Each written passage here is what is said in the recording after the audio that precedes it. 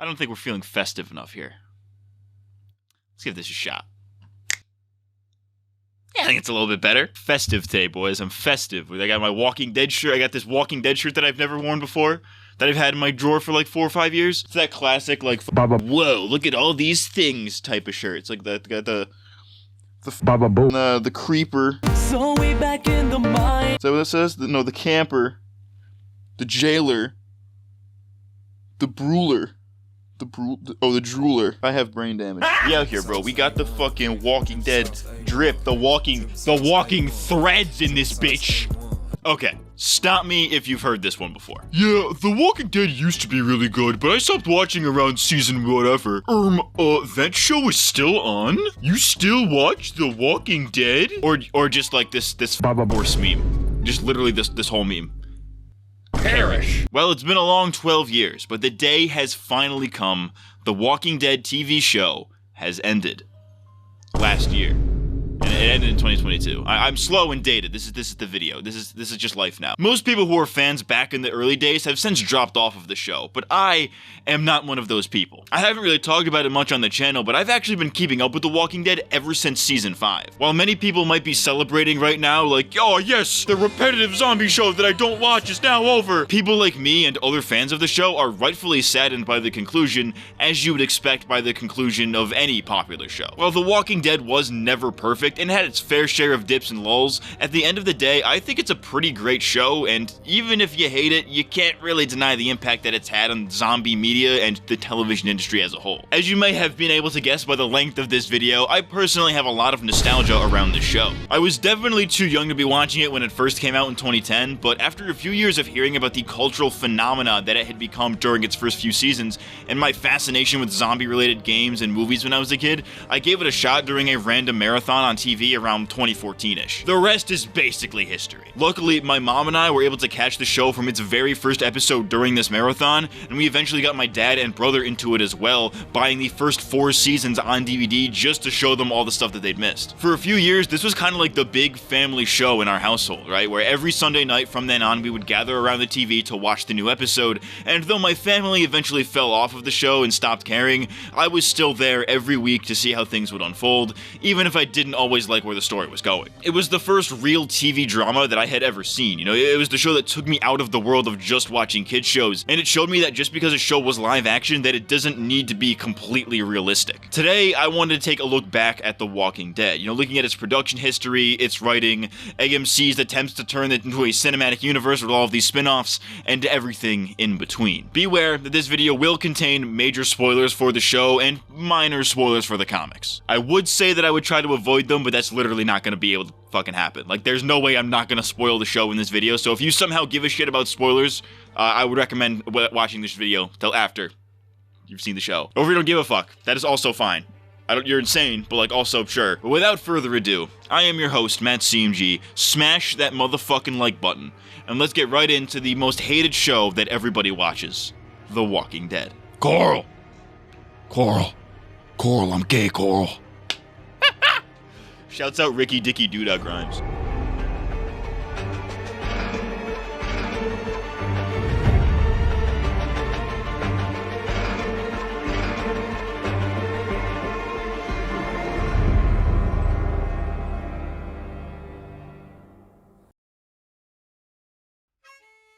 But if we're going to talk about The Walking Dead TV show, then we're first going to have to talk a little bit about The Walking Dead comics on which they're based. Hello, base department? Real name, Juice Titty here. Hey guys, Juice Titty, that's my new character, his name's Juice Titty. Juice Titty. The new fucking show coming to fucking CBS. In 2003, the first issue of The Walking Dead was released, written by Robert Kirkman and illustrated by Tony Moore and later Charlie Adler. The idea behind the comic was to do what most zombie movies never did. While most zombie movies end with no real solution or resolution to the apocalypse or anything like that, Kirkman wanted to explore what would happen beyond that. We know what happens to these people and to the world after the credits roll. It was developed as a zombie story that never ends, even though it did end up concluding its run in 2019, but you get the picture. Kirkman Kirkman was going for long-form storytelling here, which is quite ambitious in the zombie genre, and nothing really has ever been done like it. The main caveat to the world of The Walking Dead, though, is that it's a world where the concept of zombies does not exist in pop culture. No zombie movies, no comic books, no TV shows, not even the concept of zombies exist in this world, so the characters can act in a way that we in the real world would not. The idea was to create a world so realistic that the only fantasy element are the zombies themselves, and these were all ideas that were carried over into the TV show. I will be comparing the show to the comics here and there throughout this video, but this video is strictly about the show. If you want me to do a dedicated video about the comics, let me know in the comments.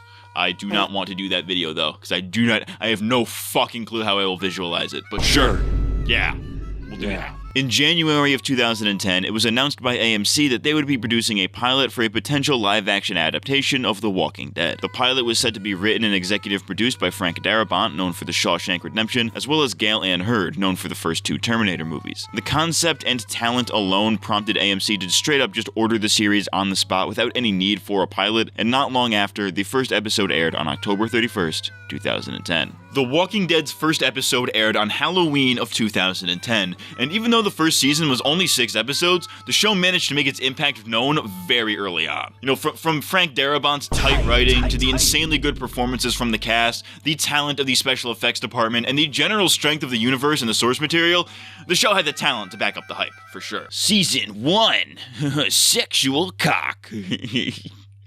Big juicy cockles. As is the goal of any first season of any TV show, this season introduces us to the characters and the world of The Walking Dead, all done through the eyes of Rick Grimes. Rick Grimes? A small-town sheriff's deputy who wakes up from a coma only to find that the world has been thrown into lawlessness and chaos after a virus starts raising the dead. He first meets a man named Morgan who gives him the rundown of what has happened to the world, which prompts Rick to head to Atlanta to find his wife Lori and his son Carl in the hopes that they can find safety, and he later leads his group of survivors in the post-apocalypse. G. Willikers, Chief, it's almost like it's the fucking premise of the show or something. Oh, whoa, crazy. Fucking kill yourself, die, please. If there's one thing that stays consistent throughout this show, it's that Rick is 100% the best character on it. While a lot of that goes to the comics and Andrew Lincoln's incredible performance as the character, he's also just an incredibly well-written main protagonist. He starts off as an everyman. You know, he's a cop, so he's a man of the law, he's a man of a strict moral code, a man who always tries to find the peaceful solution, and while some of those aspects of his character do change throughout the show, this initial set of traits is what gets the audience to sympathize and relate to him while perfectly juxtaposing the world itself. Wait a second, he's a cop?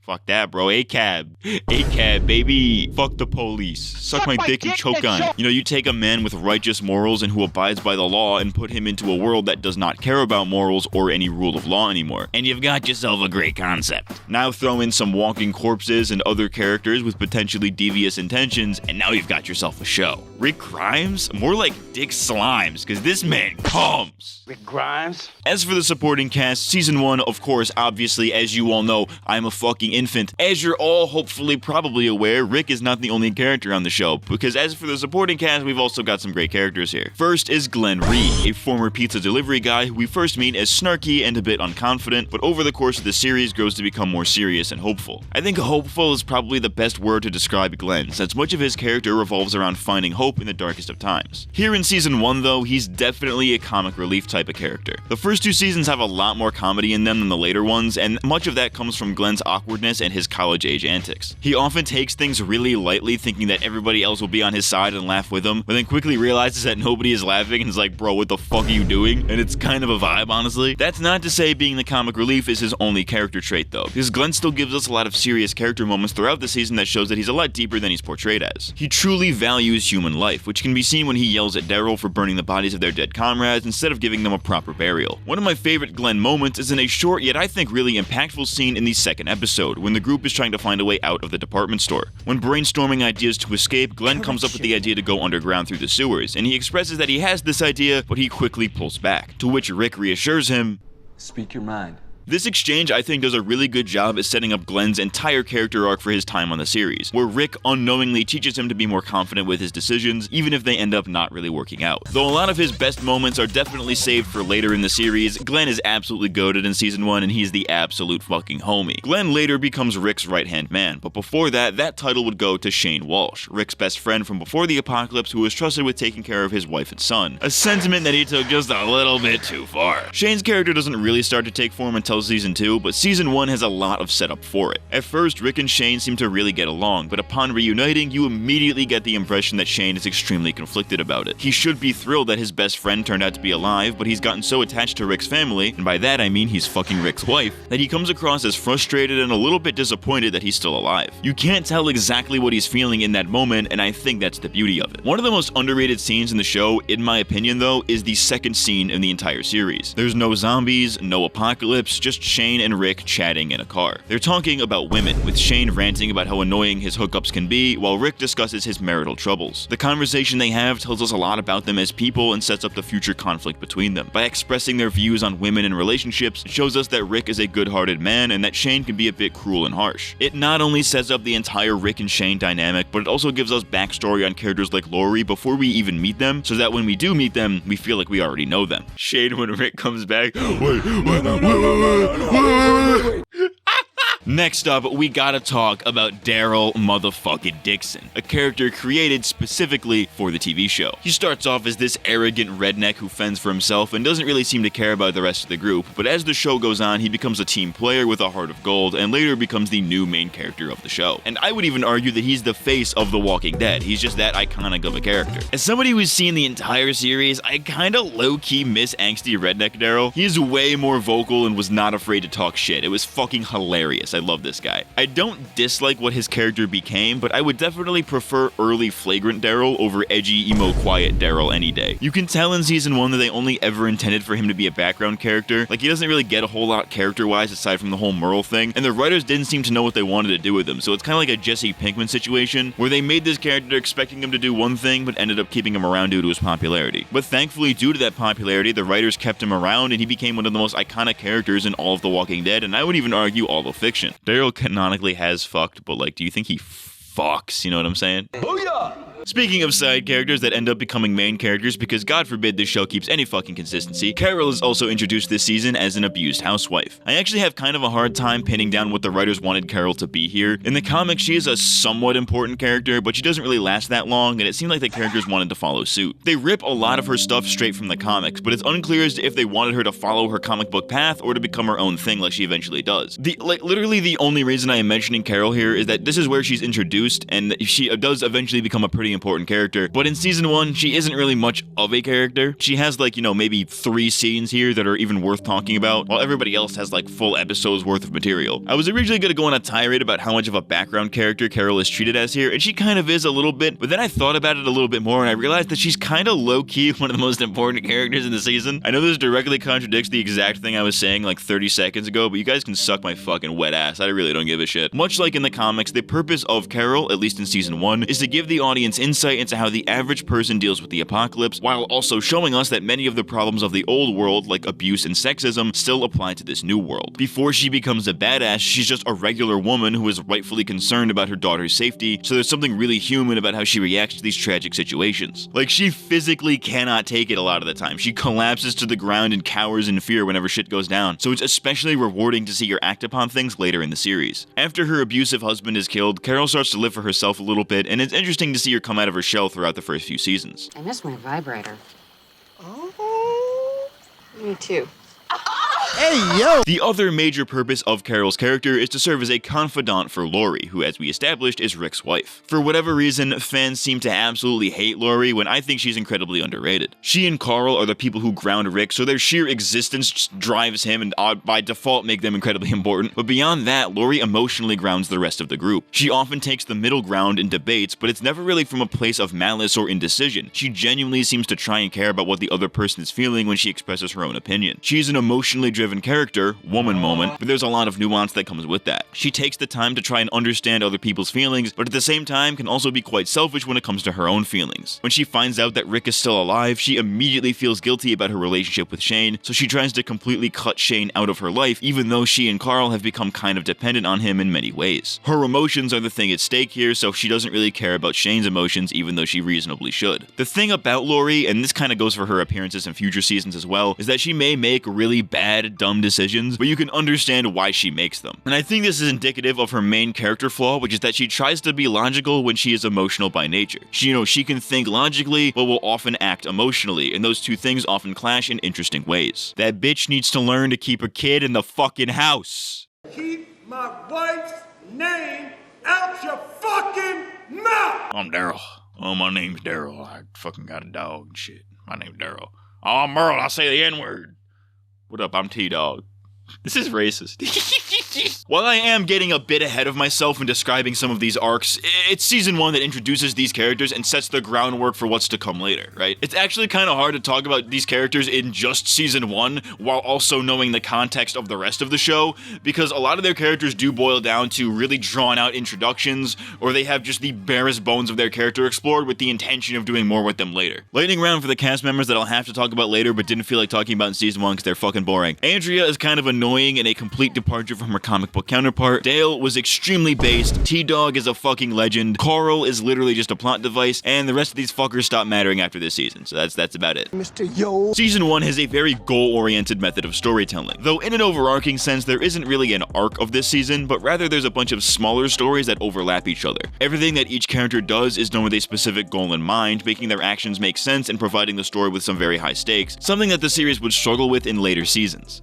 Characters don't just do shit for no reason, and these reasons are made very clear to the audience. For example, when we first meet Rick, his goal is to find his family. Once he finds his family, his goal is to go back to the city and save Merle to get the guns back, and once that falls through, the new goal is to save Glenn from the Vatos, etc. It's when these goals are either achieved or derailed that the conflict arises, and the culprits of these derailments are always either the walkers or other people. Speaking of walkers, this season does a pretty meh job at keeping an aura of mystery around them. For most of the season, all we know is that if you get bit, you die from either the infection or from blood loss, and then you turn. We see this firsthand with characters like Jim and Amy, which I think is a great way to show how serious and tragic it can be to see somebody get bit. By taking a character we know but don't really care about too much, the writers demonstrate how fucked it'll be when somebody we do care about does get bit. This tells you all of you really need to know about it, and we don't really need any extra information. Aside from a few vague flashback scenes and some throwaway lines, we don't really know how the outbreak started, where it came from, or how the rest of the world is doing outside of our survivors in Atlanta. It all works really well, much like it does in the comics. However, the first problem is that the walkers are really inconsistent here. They're shown to be able to maybe remember things from when they were alive, and they're also shown to be able to pick up objects and use them as tools, neither of which are ever used or mentioned ever again. In fact, both of those things are directly contradicted at the end of the season when we get a literal explanation on how walkers think, and in case it wasn't obvious enough, they don't think very much. Secondly, the specifics of how the virus works would later be confirmed by Dr. Jenner in the season 1 finale, which many fans seem to agree was not the best move. And I would be inclined to agree because it strips away most of the mystery and answers questions that didn't really need answers. Though aside from that, I actually do really like these episodes. Welcome to Zone 5. Yes, we are in Zone 5, Mario.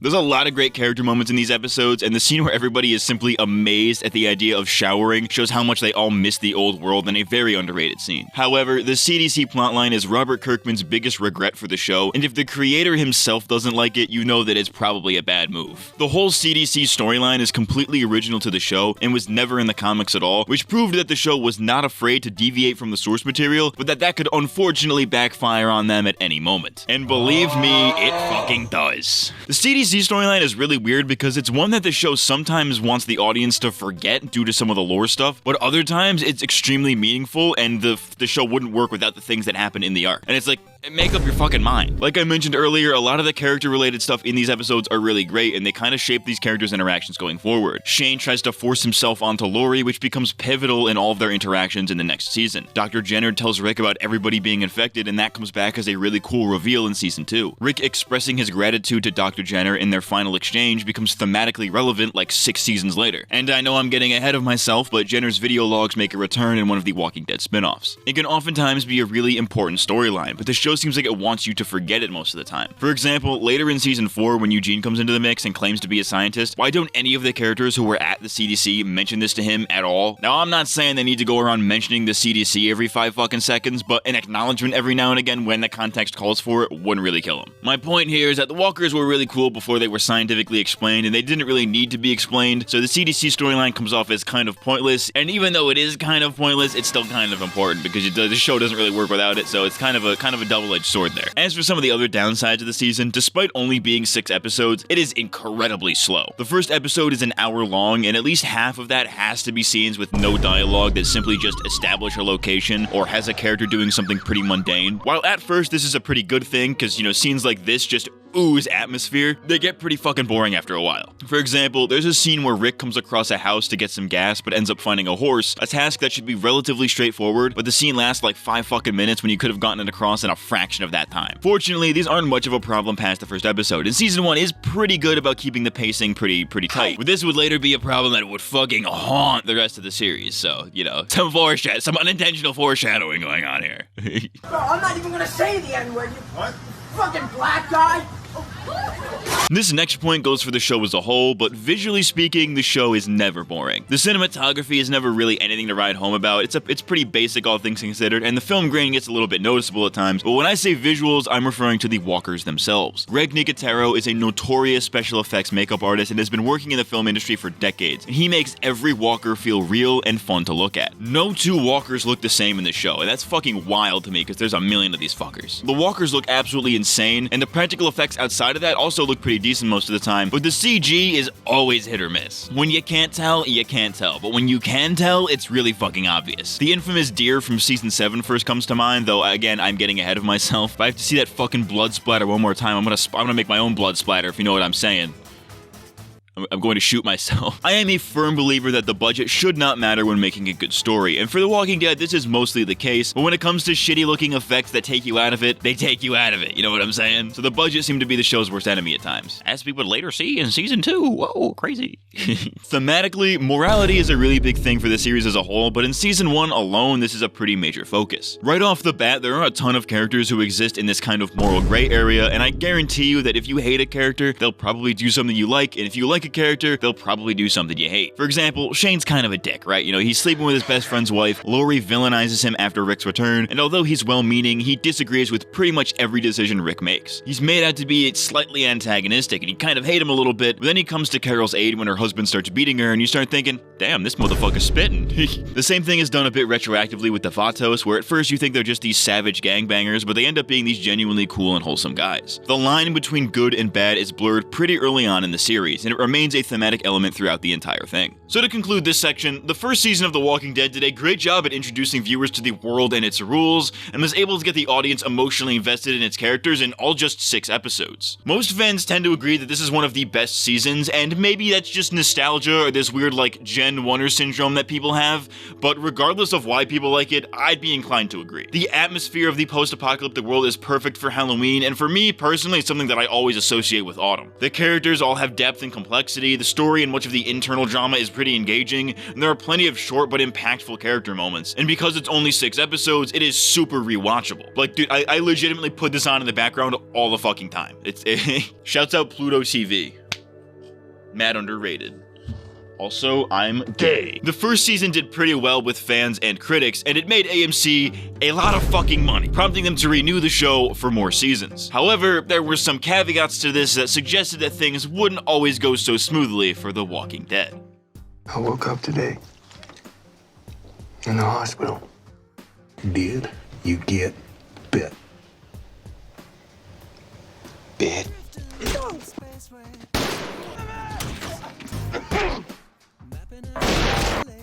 It's us and the dead. We survive this by pulling together, not apart.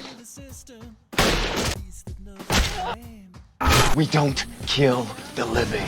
Funny, coming from a man who just put a gun to my head. All I am anymore is a man looking for his wife and son. Anybody gets in the way of that's gonna lose.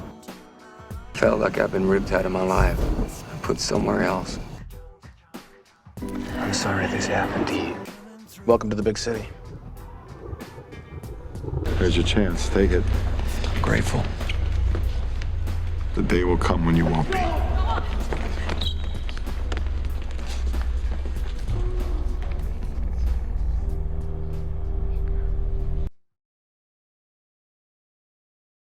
Hey paisans, it's me, your boy, Stinky Man, and tonight it's time for the intermission ad segment of the video where I shill my garbage. You're gonna hear like 10 of these. First one I want to shill right off the bat. Patreon.com/MattCMG if you want to support these videos. Alternatively, you can also use the join button on the channel page right underneath this video. You don't have to. Or if you're a cheap bastard, you could not, but like, you know, if you want to make a bad financial investment in this channel, then sure, go right ahead. There's a thing that you can do. All right, let's do a quick fit check. So we got the black t-shirt, we got the gray sweatpants, which are for men with dick, not boys with PPs, and we got the fucking the socks. The walking head. So when I'm walking, I'm getting my dick sucked. Get my dick sucked while I'm walking. I'm dragging. Imagine getting your dick sucked while you're walking. You're just walking around getting your dick sucked. You're just dragging a bitch behind you, or dragging a bitch between your legs. You're like walking like you got shit in your legs. Like going into production of season. Fuck. Bit my fucking lip. Getting into the production of Season 2, it was clear that the production of the show was not going to be the same as Season 1. AMC pretty infamously increased the number of episodes from 6 to 13 for the season, while also slicing the budget in half. These budget cuts were largely why the majority of the season took place on Herschel's farm, and why huge action set pieces were a rarity. Partway through filming the season, it was announced that Daryl had left the show and would no longer serve as the showrunner, being replaced by Glenn Mazzara. It turned out that Daryl was actually fired from the show due to disputes with AMC regarding the budget, which is a story that'll definitely come back to bite him a few years later. This change in showrunner and addition of new writers meant that the second season was not going to be anything like the first, for better or for worse. Season 2 begins shortly where the first season left off. You know, crazy fucking concept, never would have guessed that. The survivors are on the road after leaving the CDC when they come across a roadblock. A herd of walkers comes through and scares off Carol's daughter Sophia. She later goes missing, so the group dedicates their time into finding her, and in doing so they come across Herschel's farm, where they remain for the majority of the season. It's here that they meet characters like the aforementioned Herschel and his daughter Maggie, as well as the rest of their family, as they all struggle with faith and how to deal with Rick's group living on their land. This decision to be on the farm for an extended period of time was a huge deviation from the comics, since in the comics, the group only stayed at Herschel's farm for a short while. You know, it's only in a few issues and it pops back up a few times, but in the show it seemed like it was a few weeks to even months. While deviating from the source material isn't necessarily a problem and the show was already no stranger to it, it was an interesting choice to say the least, since they'd have to make that farm pretty fucking interesting to keep people engaged for 13 episodes. And honestly, I think they fucking did. That sure is a hot take. A lot of people really hated this season when it first came out because it wasn't very eventful, and honestly, can't really argue with that. Aside from a few major plot points, not much happens to actually progress the story in any meaningful way. However, in retrospect, this season is honestly one of the best, and if not the best, it's definitely one of the most important. Season 2 focuses mostly on character relationships, and without it, we wouldn't have the character dynamics that we would grow to love in future seasons. Without Season 2, we don't get the love between Glaggy. We don't get that Glaggy love, baby. Without Season 2, we don't get the love between Glenn and Maggie that drives them both. We don't get the Daryl and Carol friendship that would become central to the show in later seasons. We don't get Herschel's mentorship of Rick. And I think most importantly, we don't get the Rick and Shane dynamic. People used to shit on this season for being boring when it's a lot of the stuff that they set up is not only incredibly important, but in some ways is some of the most engaging shit in the entire series. Anyways, the Rick and Shane dynamic is one of the best motifs in the entire show, where Rick wants to make the moral decision since he is still clinging to this idea that the world can bounce back, while Shane is one step ahead of the game and is making the hard calls that aren't necessarily the morally right ones, but are best for the safety of the group. These two butt heads a lot in this season, but it isn't until we look at it in retrospect that we see that Shane was actually right the entire time. Fucking dude was ahead of his time, bro. A lot of fans say that Rick in seasons 5 and onward became Shane, you know, that he adopted his old friend's ideology whether he realized it or not. And honestly, I think that holds true, though with a slight caveat, with a little asterisk in there. Shane told Rick some pretty hard truths about the world that Rick wasn't ready to accept, accept until after they lost the prison later in season 4. However, Rick and Shane's thematic relationship goes a lot deeper than that. Shane may have been a few steps ahead of the curve at the time, but Rick was arguably even further ahead. The difference between Rick and Shane, as well as other villains later in the series, is that Shane does not value people outside of who he views as his immediate family, while Rick does. Shane only cared about Lori and Carl because those are the people he viewed as his family. Rick saw the entire group as his family, so he cared about everybody, not just his wife and son. This becomes instrumental in Rick's ideology in future seasons, where he seeks to teach every community the value of trusting in others and training them to be like him, because while brutality is necessary to survive short-term, kindness is necessary to survive long-term. This is what truly separates Rick and Shane, and I feel like a lot of fans completely miss this. If Shane ended up leading the group, they wouldn't have made it past the governor because bloodshed does not build communities. Trust does. Building trust and a sense of community between people is the only way to survive, and this is something that Rick understands from the very beginning. But I feel like a lot of fans completely miss this because of, season 5 being fucking goated, but we'll get to that when we get to that. It's your boy Shane, he out here going, wait. Hey guys, you're right, here's my Shane impression. Hey yo, Rick, let me ask you something. You got what it takes, Rick? You got what it takes to lead these people? You can't protect them, Rick. You can't do it! In its simplest form, though, the Rick and Shane rivalry ultimately comes down to a battle of morality, which again, like season 1, is a theme that is integral to the season and would drastically affect our characters going forward. The season is filled to the brim with moral dilemmas. The first comes shortly after Sophia first goes missing. Rick and most of the rest of the group continue to search for her because they know that's the morally right thing to do. They know that if she's out there, she's gonna need help. Meanwhile, Shane is on the opposite end of the spectrum. He doesn't like how they're wasting all of this time and all of these resources to search for a little girl who likely wasn't even alive anymore. How many times we get caught up to look for a missing child, man? You got 72 hours, and after that you looking for a body. And that was before. It's a bit cold and callous on Shane's part, but it is pretty pragmatic. Shane's prediction, of course, turned out to be true after Sophia was revealed to be one of the walkers in Herschel's barn the entire time, which, might I add, is one of the coolest reveals in the entire show. That shit is fucking wild. I will criticize it later, though, because I'm a fickle bastard. Another of these moments is when Shane and Otis go to find oxygen for Carl's surgery. Shane has a messed up foot and can't outrun the walkers tailing him, so in order to make it out alive, he shoots Otis, sacrificing him to the dead in order to make an escape, and then lies to the family about how he died. Shane got the oxygen, but at the cost of another man's life. This doesn't seem like a huge deal in the grand scheme of things, because people kill each other in the apocalypse all the fucking time, but without the context of the rest of the show, this is a pretty big deal. This is the first truly morally reprehensible thing that one of the main cast has done. There's nothing that even comes close in the first season, and it's a huge moment to see somebody that the rest of the characters consider to be a friend do something so terrible. It's a huge moment that I feel like not a lot of people talk about. Girl, you got walkers all around you. They're in the woods.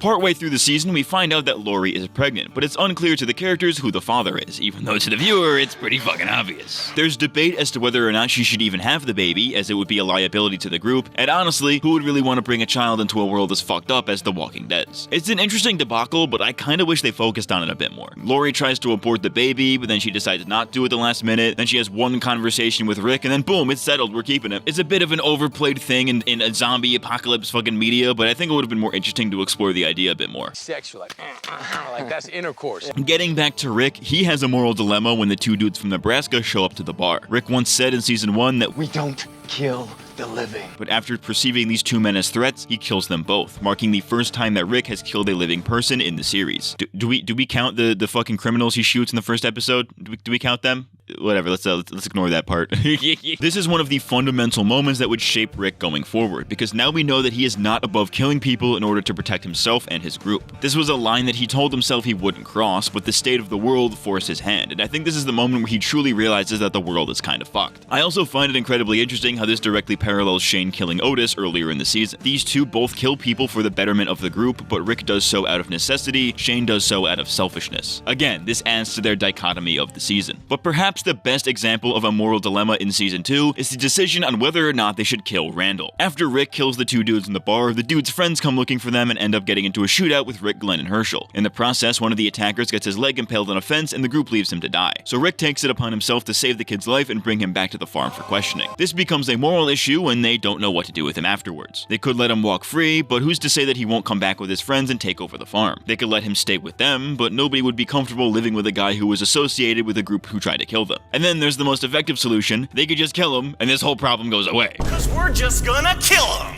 The problem with that choice, though, is that Randall didn't actually do anything wrong, so they would be executing him for crimes he did not commit. No matter which side you personally agree with, the writers make it very clear that each side has a point, but even so, the writers are really heavy-handed with what they want the audience to believe is right, with how much emphasis they put on Dale taking the moral high ground, something that he does do in the comics, but for completely different reasons. Yo, low-key, Dale was one of the most underrated characters on the entire show. He is the group's moral compass for the first 2 seasons, and was nothing but based the entire time, yet nobody ever believed him or took him seriously. He was the one who tried to preserve everybody's humanity when nobody else would, and I definitely would have liked to see him stick around longer like his comic book counterpart. Speaking of the comics, I really like what they did with Shane in the show. In the comics, Shane snaps much earlier than he does in the show for ultimately the same reasons, but I think this is something the show did way better. When Shane snaps in the comics, it's very sudden and unprompted, while in the show it takes him a lot longer. It's this slow burn of seeing him go from a well-meaning individual to a man obsessed with taking Rick's place. This works a lot better in the show because we can actually see that with every little transgression that Rick, Lori, or anybody else pulls, Shane gets more and more fed up. It's a much more realistic and more narratively engaging way of remixing the comics. This all comes to a head in the episode 18 Miles Out, one of the best in the entire series. The A-plot of the episode focuses on Rick and Shane taking Randall away from the farm to set him free. Like we've established, Rick begrudgingly wants to let him live, Shane wants to kill him, and they argue over this for most of the runtime. Through their arguments though, Rick makes it very clear that Lori, Carl, and his unborn child are his family and they will never be Shane's. And it's interesting to see how this interaction just furthers their divide. See, I keep coming back to this thing, and it's because it's important. The episode ends with a shot of a lone walker in a field, and it's one of the most iconic shots in the entire series, to the point where it's part of the intro from seasons 5 to 8, which were long after this episode came out. There's often a lot of talk about what this shot actually means. Every fan seems to have a different interpretation of it, but I think it's pretty simple. The lone walker represents how Shane feels in that moment driving home with Rick. Rick just told him in no uncertain terms that he cannot have the only things that he cares about, leading Shane to feel isolated and alone, something that had been a major part of his character in season 2. Throughout the season, Shane starts to feel more and more isolated from the group. He even threatens to leave on his own a few times, but it all builds up to this moment. The lone walker in the context of Shane represents his lowest point in the series. He feels alone and like nobody is listening to him, which leads him to take matters into his own hands. He is truly the lone walker. Oh, what are you, gay, dude?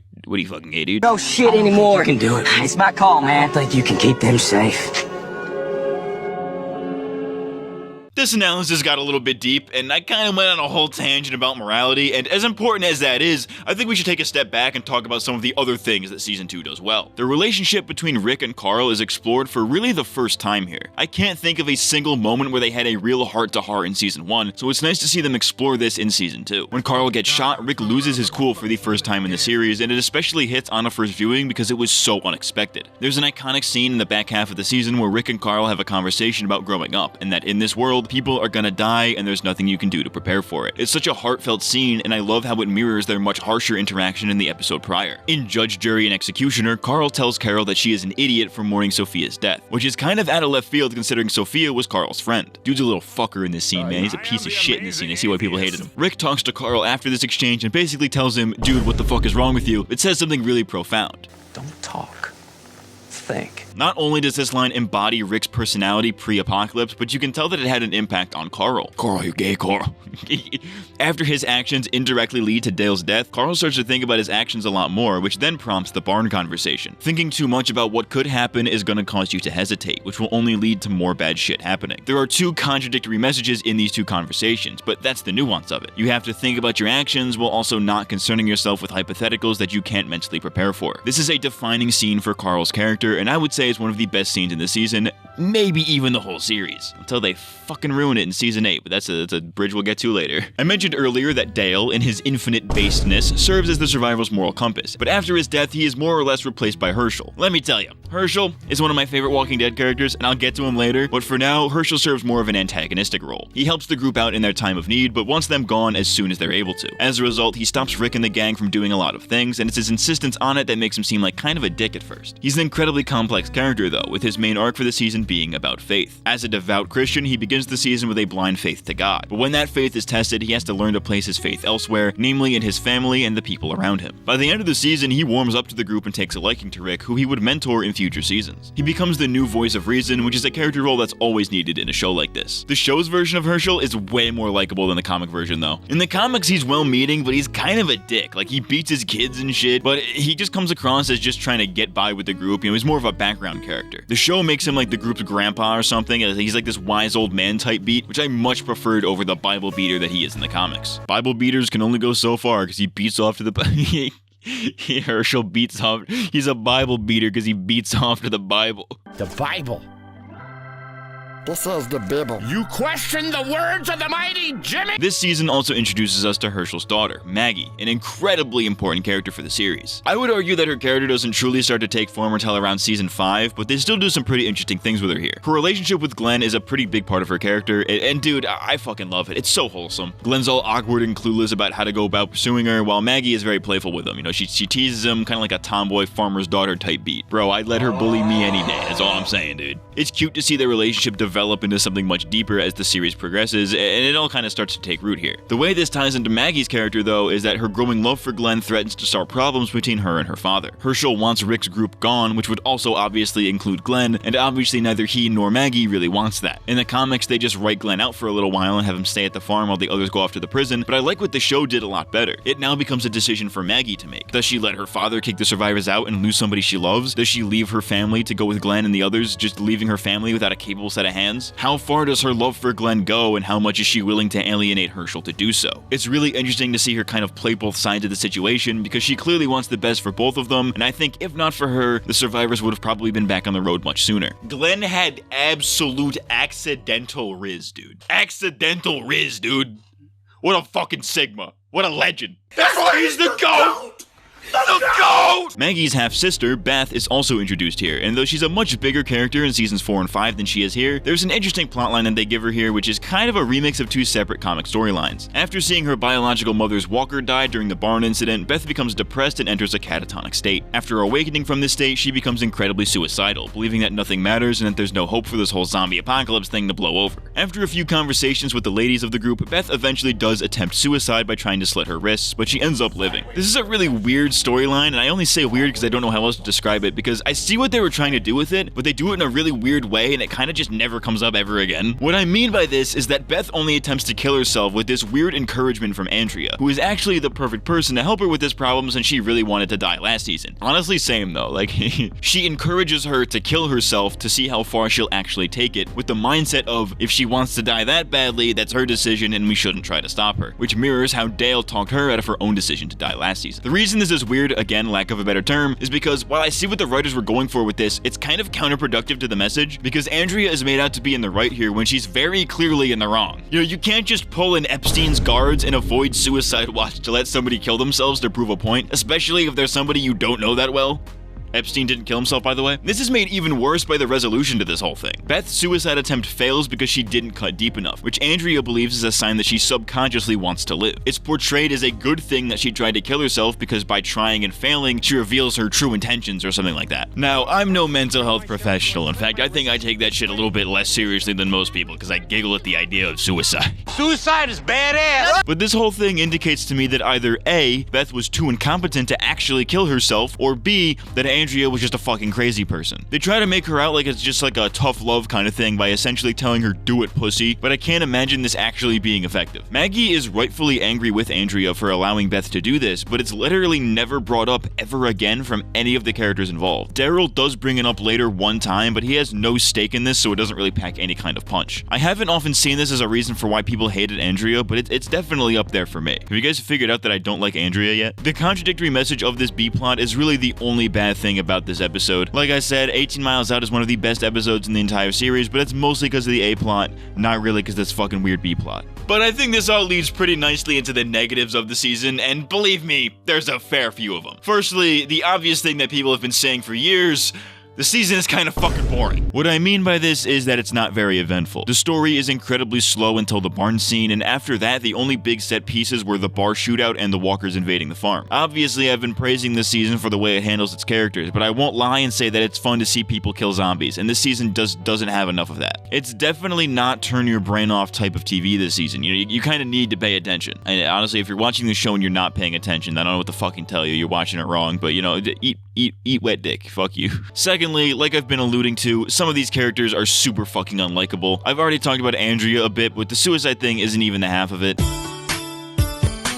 Like I mentioned, Carl is kind of a little shit this season. He's constantly running off and not doing what he's supposed to be doing, and I get it, right? He's a kid, I understand, but for the love of fuck, Lori, watch your goddamn son. Kid's running around stealing guns, throwing rocks at dangerous creatures. I don't think he's hanging out with the right crowd. I don't hate Carl this season because I do understand a lot of his actions, but I can understand why fans wouldn't have liked him. And you expect me to believe that? What do I look like? I look like an idiot. I don't care what you believe. Everybody just calm down. Get him off my land. On a more serious note, the first half of the season is really dragged out, specifically because of the whole Sophia mystery. After a few episodes, you kind of get the impression that she's dead, and once we learn that there's walkers in the barn, it becomes pretty easy to put the pieces together. The reveal that she was in there all along is really cool, and it hits its emotional notes, especially if you weren't expecting it. But the more you think about it, the less it makes sense. Herschel had no idea she was in there and said it must have been Otis, but that must have been one hell of a time span since less than a day passes between when Sophia goes missing and when Rick meets Otis. It's a bit of a stretch to think that Sophia was bit, died, and turned, and Otis lures her into the barn all in the same day she went missing, because it wouldn't make sense for it to happen at night, and the very next day is when Carl is shot. It's not the biggest deal in the world, and you guys know that I'm not the biggest stickler for plot holes, because I'm not a fucking degenerate piece of shit YouTuber, but once you think about it, you'll never unthink about it whenever you watch the scene. YouTube video essayists be like, this character did something irrational, this is clearly bad writing.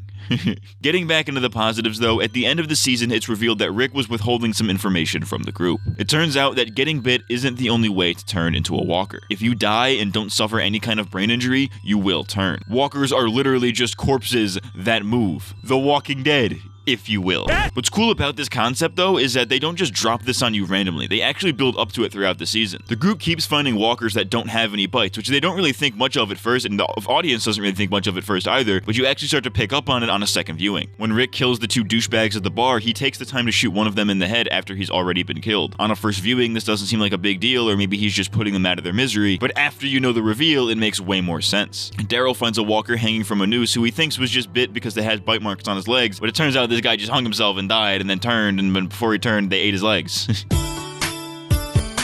It's also hinted at that Shane also suspected this, because when he kills Randall, it's possible that he let him turn intentionally to keep Glenn and Daryl occupied. It's a really neat detail once you start to pick up on it. Season 2 ends on a pretty bleak note, which was in complete contrast to Season 1's somewhat hopeful ending. The season ends with Rick admitting his faults to the group, explaining how he hid what Jenner told him and how he was the one that killed Shane. This scares the absolute shit out of the group, because now their leader is a guy who has lied to them and killed his own best friend, so their trust in Rick is completely shattered. What's interesting about this though is that they all stay with him, nobody leaves the group, even though they're now all super apprehensive of him. Rick claims that this isn't a democracy anymore, showing that he's gonna take charge and keep these people alive, even if they don't want him to. The Rick-tatorship begins here, and it shows a clear turning point for Rick's character. Though he doesn't realize it until much later, this was the moment that Rick became what Shane wanted him to be, which I think really ties the season together. Coral, there's walkers in the barn, Coral.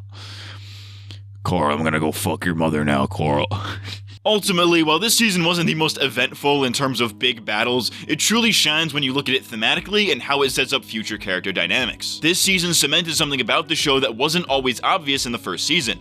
The Walking Dead isn't about the zombies, it's about the people. The zombies are just catalysts for the characters to be put into situations that prompt character growth, and there is no better example of this than Season 2. The season is carried by expanding on the characters from Season 1 and putting them into new situations with new characters, all while setting up the next arc in a way that doesn't feel like they're forcing anything. The season lets the show breathe in the best way possible. Granted, I feel like it was probably a little bit too early for that, but sure. This was a philosophy that the writers clearly took with them in the following seasons, but somewhere along the line became lost in corporate meddling. Honestly, I really appreciated Season 2 a lot more on a rewatch, but much like the entire show, it is definitely better if you binge watch it. Guess you already know I'm not much of a believer. I guess I just chose to put my faith elsewhere. Keeps you from seeing things the way they are, and that's a danger. You got people depending on you. No more kid stuff. And why even bother to take a vote? It's clear which way the wind's blowing. This is a young man's life. You don't know shit anymore. You can do it. It's my call, man. I think you can keep them safe. If you want to survive, you gotta fight for it. I'm talking about fight right here, right now. I've been doing that all along, no matter what. I didn't ask for this. I killed my best friend for you people, for Christ's sake.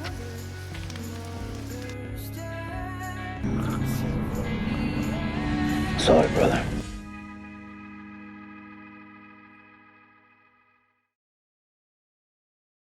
Whoa, that was season 2, and that was pretty crazy. That was a little bit wild, you know what I'm talking about? Now it's time for plug number 2. Intermission garbage number 2. I'm so funny. Follow me on Twitter or X or whatever they're calling it now, because I don't care about Elon Musk or three long butts, whatever his name is. I don't care. Whatever the site's called now, go follow me on that, at MattCMG YT. I post the greatest bangers of all time. I realistically should be posting more. I'm trying to get more people angry on Twitter, you know what I mean? I'm trying to anger more people on twitter.com, on x.org. Anyways, yeah, follow me on Twitter, because I'm funny, and I'm goated, and I'm black. I'm not actually black, but those first two things are true.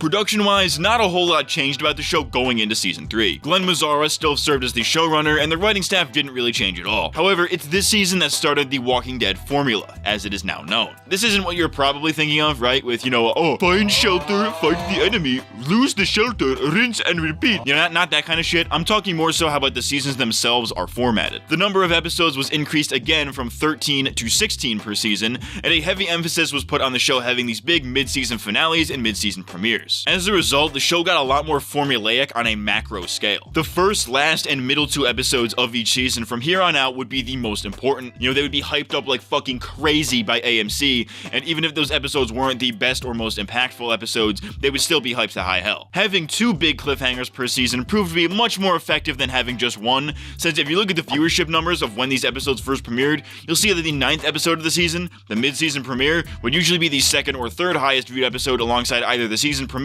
or the season finale. While Season 3 did begin this trend, it didn't really quite affect the writing itself yet, as this is still a pretty great season, though out of the early seasons of The Walking Dead, the golden age, if you will, this is definitely my least favorite. I remember not liking the season that much when I first saw it, but upon rewatching it, it's definitely a lot better than I remember. This season starts many months after the events of the previous, where Rick and his group are still recovering from the loss of Herschel's farm and are looking for a new place to stay. They eventually come across a prison, which they think would make a safe place for Lori to give birth to the baby, but they have to clear the building of walkers first. Meanwhile, Andrea is on her own after getting separated from the group in the Season 2 finale with her new friend, Michonne, aka the baddest bitch on the show, on Earth. Yeah, that's right, I said it. Even the Daryl fans could suck my fucking dick. These two come across Woodbury, a thriving community where people are actually living seemingly normal lives. This place is run by a guy who calls himself the Governor, and while Andrea is all about him and his community, Michonne doesn't trust him one bit. Oh, also Merle is back. He's everybody's favorite racist.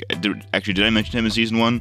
Shit. He says the N-word on network television. That's really all you need to know about this crackhead. Through a series of events, Rick and the Governor end up at each other's throats, with the Governor wanting to take over the prison while Rick wants to defend his people. This is a fine premise for the rest of the season, and it does what it sets out to do quite well. It shows us that Rick and the Governor are both descending into madness after some devastating losses, and how they both overcome that in different ways, as well as being the first major human conflict the characters have faced. It's still a great season, but the reason I used to not like it is, I think because it was just too convoluted for me at the time. There is so much traveling back and forth between the prison and Woodbury that it was a little hard to keep track of which characters are where and what they're doing there. Upon rewatching it wasn't confusing at all. I think I was just stupid as a child. You stupid. It just gets a little bit fucking crazy with the dramatic irony. As a result of all this traveling back and forth, dramatic irony, and the longer episode count, the season feels a little bit dragged out, especially when you consider that the season finale isn't even the end of the Governor arc, which doesn't end until halfway through the next season. Shit's a little bit crazy, that's all I'm saying. However, one thing this season did well was how it deviated from the comics. Up until now, the changes from the source material have been pretty minor, all things considered, but are pretty major in this season. For starters, in the comics, Rick's daughter Judith is killed shortly after she's born by the Governor's forces, but in the show, she lives to the final season. This is a change that I actually welcome, since this season was already dark enough with all the stuff the Governor's doing. We didn't really need to see it get that dark, you know what I'm saying? I know the whole, caring for kids in the zombie apocalypse trope is pretty overdone these days, but it was a pretty fresh idea at the time, and I can see why other media would also want to try to do their own version of it. The Last of Us, more like The Last of Bots.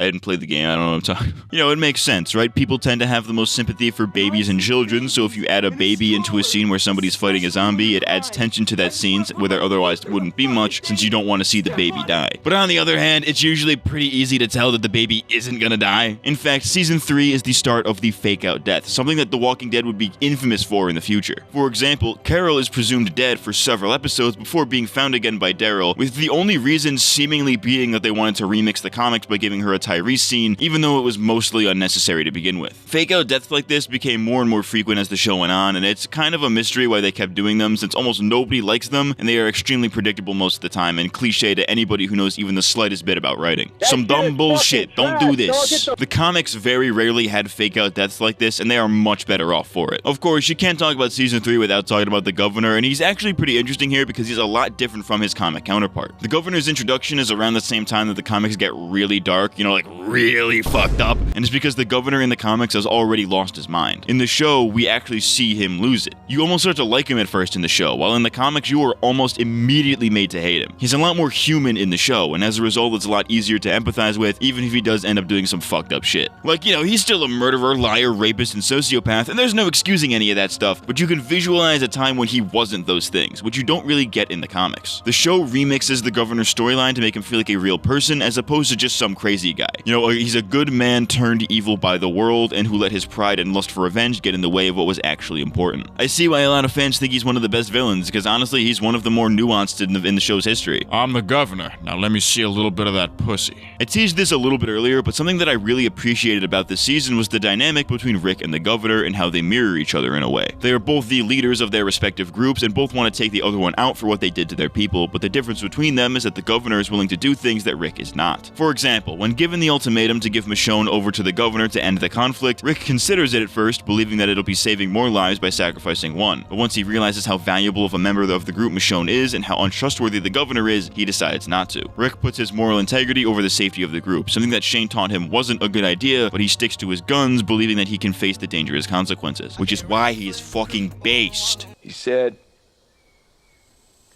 he would leave us alone if I gave him Michonne. That's called motherfucking bars, nigga! Speaking of Rick, he has a pretty interesting transformation this season. He's a lot more aggressive than he was before, and this worsens after, spoilers, his wife dies giving birth to his child. Shane's child. You get this funny joke. Here's a comedy. This is without a doubt the most personal loss that he has faced thus far, and he does not handle it well. My guy starts hallucinating and shit, and it puts him into a position where he can't properly lead his group in a time where they really need him. He starts hallucinating Lori all over the prison, and even starts hearing her voice on a very clearly not working phone, alongside the voices of some other dead comrades. This shit was so obvious it was a hallucination. Like, my entire family, who have never even read the comics before, almost immediately knew this. Like, yeah, you ain't fooling anybody. The phone thing is kept around for a really long time in the comics, and it got a little bit grating at times, so I'm glad the show dropped this when they did, because I honestly don't think it would have worked in the show. Though when it is in the show, it does tell us a lot about Rick's state of mind at the time. Anyways, when Rick does eventually return to lead, it's clear that he is very much still not in the position to, and he ends up making some decisions based on emotion instead of the safety of the group. Carl tells him straight up that he probably shouldn't lead because he's a fucking madman, and we actually get a rare moment of Herschel being angry with him, where he tells Rick to stop being a bitch and to get his priorities straight. You're slipping, Rick. It's the events of this season that first show us the darker side of Rick, and he realizes that his emotions got the better of him, leading him to abdicate leadership between seasons in an effort to prevent himself from going further off the deep end. Leadership is actually a really interesting theme of the season, as Rick is not the only one who has trouble leading. There's an episode or two where Glenn is in charge of the group, and we see that he actually could be a great leader if it ever came to that. But in his brief tenure as leader, he is so dead set on revenge for what the Governor did to Maggie that he makes some incredibly risky calls that were luckily never implemented. Similarly, the Governor is so dead set on revenge that he turns his once peaceful town into a military state. However, unlike Glenn, who wants revenge for his loved ones, the Governor wants revenge for Rick's attack, causing the citizens of Woodbury to distrust him. His pride is broken when his authority is questioned, leading him down a path of destruction. Both of these characters act out of revenge, but Glenn's revenge is for his loved ones, the Governor's is for his own image. As leaders, they are both on a warpath, dead set on revenge, but Glenn is able to come out of it because he's able to come to terms with what happened and come to his senses, while the Governor does not. If not for the support system that Glenn had in Herschel and Maggie, he would have become just like the Governor. And I don't think it's a coincidence that angry warpath Glenn has a black eye, just like the Governor. Or I'm just a pretentious fuck. It's probably that too. Yeah. You are gay. Glenn and Maggie's relationship is explored a lot more here, and it's taken a lot more seriously than it was in season 2. After the time skip, you can tell that they've gotten a lot closer with each other, and with Glenn being one of the only able-bodied men left after Shane's death, he gets taken a lot more seriously by both the show and the rest of the group. After their run-in with the governor where Glenn is tortured and Maggie is raped, she claims she wasn't, but it's pretty fucking close, Glenn becomes really protective of Maggie. He doesn't want her to go out on runs anymore and wants to stop her from fighting, but he has to learn that Maggie is just as capable and strong as he is, that his fear of losing her, though justified, can often be to the detriment of the group and to their relationship. The two become engaged near the end of the season, and I love it. I think it's cute. Unlike last season where you kind of got the impression that they were only together because they were the only people their age, here you get the impression that they truly do love each other, even if they express it in less than desirable ways. I'm not gay. I'm gonna keep it a buck with y'all. I am so fucking glad that Andrea dies this season, because I would argue that this is the character at her absolute worst. Oh boy, here's the fun part. Here's the Andrea rant. Title is put it on the Leafy is Here channel, called the Andrea Rant. In the comics, Andrea lives up until almost the very end, but comic Andrea and show Andrea are basically two different characters. The reason for her early death was actually related to Frank Darabont's departure a season prior, but coincidentally it ended up helping the show. Here is the reason that I, and probably many other fans, don't like Andrea. She's entitled and she's stupid, yet the writing never treats this as a bad thing. For example, when she first meets the governor, Andrea is enthralled with him and is fully prepared to stay in Woodbury. The fact that she, a civil rights lawyer, can't sniff out this bullshit is already somewhat out of character. But when Michonne makes her suspicions of the governor very clear, Andrea still sides with the governor. Obviously, Andrea doesn't know the governor is a bad guy yet, even though she totally should have been able to sniff it out, but it's such a dick move to dismiss what your friend has to say in favor of some guy you barely know. The least charitable interpretation of this is that Andrea gave up a friend for some dick, which doesn't make her out to be a very good person. The other major reason why Andrea is a terrible character is that she had multiple opportunities to kill the governor, but she doesn't because she feels conflicted, even though she knows very well what he's done to Rick's group. She could have very easily ended this entire conflict before it even started by taking Carol's advice and killing him in his sleep, but she doesn't because I guess this guy's dick game must be fucking crazy. I'm exaggerating and joking a bit, but this is almost exactly how it plays out. Overall, I think Andrea's death was a great move, not necessarily because it fits the narrative all that well, but because it's better to have a bunch of characters around that people like and want to watch than it is to keep a character around that nobody likes just for the sake of comic book accuracy. This is actually really disappointing too, because Andrea in the comics is a fantastic character, and Laurie Holden plays the character pretty well, and it would have been interesting to see a slightly older take on the character, but for whatever reason, she's the only character in the first few seasons that is genuinely badly written. On the bright side though, a lot of Andrea's arc in the comics is given to Michonne later on, which actually makes perfect sense because of their friendship in the show, so at least it has that going for it. A very similar thing is done this season with Daryl and Merle, except unlike Andrea and the governor, it actually works pretty decently. When Daryl finds out that his brother Merle, who he hasn't seen since season 1, is still alive, he wants to bring him back to the prison with them. The problem is that Merle is the governor's right-hand man, and most of the other people at the prison don't like or trust him at all, because, you know, he's racist. Daryl has to choose whether or not he stays with his blood family or his surrogate family in the survivors. Instead of burdening the group, he just goes off with Merle alone, an admittedly selfish decision. However, unlike Andrea, who just kept pussyfooting around the problem, Daryl realizes that his brother is a huge dick like everybody says, and he proves his loyalty to Rick. It's not really a full one-to-one comparison of the Andrea governor thing, but it does the same idea a lot better, I think. Minus the sexual tension, of course, because, you know, that'd be, fucking gay. As for some of the other characters, this season gives us a really late introduction to Tyrese, a character that I think the show completely fucking neutered. He is not a bad character at all in the show, but his comic counterpart radiates main character energy, and there's just so much more to him that the show simply doesn't adapt or even address. In the comics, Tyrese was a former NFL player who joins up with Rick's group shortly after leaving Atlanta. He forms a really close friendship with Rick, begins dating Carol, and has a really emotional storyline with his daughter and her boyfriend killing themselves over some dumb teenage beliefs that he couldn't talk them out of. His death by the governor's hands kicks off the entire battle, and it's a really shocking scene because he was a full-on main character and it just comes out of absolutely nowhere. In the show, Tyrese isn't introduced until the conflict with the governor has already begun, and he's treated as more of a side character. We learn nothing about his backstory, and we have very little reason to care about him. His daughter is absent from the show and is replaced by his sister, Sasha, a show-exclusive character. And this isn't a bad thing, but I think this conflicting relationship with his daughter is way more interesting than his pretty agreeable relationship with Sasha. That being said though, Tyrese is a really cool character in the show show because he's just such a fucking nice guy, dude. Despite being this big, hulking, brolic dude, he's actually like a fucking sweetheart. He rarely gets mad at anybody. That was the gayest fucking thing I've ever said, calling him he's a sweetheart. What are you, gay? You are gay. When Rick goes crazy and kicks him out of the prison, my guy doesn't even object. He just like accepts it and he finds somewhere else. He's like, all right, dude, cool, all right, sure. Later in the season, when the governor tries to recruit him and Sasha to fight against the survivors, they instead decline and offer to stay behind and watch over the non-combatants. He pulls his own weight in his own way, and it's kind of wholesome. This motherfucker said, old people, based.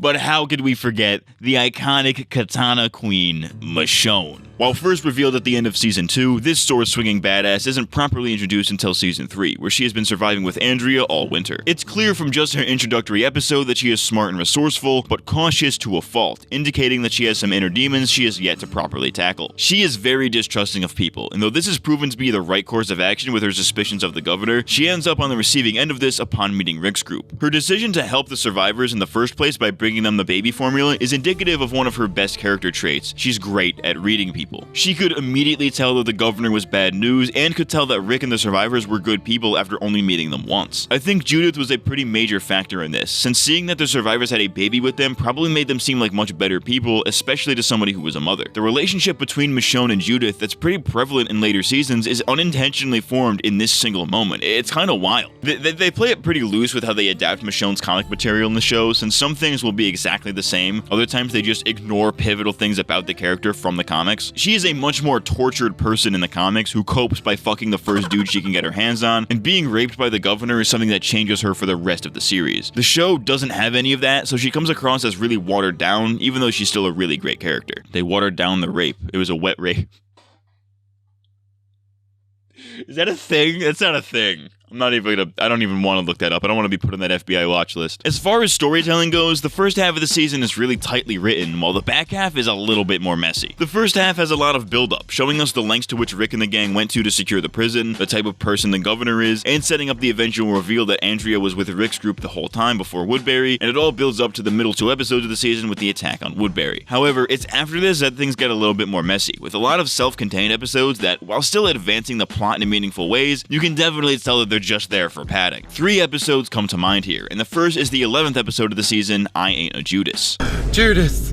No. In this episode, Andrea goes to the prison to reunite with her old friends, but much of the episode is just spent catching her up to speed on stuff that the audience already fucking knows. Like I said, they go a little bit crazy with the dramatic irony this season. The Woodbury stuff is pretty important in this episode, but the stuff at the prison is mostly unimportant. Granted, it's still kind of entertaining. The next episode, Clear, is another of these self-contained episodes. Rick, Carl, and Michonne head back to Rick's old home in King County to find some guns for their impending war with the governor. They eventually find the guns, but they are guarded by Morgan from the very first episode, who is now extremely mentally unstable. Now, this is actually a good episode because it gives us a lot of insight into what Carl is feeling after the birth of his sister and the death of his mother, and that shows how he forms his friendship with Michonne, and we find out why Morgan went off the deep end. It's a good episode on its own, but it does almost nothing in terms of the larger narrative of the season. The most important thing that happens is that they get the guns, which we didn't really need a whole episode for. It also does the thing that the last episode did, where it kind of just plays Remember When with Rick and Morgan. Granted, it's done in a bit of a more meaningful way here.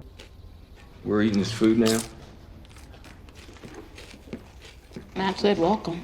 This episode is followed by Arrow on the Doorpost, where Andrea sets up a meeting between Rick and the governor so they can come to a peaceful agreement. Almost the entire episode is dedicated to the governor ranting and Rick staring at him while their people mingle outside. While this is a self-contained episode, it's a rather important self-contained episode, but it is super fucking uneventful. No, it's interesting and fun to see 2 enemies have an actual civilized conversation and attempt to talk things out, which is something that we don't always see in the show, and it's even more entertaining to see how Daryl and Herschel interact with Milton and Martinez, showing us that they could have been friends if not for these circumstances. The episode is pretty great from a character perspective, but aside from the governor's ultimatum, can be pretty much skipped. Though that's not at all to say you should be skipping episodes, because if you do that, you're a piece of shit, loser, scumbag cunt. It's incredibly clear that this episode was designed to be self-contained, because the start of the episode doesn't even explain how Andrea set up this meeting, and it just kind of starts and ends with that. It's just kind of bizarre in the context of the narrative, like nothing leads up to it or comes out of it. None of these episodes are bad, but all 3 of them are in a row, and it kind of just breaks the flow of the main story. One of the things I wasn't a huge fan of this season, though, was the season finale. Again, it's not a bad episode by any means. In fact, I think it's pretty great, but when you really think about it, it's kind of anticlimactic. The governor heads off to attack the prison and kill everybody, but the survivors are prepared and have a plan to get rid of them. Their plan is to empty out the prison to make it look like they vacated the premises, hide in the woods, and then have Glenn and Maggie shoot them on their way out. What the fuck did they exactly hope to achieve here? The governor had the numbers advantage by far, and on their way out of the prison, they were no longer physically confined by the tombs. They had absolutely no reason to retreat here. The governor and his forces get away, but he decides, randomly, to stop his caravan and reprimand everybody for running away. Why the fuck would you wait until you were miles away from the prison to do this instead of just forcing them to stay on the battlefield? You know, I'm not exactly the logic guy in storytelling, right? But this just doesn't make any fucking sense. The governor then massacres his soldiers in a fit of rage, leaving only his two right-hand men, Martinez and Schumpert. This dude's name is unironically Schumpert. Shouts out to Schumpert, though. Don't get it twisted, though. I like this scene because it does show us how far the governor has fallen and how much he's lost his mind. As one could easily discern, killing your own men for a mild upset is probably not a sign of somebody who's mentally sound. However, it's kind of anticlimactic because instead of the survivors taking them out against all odds, they just shoot them for all of 2 minutes and let them get away, only for their enemy to do their job for them. The conflict is resolved in the most indirect way, and it doesn't feel very conclusive. Of course, this was partially the intention because the governor does end up returning next season, but I would have much preferred they wrap it all up in one season instead of doing bottle episodes that ultimately amount to just filler.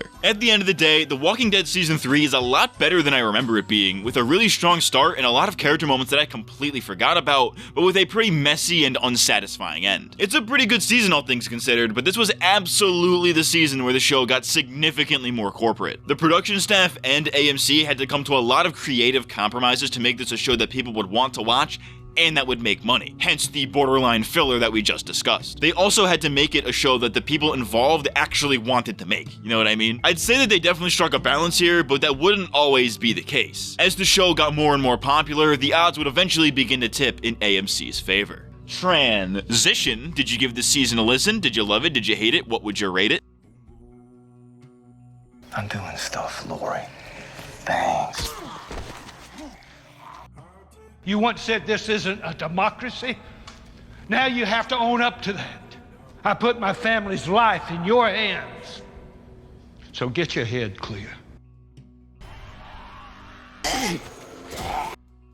Governor, they call you that? Some nicknames stick whether you want them to or not. And they're not gonna stop until they kill us all, taking everything we worked so hard for. We're gonna end this once and for all. In this life now, you kill or you die. Or you die and you kill. Oh, no! Hello? Hello? No!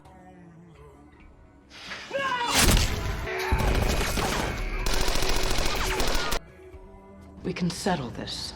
There is room at Woodbury for all of you. You know better than that. You should stop. Stop what? You can go later. Yeah, I get it. I get it. Shit happens. Whoa, that was Season 3, and I'm MattCMG, and I kinda gotta pee. And it's all stored in D's. Nuts. D's nuts. Woo! I'm so funny.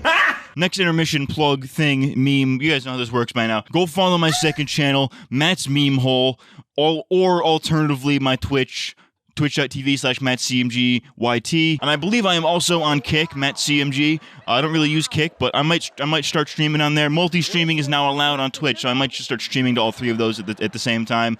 Go follow those channels. I do things. I do very unentertaining things on these streams. They're the most boring streams on the planet, actually. You shouldn't watch them. But I do those. So go watch those. It's the only social interaction I get.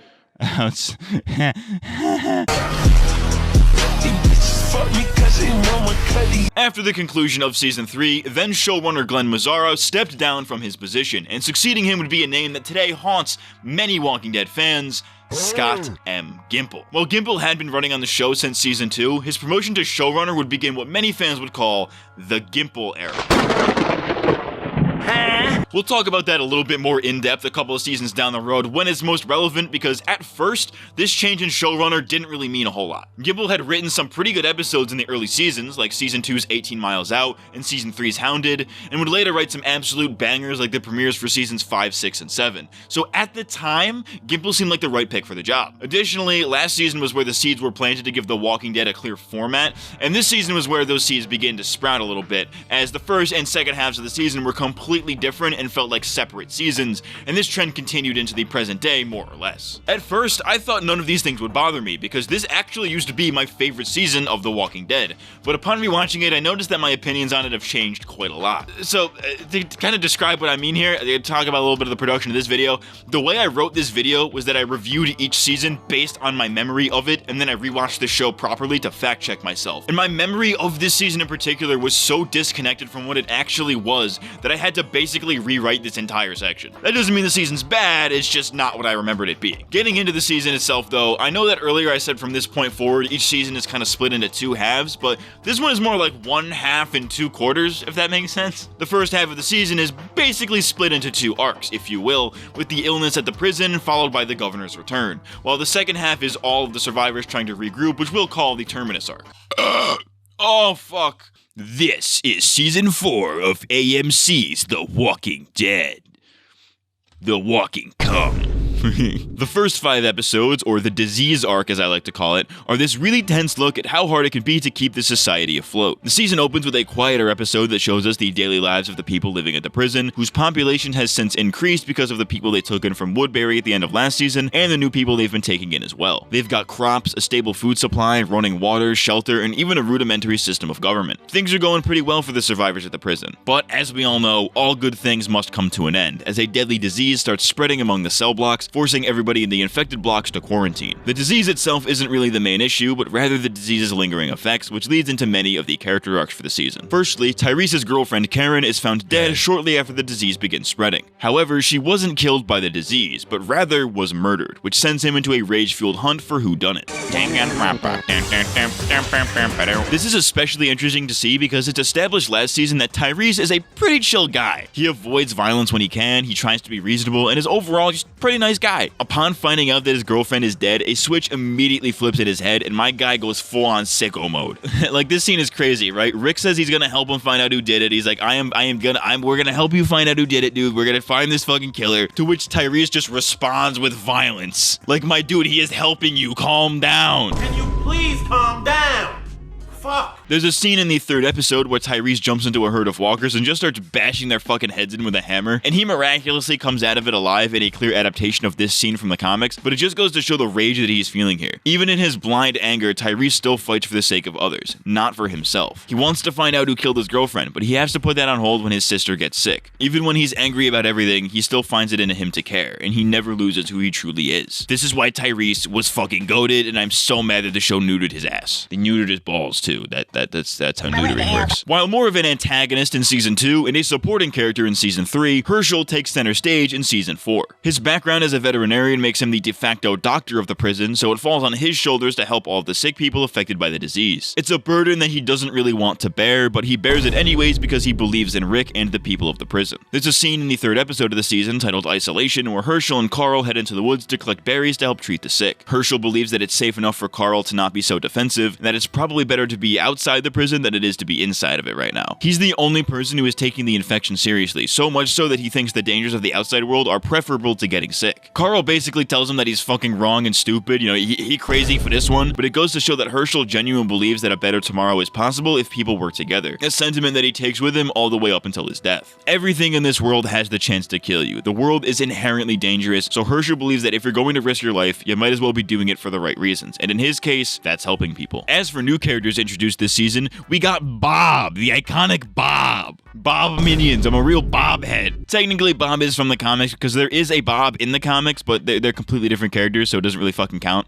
Anyways, Bob is first introduced, and he's a pretty fucking cool guy. As a former combat medic, he proves to be pretty useful to the group, and his positive attitude helps him see the brighter side of every situation. A certified iCarly moment. However, he has a bit of a darker side, with his struggle with alcoholism being to the detriment of the group on numerous occasions. It's kind of interesting to see him ignore the mission at hand for a drop of booze, and he clearly regrets his choices almost immediately after making them. My biggest criticism, though, is that this is dropped completely after the prison falls, and it could have been interesting to see it explored more. Either way, Bob is one of the rare characters with a positive outlook on life, which is typically a death sentence on the show, but Bob rocks it, and he's a real one. The introduction of Bob, alongside the absolute banger known as Blackbird's Song, also introduces us to the 3 questions. Well, technically they were introduced earlier, but this is a better segue, so fuck you. To accept or deny somebody into the prison, the survivors ask 3 questions. How many walkers have you killed? How many people have you killed? And why? How somebody answers these questions shows how good of a person they are. The first question, how many walkers have you killed, gives you an idea of how capable the person is in a fight. If they've killed a lot of walkers, then they probably know what they're doing, but if they've killed none or very few, then chances are they'll need protecting, which could potentially endanger others. The second question, how many people have you killed, gives a similar indicator. If somebody has never killed anyone, then they're either a good person or have never endured conflict before, while if they have killed someone, then they might be dangerous. However, to interpret the answer to the second question, you need to know the reason why, hence the third question. If the reason for killing was to put someone out of their misery or to defend themselves, then it was probably a necessary killing, while other answers could indicate unhinged intentions. The person's demeanor when answering this question is also important, with sorrow or regret in their voice possibly indicating that they feel bad about killing, indicating that they still have a sense of morality that the new world desperately needs. And what's cool is that these 3 questions don't die with the prison either, and they're brought back numerous times throughout the rest of the series, most notably in Alexandria. How many walkers have you killed? Goddamn, 47. The second arc of Season 4 revolves around the return of the Governor. Now going by the alias Brian, the Governor comes across a small family whose daughter reminds him a lot of his, and he gets them to join up with him as they find a new community to call home. Of course, as we all know, he has ulterior motives, so he takes over this new group and uses them to attack the prison while they're still recovering from the outbreak. The Governor gets 2 full episodes to himself this season, and while these episodes are necessary and actually are quite good in my opinion, they kind of stop the season dead right in the middle of it. The aftermath of the prison's plague leads very smoothly into the Governor's return, but they hit pause on that to give us 2 full episodes of context. I personally would have put the first Governor episode before the end of the disease arc, and then spliced the events of episodes 5 and 7 of the season together into different episodes. That way, there's a much more fluid transition into the Governor capturing Michonne and Herschel. This was seemingly only done for artificial tension, creating a cliffhanger ending that'll keep people watching for a few more weeks. This was definitely the show's first time doing something like this, granted it's not as noticeable or egregious as it would be later down the line. But this all leads to my favorite episode in the entire series, and definitely one of the best, the Season 4 mid-season finale, Too Far Gone, where we see the fall of the prison that they had worked so hard to keep alive. Honestly, I think the mid-season finale is the reason I held this season in a much higher regard, because aside from a few scenes that I didn't care for, the episode's an absolute banger beginning to end. What this episode does for Rick's character specifically is fucking immaculate, but I'll get into that later. What I forgot about this episode, though, is that it's the only episode in the first half of the season that's like this, as most of the first half is rather uneventful. The disease arc is interesting, like we discussed, there's stuff there to talk about and to dissect, but nothing really happens until the end. The only thing of interest here is the otherwise mild-mannered Tyrese losing it over his girlfriend's unjust death, but it's not focused on very much, and we should have seen more of it. It's mostly used as setup for Tyrese's dynamic with Carol in the second half of the season, when Tyrese's actual growth just kind of fizzles out into the background. Speaking of Carol, this is the season where her character stops being fresh and starts being cringe. After finding out that it was Carol who killed Karen, Rick banishes her from the prison. This starts a trend of Carol running away from communities at the sign of conflict. Granted, this first time it wasn't really her choice, so take that as you will. Maybe it's just me knowing what happens later, but even just this first instance of Carol's actions getting her into trouble just feels stale to me. It establishes an annoying pattern. Carol does something bad for the greater good, she regrets it, runs away, and then somehow gets drawn back in and everybody forgets about the bad thing she did, even if it was really fucked. Season 4A just has really weird focus issues, and it kinda goes to show that The Walking Dead works much better when they have an external threat or when they follow the comics, though that's not to say that internal conflicts or deviating from the comics can't also work, i.e. the entirety of Season 2. The comics are only loosely followed this season, with only a few standout scenes being pulled straight from the page. Pretty much everything except the Governor pulling up to the gates is show exclusive, which isn't a huge deal, but it does make it feel a lot like filler, even though it, isn't. The first half of the season is a tad uninteresting, save for a few standout moments, and has some really weird pacing decisions, but it ultimately serves as setup for the second half of the season, which is much more focused. After the fall of the prison, the remaining survivors, which is conveniently the main cast, are all scattered around the Georgia woodlands and are looking for a new place to stay while dealing with the emotional aftermath. Rick and Carl wind up with Michonne, Daryl with Beth, Maggie and Sasha with Bob, Tyrese and Carol are now taking care of 2 children and Rick's baby Judith, and Glenn gets help from Tara, a show-exclusive character who was with the Governor's group during the attack, and they end up meeting 3 new characters in Eugene, Rosita, and the funniest guy on the show, Abraham. All of these groups coincidentally are headed for the same place, Terminus, a community that markets itself as a sanctuary for all. As we later find out down the line, Terminus isn't all it's cracked up to be, and the survivors are reunited, but as prisoners, ending the season on a cliffhanger. This half of the season does a pretty good job at balancing out all of the storylines while also giving us new character dynamics and interactions that we've never seen before. Though the events of this half are about as uneventful as the first half, it more than makes up for it with its characters, similarly to season 2. A great example is Daryl and Beth, two polar opposites who kind of resent each other but end up forming a genuine bond. This gives both characters some much needed depth, as up until now, Beth has mostly been used as a background character whose only use to the group was taking care of the baby, and aside from her suicide attempt in season 2, we didn't really know much about her. But through her interactions with Daryl, we learn a lot about how she views the world. You know, we take this preppy teenage girl and put her with a gruff, edgy guy like Daryl, and you've got yourself a juxtaposition. I used to see a lot of people say that still, the Daryl and Beth episode is one of the worst of the series, and I don't know how prevalent that sentiment is anymore, but I actually really liked it this time around. The whole episode has Daryl trying to keep himself from lashing out at Beth's trivial actions. Peach schnapps. Is it good? No.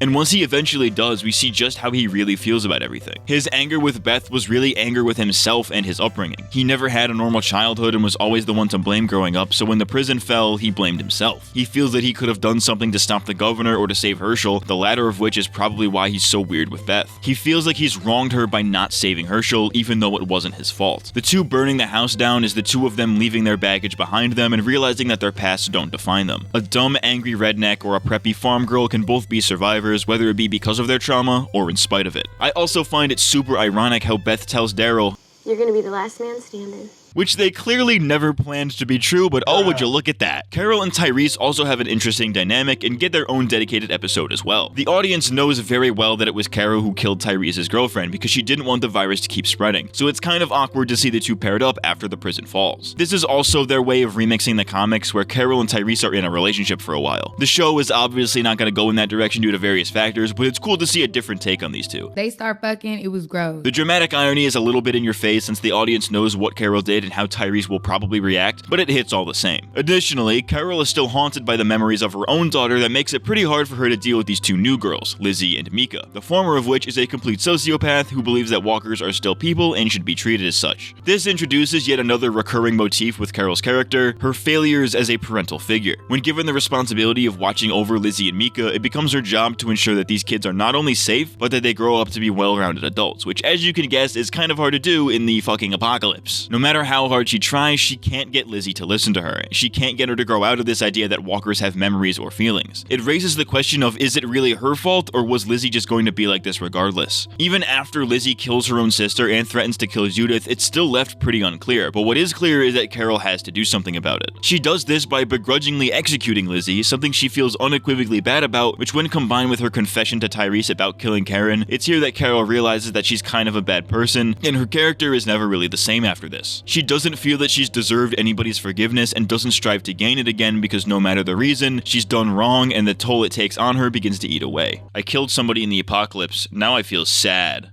Bitch, fuck you.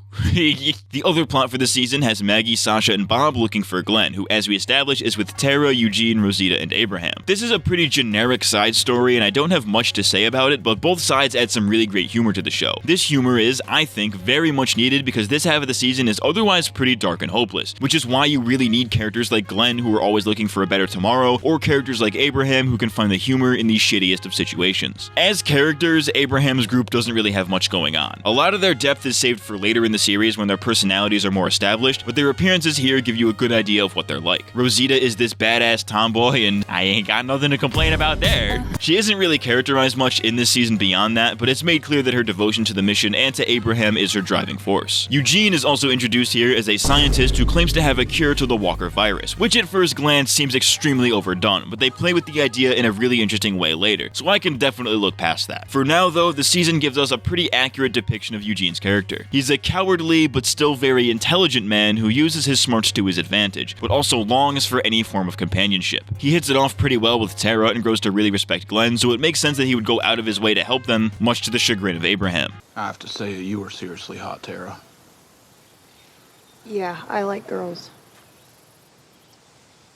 I'm well aware of that. The way this dude talks is fucking fascinating. He uses all of these like big multiple syllable words with his southern accent, which is already really ironic. He combines big brain words with regular layman's terms, and it makes for some funny shit if you can tell what he's saying. Well, I do believe you have fellatiated my penis until I have ejaculated.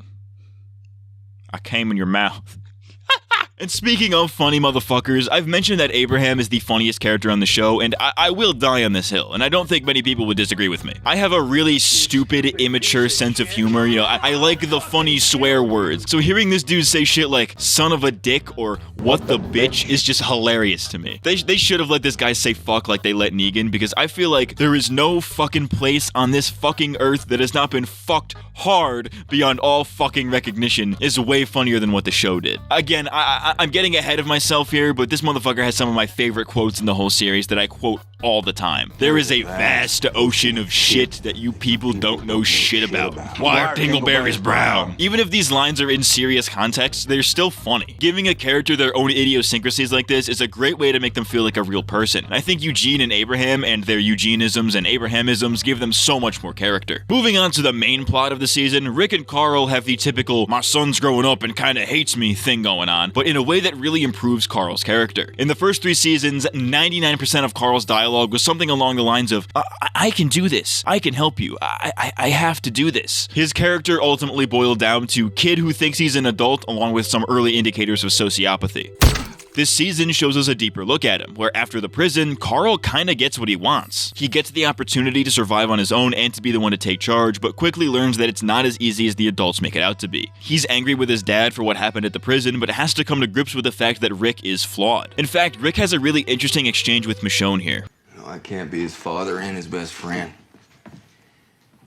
He needs you. Which indicates that from this point forward, Rick will be a father first, a nice guy second. He realizes that the world has forced Carl to grow up way too fast. He's just a kid, and no kid should be put into scenarios where they need to fight for their life. There's an interesting scene in the season 4 finale where Rick has a flashback to the prison. There's a kid about Carl's age named Patrick playing with Legos, and Rick tells him that he shouldn't be ashamed to have fun with kid stuff like that. The following shot shows Carl cleaning his gun with Patrick playing with his Legos and Beth playing with Judith in the background. The scene then cuts back to the present to Carl holding up his gun in self-defense. These 3 shots, all shown back to back, seem to represent Carl missing out on his childhood, with all of the kid stuff fading into the background as he does the adult stuff in the foreground, with Rick realizing that Carl should have a normal childhood, but unfortunately the world does not allow for that. This is why Carl needs a friend, which he finds in Michonne. We learn a lot more about Michonne's backstory in this season, and it seems like the reason she gets along so well with Carl is that he reminds her of her son who ain't exactly kicking anymore. This was first touched upon in season 3, but really blossomed here in season 4. In just the first episode of the season, you can see that they've become quite close, and this is the very thing that keeps Michonne from losing herself again after the prison falls. She finds that Carl and Rick are okay, which helps her find a purpose again. It's super wholesome seeing them bond throughout the season, and it humanizes both of them a lot more. Not that they necessarily needed to be humanized more, but you get the picture. Anyways, tangent aside, Rick's dedication to his family and separation of his feelings is best shown with the Claimer storyline, where Rick does all kinds of fucked shit to keep Carl safe, even if that means Carl will be looking at him differently the next day. The Claimers were actually perfect minor villains in my opinion. They're first introduced as a group that Rick has to escape from, but are later formally introduced when they take Daryl in after Beth is abducted. With Daryl, we learn that these guys aren't really bad dudes, they have a system and it works pretty well, and Joe is actually a pretty reasonable guy. The problem is that their system is based on vengeance, an eye for an eye as it were, which runs against Rick's whole system at the prison, where trust and understanding were the main driving factors. They're only minor villains, but that's what they're best at. In fact, this season doesn't really have a main villain, since there is no main villain for the first 5 episodes, and the governor is only back for a few, so the Claimers are the closest that we get. It's this use of back-to-back villains with the governor, the Claimers, and eventually the Terminus fuckers doing terrible shit that really puts it in Rick's mind that people outside of his group can't be trusted, which leads into his arc for season 5. In fact, I think Rick has the best arc this season, as he tends to do. He starts the season off not wanting to be the leader because of his perceived failures with the governor and his failure to protect his wife. In the time between seasons 3 and 4, Rick got soft, which is partially a result of Herschel mentoring Rick in the ways of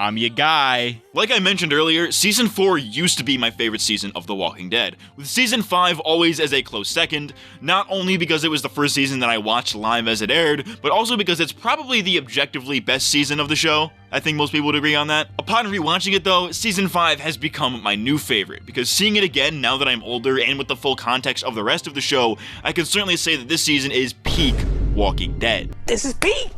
I am definitely very nostalgic for it because, like I said, this was my first time watching the show live as it aired, and I have very fond memories of watching it, right? Yo, dude, bro, those promos with that U2 song from that U2 album that they put on everybody's iPods that nobody wanted, that everybody hates for that exact reason, low-key kind of fire. I'm probably one of the only people who likes that song off of that album because of the way that album was rolled out. Shouts out to The Walking Dead, baby. You think it's easier to suck a gay man's penis when at home I was sucking you. This was definitely the season where The Walking Dead became a cultural phenomena, if it wasn't already. Like, the Season 5 premiere was the most viewed episode in the show's history, and I believe also held a record at one point for the most viewed non-news, non-sporting event ever broadcast on American television. You know, it was one of those shows that everybody was talking about the next day, you know what I mean? Among fans and critics alike, this is considered to be the best season of the show, and like I've said 10 times in the past 30 seconds, I would be very inclined to agree. Similarly to the last season, this one is split into multiple arcs among the two halves. In this case, it's more like it's split into quarters to the point where you can't even really notice the whole, like, 2 separate seasons thing that becomes much more obvious later on. Like I've said earlier, the seeds were planted around Season 4-ish, but they didn't quite sprout until a bit later. You know, it's a gradual change, right? But anyways, the season has a few arcs, right? This season picks up right where the cliffhanger at the end of the last season left off. Rick and the rest of the survivors are prisoners at Terminus, a community who we find out are luring people in to either join them or be eaten by them. There is an eating out joke to be made here, but I am not conscious enough to be the one to make it. With some help from Carol, the group is able to fight their way to freedom while taking Terminus down in the process, in one of the most action-packed episodes of the entire series. No Sanctuary fucks so hard, dude. We open with a super gory scene of people getting their throats slit on screen, then we get a huge battle that lasts for most of the episode, Rick finally reunites with his daughter, and it ends on a post-credit scene revealing the return of Morgan. The entire episode shows how Rick has become merciless, refusing to treat his enemies with any respect or dignity, just pure killing survival mode, a sentiment that he takes with him for most of the season. This episode really sets the bar for what the rest of the season is going to entail, since all of the brutality and violence that occurs in this episode is pivotal to understanding the themes of the season. The next few episodes deal with the fallout from this, where some of the surviving Terminians, termites, whatever the fuck you call the people from Terminus, the Terminus cunts seek revenge on Rick and his group, adapting and remixing the Fear the Hunters arc from the comics. This arc sees the introduction of Father Gabriel, a cowardly priest who doesn't seem as holy as he claims to be. You're kind of made to dislike him at first, and I honestly really hated his character for a while, but not for the reasons the show intended. That's gotta be racist, there's no way. The show makes you distrustful of Gabriel at first, where upon meeting him, he's made out to be hiding something. Rick sees right through him. He knows that he did something bad, and it's obvious even to the viewer because he's not very good at hiding it. He does eventually confess, and then he becomes a bit of a background character for a while. I actually really hated Gabriel for a while because I thought he was just fucking annoying. He was insufferable, I couldn't stand him. But a few seasons down the line, and he kind of grew on me a bit, though I am getting a bit ahead of myself. My additional fondness for Gabriel might just be a byproduct of him getting additional character development after the fact, and being one of the few characters from the Golden Age to make it to the final season, but I digress. Gabriel be like, "This is the Lord's house." For the most part, Gabriel is more of a plot device in this arc, as his church serves as the central location for the majority of the arc. While the survivors are all huddled up inside, Gareth and the Terminus fucks are sneaking around in the shadows, waiting for an opportunity to get revenge, but more importantly, to find their next meal. And they do exactly this, by kidnapping Bob, and in an insanely cool reveal, eat his leg while he watches. I ate here! This scene is so fucking suspenseful, with Gareth giving this really sinister villain speech trying to justify his cannibalism, much of which is taken straight from the comics. But, much to the termites' surprise, Bob has actually been bitten by a walker and was going to die anyways, switching the scene from sinister to absolutely crazy as Bob starts taunting them about their tainted meat. I got some tainted meat for you right here. I have a rotting dick. I fucking love this scene because not only is it completely off the walls, but it's also just so in character for Bob. You know, he's the guy who always finds the good in every bad situation, so you know he was just waiting to fuck with these guys. In the comics, this death was actually given to Dale, but I'm glad they changed it this way because it makes way more sense for Bob to do this than Dale, at least in the show. I feel like TV show Dale was a little bit more serious than to joke about his death like this, but maybe I'm just fucking stupid.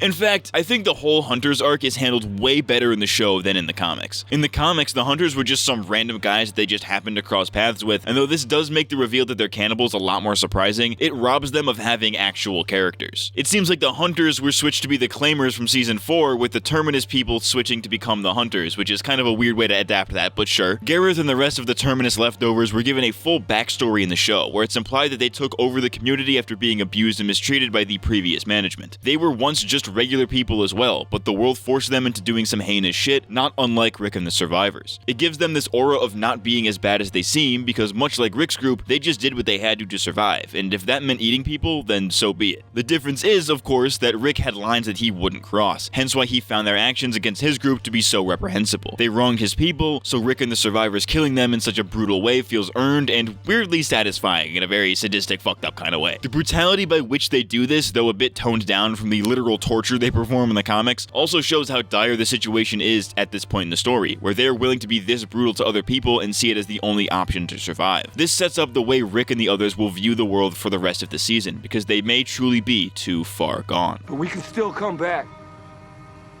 We're not too far gone. So that was a fucking lie. The show's adaptation of the Hunters arc is then followed by 3 somewhat standalone yet still clearly connected episodes that focus on the characters that branch off from the main group, with a main focus on finding Beth. So we've got 3 things going on here. We've got Beth in the hospital, Glenn, Rosita, Eugene, Abraham, Tara, and Maggie, aka Greydom, going ahead of the group to make it to Washington, D.C., and a Daryl and Carol episode where they return to Atlanta to find Beth. These episodes all converge by the mid-season finale where Rick negotiates to get Beth back. Now, if there's one issue that I have with this season, it's the pacing of the first half of it. Much like season 4, they stopped the main story dead in its tracks to give us backstory and context for the other characters, which is necessary here, but there could have been better ways to do this. This is made up for by the fact that these episodes are still really entertaining and fucking bangers in their own rights, so, you know, take that as you will. So I'm going to talk about these episodes just a little bit individually, just because they're so self-contained compared to the arcs of the rest of the season, so we'll be doing that because I'm fucking dumb and don't know what I'm doing. The 4th episode of the season, titled Slaptown, has Beth attempting to escape the hospital that abducted her from Daryl last season. It's here that she meets Noah, another member of the community, who explains to her that at this hospital, the cops who run it promise that you can leave once you've paid back what you owe them, but the catch is that your debt is never really paid back and you can never leave. Here we see that Beth's time with Daryl last season made her a lot more capable, as here she takes charge and actively tries to get out of her situation, which is something that the old Beth would never have done. It's some great character development for her, which she never really would have gotten otherwise. The only thing that I don't like about this episode, and thereby the rest of this hospital arc, is the antagonist, Dawn. She's not really evil, hence why I don't really call her a villain, but I simply just could not get into her character. She's a massive cunt, and the show states that there are reasons for why she's a massive cunt, but none that I ever found to be justifiable or even really that clear. I really can't tell if the writers wanted us to hate her or not, because they make attempts to humanize her, but never in a way that justifies her methods. Her whole thing is pay back what you owe, which is a sensible method, I guess, but they also reveal that she's just doing this to get free labor out of people and to intimidate the other officers who don't really like her. There are scenes where she tries to make Beth and thereby the audience understand, but I really just did not get her at all. Like, I've seen this show and this episode specifically multiple times, and I still really don't understand this character at all. Maybe I'm just missing something, but Dawn was just not doing it for me as an antagonist. Personally, I think the hospital arc as a whole kind of detracts from the season's central theme regarding survival and the lengths we go to do so, but it's still somewhat entertaining, though it's definitely the weakest part of this season. The Greydom episode, aka Self-Help, shows us Abraham's dedication to getting Eugene to DC to find a cure, and how that dedication is to his detriment and to the detriment of the group. This is the first time they've really tried to flesh out Abraham's group, and it's really effective. We first see Abraham's backstory, something that was only a series of speech bubbles in the comics, which gives us a really obvious yet also really effective reason for why he's so anal about his mission. Aside from that, the episode is pretty fucking funny, and after a bleak episode like the last one, we needed a funnier one to balance that a little bit. I really need some ass first. Didn't need to know that, but cool. It's a pretty funny episode for most of it up until the end, where it's revealed that Eugene lied about his cure and that he just used everybody to maintain his own safety. This absolutely destroys Abraham and causes a conflict within him. He hates Eugene for leading him on and giving him hope for the world, but also kind of owes him his life by giving him a new purpose. Learning that his new purpose was a lie all along makes him really unsure about how he really feels about Eugene now, and their relationship is pretty contentious for a while after this. This reveal also plays majorly into Eugene's character going forward, because now nobody trusts him and he begins to question his usefulness to the group. Abe's group was only keeping him alive because they thought he could save the world, but now that the secret's out and he doesn't have a cure, he serves no real purpose to them anymore. His biggest skill is his brain, and though this eventually does lead the group to DC anyways, it doesn't do the survivors much good when they're out on the road. Eugene knows that he's a coward and he feels like a liability because of it. Finding his place and his own way of surviving sets up much of his character development throughout the rest of the series, where he learns to find his confidence in various ways. Getting back to just this episode though, it really seeks to reaffirm Eugene's loneliness and desire for companionship. He purposefully crashes the van in order to keep the group together for longer and to prevent them from getting to DC and learning his secret any sooner, because he both fears the consequences of his secret getting out, but he also deeply desires the company of others, and doesn't want to lose that. The scene of him spying on Rosita in Abraham's little fuck session shows that he's envious of what they have. And while it is kind of creepy and weird, it is pretty important to his character. Rosita mentions that he's doing it again, meaning that Eugene has done this before and they are all aware of it, which is fucking creepy to me, but sure. You know, he claims to be this big, important scientist guy who can save the world, but it seems that even his own friends don't really want to be his friend, and they all just see him as a tool. Eugene has never really been treated as a person in the apocalypse, so it makes sense that he latches onto Glenn and Tara, the first people who ever seemed to do so. Shouts out to Eugene, this motherfucker is underrated and I will die on this hill. See each other all the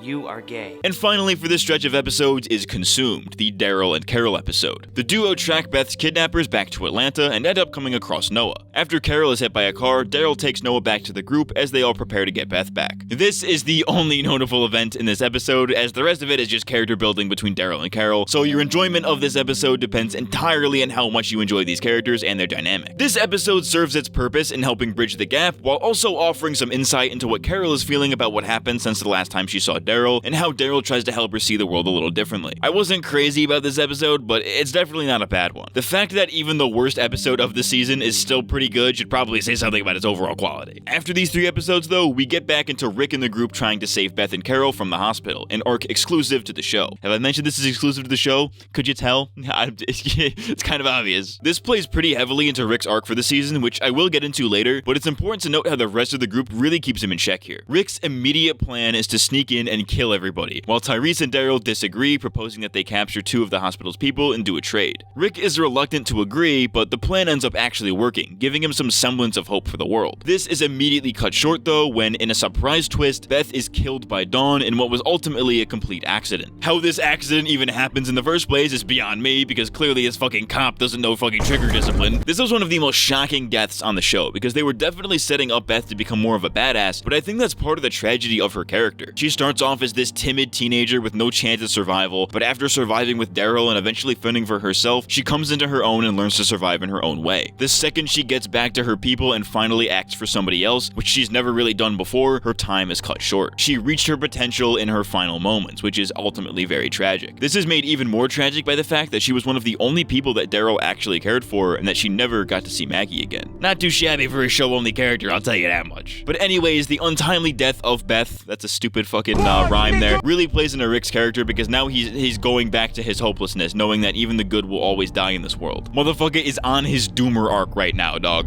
The mid-season finale then leads into the second half and or third quarter of the season, where the group is on the road to DC, with everybody at their lowest points emotionally. Morale is way down, staying alive is basically a conscious decision by this point. This is all made much worse by Beth's shocking demise and the sudden death of Tyrese in the mid-season opener. I like how I just kind of skipped over Tyrese's death, because it just kind of fucking happens, and it adds fucking basically nothing. Shout out to Tyrese, but like, man, his death episode was not it, Chief. Okay episode, fun episode with the cameos and shit, but like, it's kind of pointless. And maybe that's the point, that it's pointless, but like, motherfucking shit. Could you tell I didn't script this part of the video? Anyways, getting back to this third quarter of the season, there's an iconic scene in the episode Them that is both the best and one of the most undermined scenes in the entire show. While the group is all huddled together in a barn, Rick gives this really intense speech about how, in order to survive, you have to put aside your humanity. And he ends the speech with this line, taken straight out of the comics. We tell ourselves the Walking Dead. He said it! He said it! This is obviously meant to be a metaphor and a clear explanation for Rick's mindset at the time, and it works really well, but Daryl's line kind of undermines it. Lay down. Like, come on, man, obviously he did not mean that literally. Are you fucking kidding me?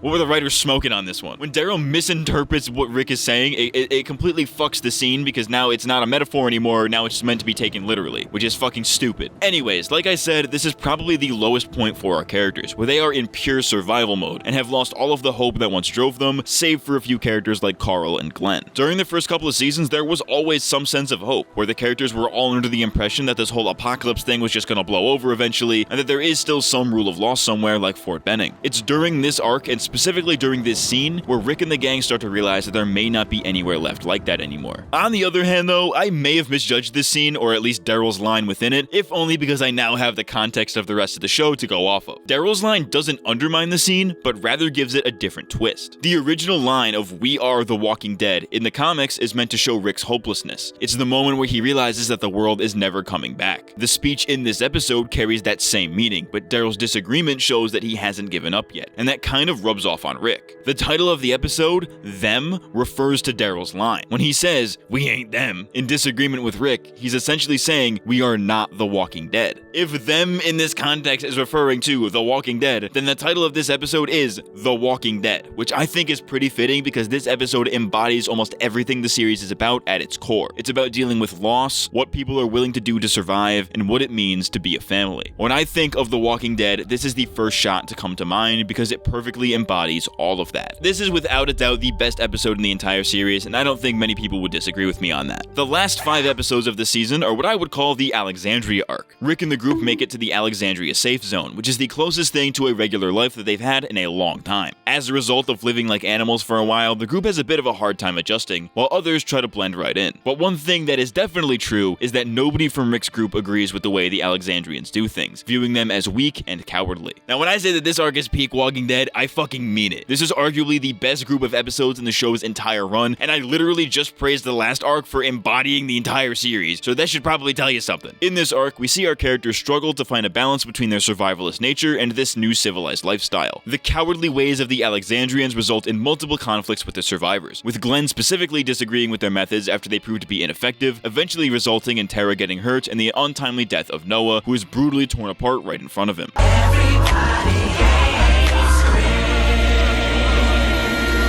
Jokes aside though, Noah is another really tragic character because much like Bob and Beth, he had a really positive outlook on the world. His friendship with Beth is largely a part of this, since her helping him escape the hospital gave him his first semblance of hope for the world, and he promises to live for her going forward. Even though Beth died for him and his entire family was killed by the wolves, he doesn't let that get him down for too long. He always bounces back, and upon reaching Alexandria, wants to help the community by becoming an architect and fortifying the place even more so that what happened to his home won't happen again. The tragedy, and I guess the irony of his character, is that despite all of this hope that he has, he was killed by the rules of the very place that he wanted to protect, but even in his dying moments as a result of those faulty rules, he still tells Glenn to never give up hope. This dude is a super underrated character. Wish we got to see more of him because I think he had really great chemistry with Glenn and Tara. Speaking of our boy Glenn, he kind of served as a mentor to Noah in a way, so when his death is caused by the cowardly actions of Nicholas, it's no surprise that Glenn has a problem with that. It's established earlier in the season that the supply run group at Alexandria are not only giant pussies, but are also just kind of fucking stupid on top of that. You stupid. This motherfucker Aiden is pinned to a wall and is eventually eaten to death after he shot a grenade hanging from a walker, which he was warned about but didn't care to listen to. Nicholas could have gotten himself, Glenn, and Noah out of the door alive, but was too panicked to think clearly and could only save himself. Even before all of that, the loud music that they play in the car on the way to the supply run is a massive security risk since sound obviously draws walkers. I can't tell what's worse, the fact that they were dumb enough to do this or the fact that they listened to fucking dubstep. I had a kid in middle school ask me if he's like, "Do you listen to dubstep?" And I'm like, nah, not really. And he's like,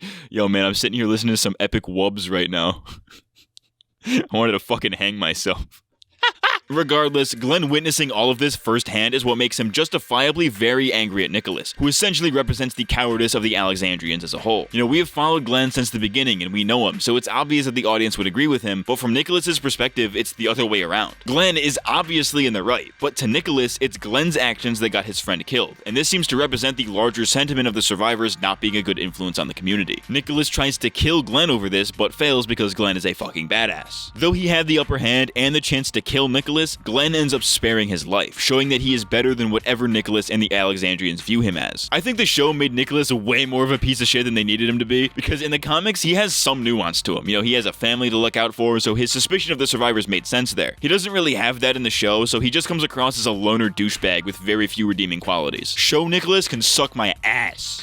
Non-sexually, please. As for Alexandrians who do have redeeming qualities, look no further than the leader of the community, Deanna Monroe. Who's Deanna? As a former congresswoman, Deanna is somehow one of the more genuine characters on the show. It's a little political joke for you. Hey, see what I did there? Yeah. Deanna genuinely believes in Alexandria and the strength of having capable people within her community, even if she isn't exactly as tough as our main group of survivors. It turns out that she actually agrees with Rick a fair bit more than the two realize, and she values his input and perspectives even if that conflicts with the feelings of the rest of her citizens. In her initial interview with Rick, she sees right through him. She sees the person that he was and the person he can become instead of the bearded savage that he currently is. Her willingness to let Rick take charge despite only being there for a short while, as well as her siding with the survivors over her own people, indicates that she seems to know that her community is soft and is in need of strong people. Even so, she is still willing to call out Rick and the other survivors when they go a little too far, and will uphold her own rules even when she personally doesn't agree with them. A very nuanced character, definitely very underrated in my opinion. We're going to talk about one of our constables, Rick Grimes. Grimes? Getting back into our main group though, Carl needs to learn to be a regular kid again, and they do this by introducing a love interest for him with Enid, as well as a rival with Ron, who becomes rather prevalent in the next season. This all ties into Carl's season 4 arc really well, since much of his dynamic with his father was Rick being frustrated that Carl was never able to have a normal childhood. Being able to finally have that again and go through regular kid troubles for the first time in a while is the culmination of that arc. He'll never be able to forget his time out in the world, and it may have changed him irreversibly, but if not for Alexandria, he could have turned out a lot worse. One of Robert Kirkman's biggest inspirations for writing Carl in the comics was that it's interesting to see how a kid would deal with this situation, since as kids, it's our environments and upbringings that shape us. Carl was able to get lucky and not live his entire life out in the shitstorm, so much of his struggle in this season is trying to be a kid again when the world forced him to grow up just a little bit too fast. Of course, this does get a little bit melodramatic with the whole Enid-Ron love triangle thing that they kind of tease a little bit, but it's fine. It adds to the arc, I guess. I'll tolerate that.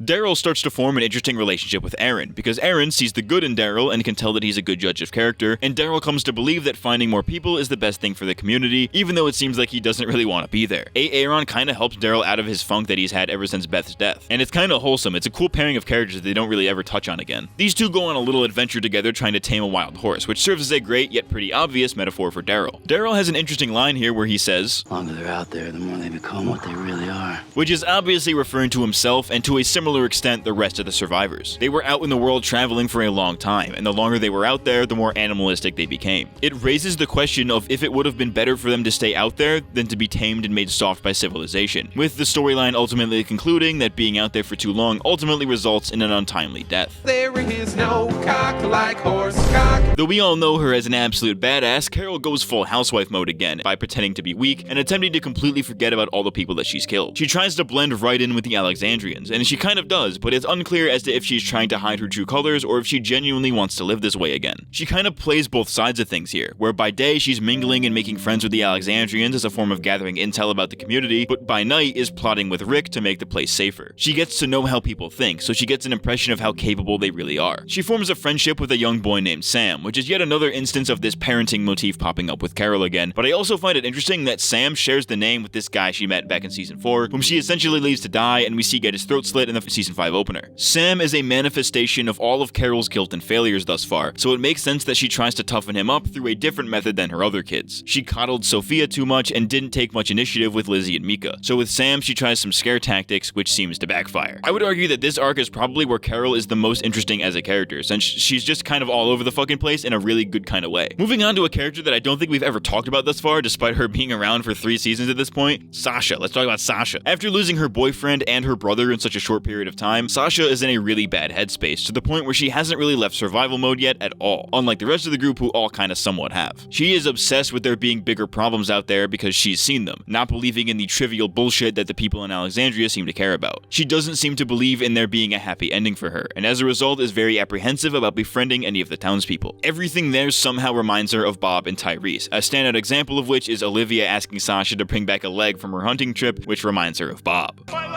The happy families and the pictures that she uses for target practice remind her of Tyrese and what she could have had with Bob. Sasha is afraid of being hurt again, and as a result is afraid of connecting with others, which sets up her character for the rest of her time on the series. Notice how when I say shit like that means they're probably gonna fucking die. The more vague I am with it, the more I'm clearly covering up a spoiler, so.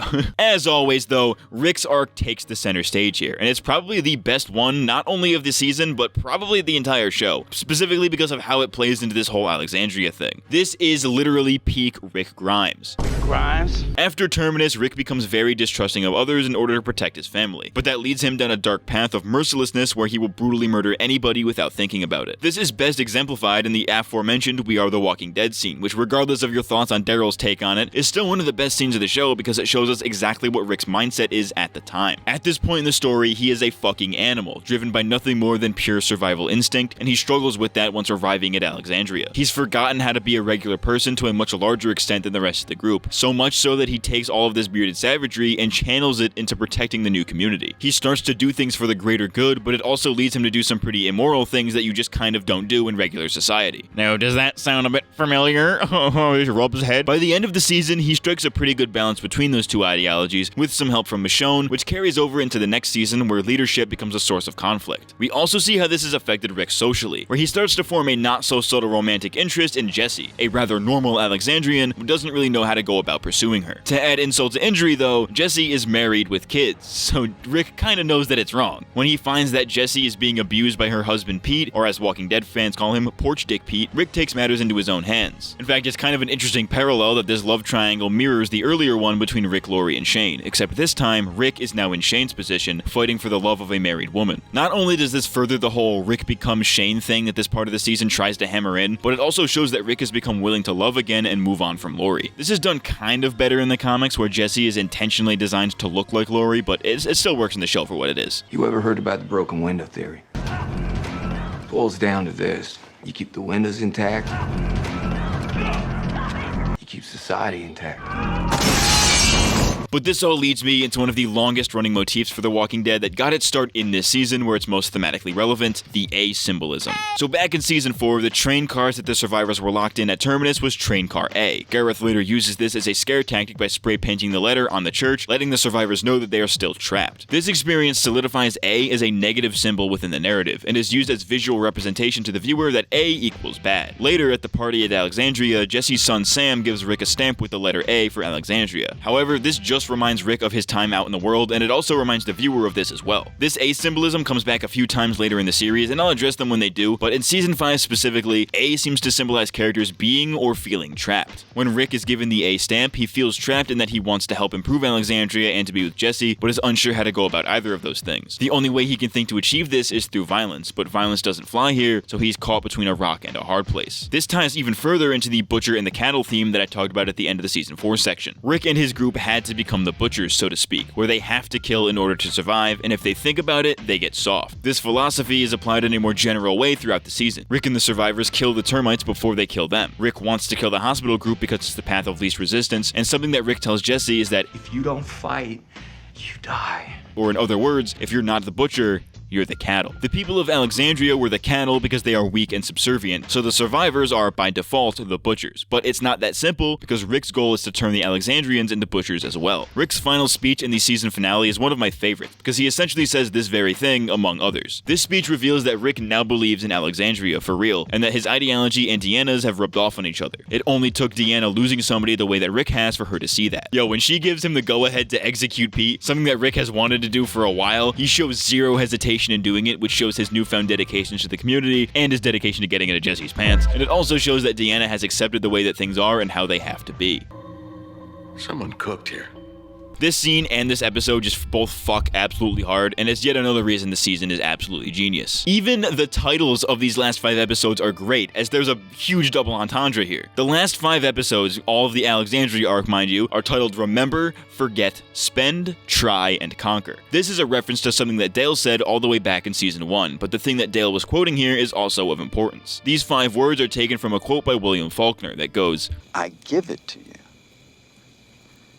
not that you may remember time, but that you may forget it for a moment, now and then, and not spend all of your breath trying to conquer it. This relates to the theming of this arc, where all of Rick's group is having trouble getting used to the community. Some are trying to remember their old ways, some are trying to forget them, some spend their time wisely while others try and fail, but ultimately, they conquer. Now that is some big brain shit right there.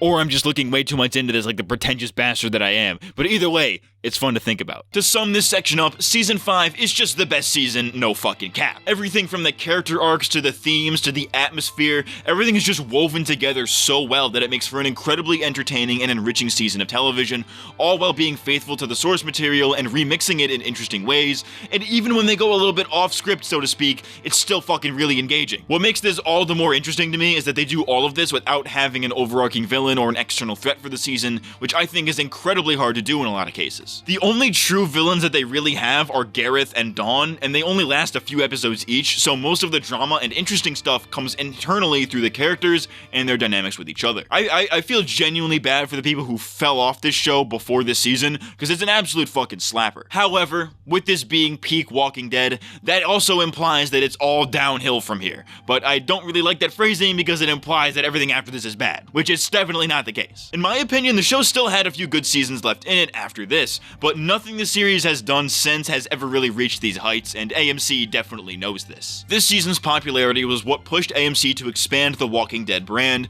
which ended up hurting the series in the long run, but we'll get to that later, as we discuss Season 6. Do what we need to do, and then we get to live. You are not safe. Compound bow and a machete with a red handle. That's what I'm gonna use to kill you. I already made you a promise. That no matter what we find in DC, I know we'll be okay.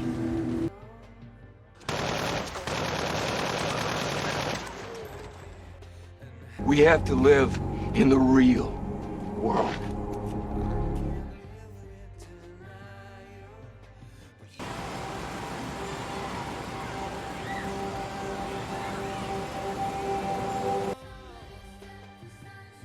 We won't get weak. That's not in us anymore. We know what needs to be done and we do it.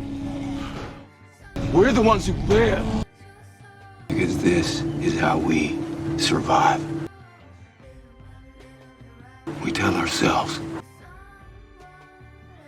that we are the Walking Dead. Alright, that was Season 5. We're gonna start Season 6 shortly. However, first, I need to tell you all about, I'm running out of things to plug here. Shit. Here's a funny meme I saw. I don't know, here's an ad. I don't give a fuck anymore. Ooh, that's one of my better ooh-ah-ahs. Actually, I should have been doing in these intermissions. I should have been talking about something of substance instead of just standing in front of a green screen doing dumb shit. I should have talked about something substantial like the webisodes, but there's nothing really substantial about those. They kind of suck wiener. Oh, guys, did you know that the bike lady that Ricky Dicky Doodah Grimes shot in the first episode was actually the same lady who helped them in the hospital? Crazy parallel. What a fucking epic Marvel moment. Whoa, crazy. Fuck you. Eat dick. Pass away and piss.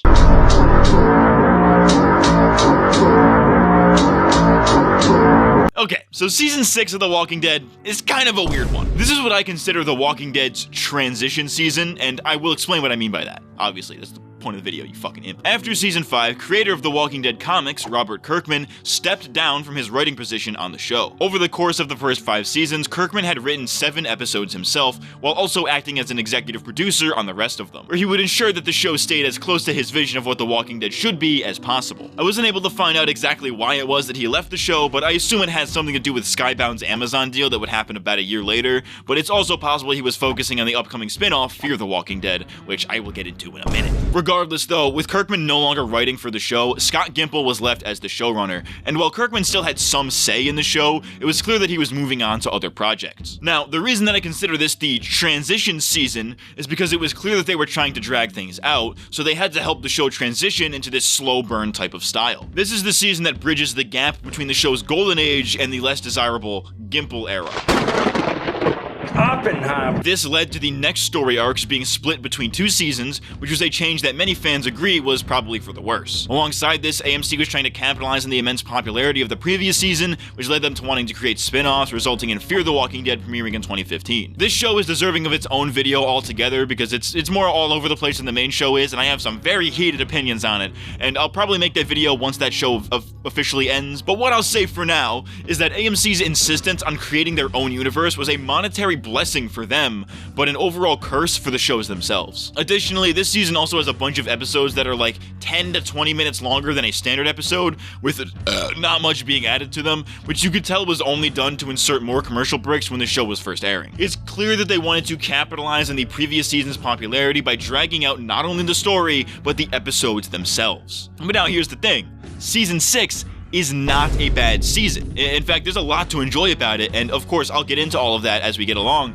but its transitional nature in almost every respect, story included, really bogs it down. Season 6 picks up the day after the end of Season 5. Morgan has returned and reunited with Rick, and Rick has more or less taken over Alexandria. The two find a quarry near the safe zone filled with thousands of walkers that they fear might pose a threat to them, so the citizens of Alexandria devise a plan to lure the walkers away from them. This plan goes great at first, until the safe zone is then attacked by a group of savages called the Wolves, who end up drawing half the herd straight towards them. The first half of the season is this mad dash of everybody trying to get home to stop the dead from getting in, and once the dead do get in, it's all about how to get them out. There truly is no way out. Ooh, I did a teaser there. Ooh, sexual style. Ooh. Something I really like about the first half is that they try to find ways to kind of depower everybody, if that makes sense. What I mean by this is that by this point, the group is well versed in killing walkers. It's not really much of a challenge for them. However, when you increase the number of walkers while also spreading your capable fighters pretty thin, you create situations where you can't just run in guns a-blazing. It forces the characters to come up with different ways of dealing with walkers when fighting them isn't an option. Of course, this has been done before in previous seasons, and it's never gonna go away, really, but never with really this much of an emphasis put on it. We know we've seen herds before, but we've never seen a herd this big and with the characters so spread out. Some call it artificial tension, I call it literally just that's how stakes work, but sure, okay. Because of the way these characters are spread out, we get a lot of really interesting pairings of characters, even though the more episodic format was a bit annoying. Each episode of the first half is mostly dedicated to one particular group and how they escape the herd, along with the accompanying emotional aftermath. Firstly, you've got Glenn, right? There's a hopeful, brave guy, and he's teamed up with a coward like Nicholas, and later a cynic like Enid. Both of these pairings serve to emphasize Glenn's hopeful nature. Glenn is obviously very cautious and distrusting of Nicholas because of what he did last season, but he's still able to see the good in him. He believes that Nicholas can change and become better despite all that he's done. This ties directly into the larger goal that the survivors have for the season, which is to teach the Alexandrians how to survive like them. Enid, on the other hand, is a lot more direct. After finding out that the herd has reached Alexandria, Enid pretty much gives up on saving it and just wants to leave it behind. But Glenn makes it his mission to change her mind, to teach her that you shouldn't give up even when things look grim. There's a great scene in the mid-season premiere when Glenn lists off all of the people that he's lost and how he continues to live for them, which is not only a great callback to some of the older characters, but gives Enid a reason to keep living as well. She low-key almost becomes like a surrogate daughter to Glenn and Maggie in many ways, much like Sophia was in the comics. Glenn's ability for his positive attitude to rub off on the people around him is what makes him such an endearing character, and this season really exemplifies that. That's why he's the GOAT! Carol and Morgan are seen together throughout the season and have a pretty interesting but kind of overdone relationship. They are very clearly written to be two sides of the same coin here, where Carol believes that killing is necessary while Morgan believes that there is always a non-lethal alternative. Neither of them have any desire to kill, but Carol only does so because it's the path of least resistance in dealing with the problems of the world. Morgan sees that Carol is on the same path that he was back in season 3, so he tries to help her see things his way. The thing is though, is that Carol wants to believe him. She is shown feeling bad for all the people she's killed and clearly doesn't want to do it again, but she still feels like she has to because it's the only way to ensure your survival in this world. That A symbolism pops up here again after the wolves attack, showing that Carol is feeling conflicted about her actions. At the time, this dynamic was pretty fresh and is very clearly nuanced, but they ended up dragging this out until like season 8, which is a tad absurd because you can only do so much with this idea. It makes sense why Morgan didn't last this long in the comics, because even with the changes they made to him for the show, there's still not really much for him here. The 4th episode of the season, titled Here's Not Here, is a flashback episode that follows Morgan. Morgan, showing how he went from a crazy fucking insano from when he saw him in season 3 to the peaceful, wholesome guy that he is now. It's not a bad episode by any means. In fact, it's quite heavy. Like when Eastman tells that story about his entire family dying, that shit gets sent chills down my fucking spine. But the episode is treated like it's way more important than it actually is. Like, yeah, cool. It's great that we get some backstory and context for Morgan. I don't have a problem with it in that regard, but one, this episode has no reason to be as long as it is, being an hour long as opposed to 40 minutes, and two, is placed right in the middle of the main conflict for the first half of the season. Again, it's not a bad episode, but it stops the season dead, and is indicative of the first half's serious pacing issues that come with this episodic format. I guess there wasn't really anywhere else to put it in the episode order, but we just didn't really need this episode to begin with. Anyways, getting back into the characters, one character that I hated this season was Denise, the new doctor at Alexandria who has some form of extreme anxiety that serves to her detriment in the apocalypse. She's never had to do anything since the apocalypse began, she just sat in her fucking room all day, so it could have been interesting to see her in more survival situations, but the problem is that they don't ever put her in any, so the character just comes off as whiny, so I couldn't really get invested. She kinda riffs off of Daryl pretty well, which made for some comedic moments, but I often found myself annoyed by her. However, that's not the reason I dislike this character. The real reason that I didn't like her was that during the wolves' attack on Alexandria, she forms a relationship with one of the wolves in what I assume was the writer's efforts to humanize them and thereby the group. This was a fucking stupid storyline because this dude was literally running around killing people that she knew and she's trying to see the good in him. Like, what the fuck? Like, I don't have a problem with that kind of storyline, but when the context is that this guy is literally here to kill you and everybody that you know and has already started doing so and still has intention to do so, you lose me completely. This is fucking stupid. It's dumb. The wolves in general just aren't really that interesting either. They seem to be the show's take on these nameless marauders from the comics, which combined with their subtle and not so subtle build-up throughout season 5 could have made for a cool change. In the comics, the Walker herd just kind of appears coincidentally after these marauders attack, while in the show it's the wolves attack that brings the herd there, so I guess that's a meaningful change, but for a group that was subtly built up over the course of the previous season, you'd expect maybe a bit more from them. The herd is already a pretty threatening force to begin with, and are the main threat of this first half of the season anyways, so the wolves feel more like a plot device than they do a group of villains, only really serving to add some additional tension and action where there would otherwise be none. But that's all before everybody gets back to Alexandria. After the Walkers surround Alexandria, we get a lot of focus on Rick teaching the Alexandrians how to deal with the Walkers surrounding them. His leadership slowly takes over Deanna's, and though many seem apprehensive about this and attempt to revolt, they eventually see that Rick's methods are working, and we see how they begin to accept him under these adverse circumstances. Eventually though, the shit hits the fan and the walls fail, flooding the community with walkers and forcing the survivors to hide in their homes. This forces the characters into a lot of interesting character dynamics, some of which I've already talked about thus far, but Rick's is probably the most interesting in my opinion. Rick finds himself holed up in Jesse's house with her sons Ron and Sam, Michonne, Carl, Gabriel, and Deanna. There's a lot going on here with this one. For one, Ron is not a huge fan of Rick for, you know, killing his dad and fucking his mom, and this hatred also extends to Carl, who kind of stole Enid from him. These kids clearly hate each other, and Rick kinda sees this. He sees how Ron views him, but he has bigger fish to fry given the situation. Yeah, nice of you to teach this kid how to use a gun, Rick. Real smart. Yeah, dude. Teach the kid who hates you how to use a weapon that kills people. Yeah, real intelligent, dude. Jesse also sees this, but has to juggle that with her other son being too afraid to come out of his room because of Carol's shitty advice and some recent events absolutely traumatizing him. Alongside all of this, Rick is forced to put his trust in Gabriel, who he clearly does not like or think much of. And to make matters even worse, Deanna is bit and is going to die. So with all of this other shit weighing on him, Rick now shoulders the entire community as well. Michonne is also just, you know, kind of there. She's just chilling. She's just vibing, I guess. The Katana Queen back at it again. This all leads to one of the coolest episodes in the entire series, the mid-season opener, No Way Out. All of the scattered survivors all finally make it home, which makes it incredibly satisfying after them being apart for so long. They adapt the iconic scene of Carl losing his eye, something that absolutely destroys Rick emotionally because he thinks that his son might be dying, sending him into a rage against the dead. He leads a final stand with the rest of the Alexandrians, who together are able to completely take out the herd. This, combined with Carl surviving his injury, gives Rick a new sense of hope for the world that he had lost some time ago. This episode really kinda has it all. It's got iconic Abraham funny moments compilation, Daryl using an RPG to explode walkers and people, it's fucking epic, and some absolutely perfect adaptations of iconic comic book scenes. It's just a banger episode. Can you open the gate? Appreciate it, pal.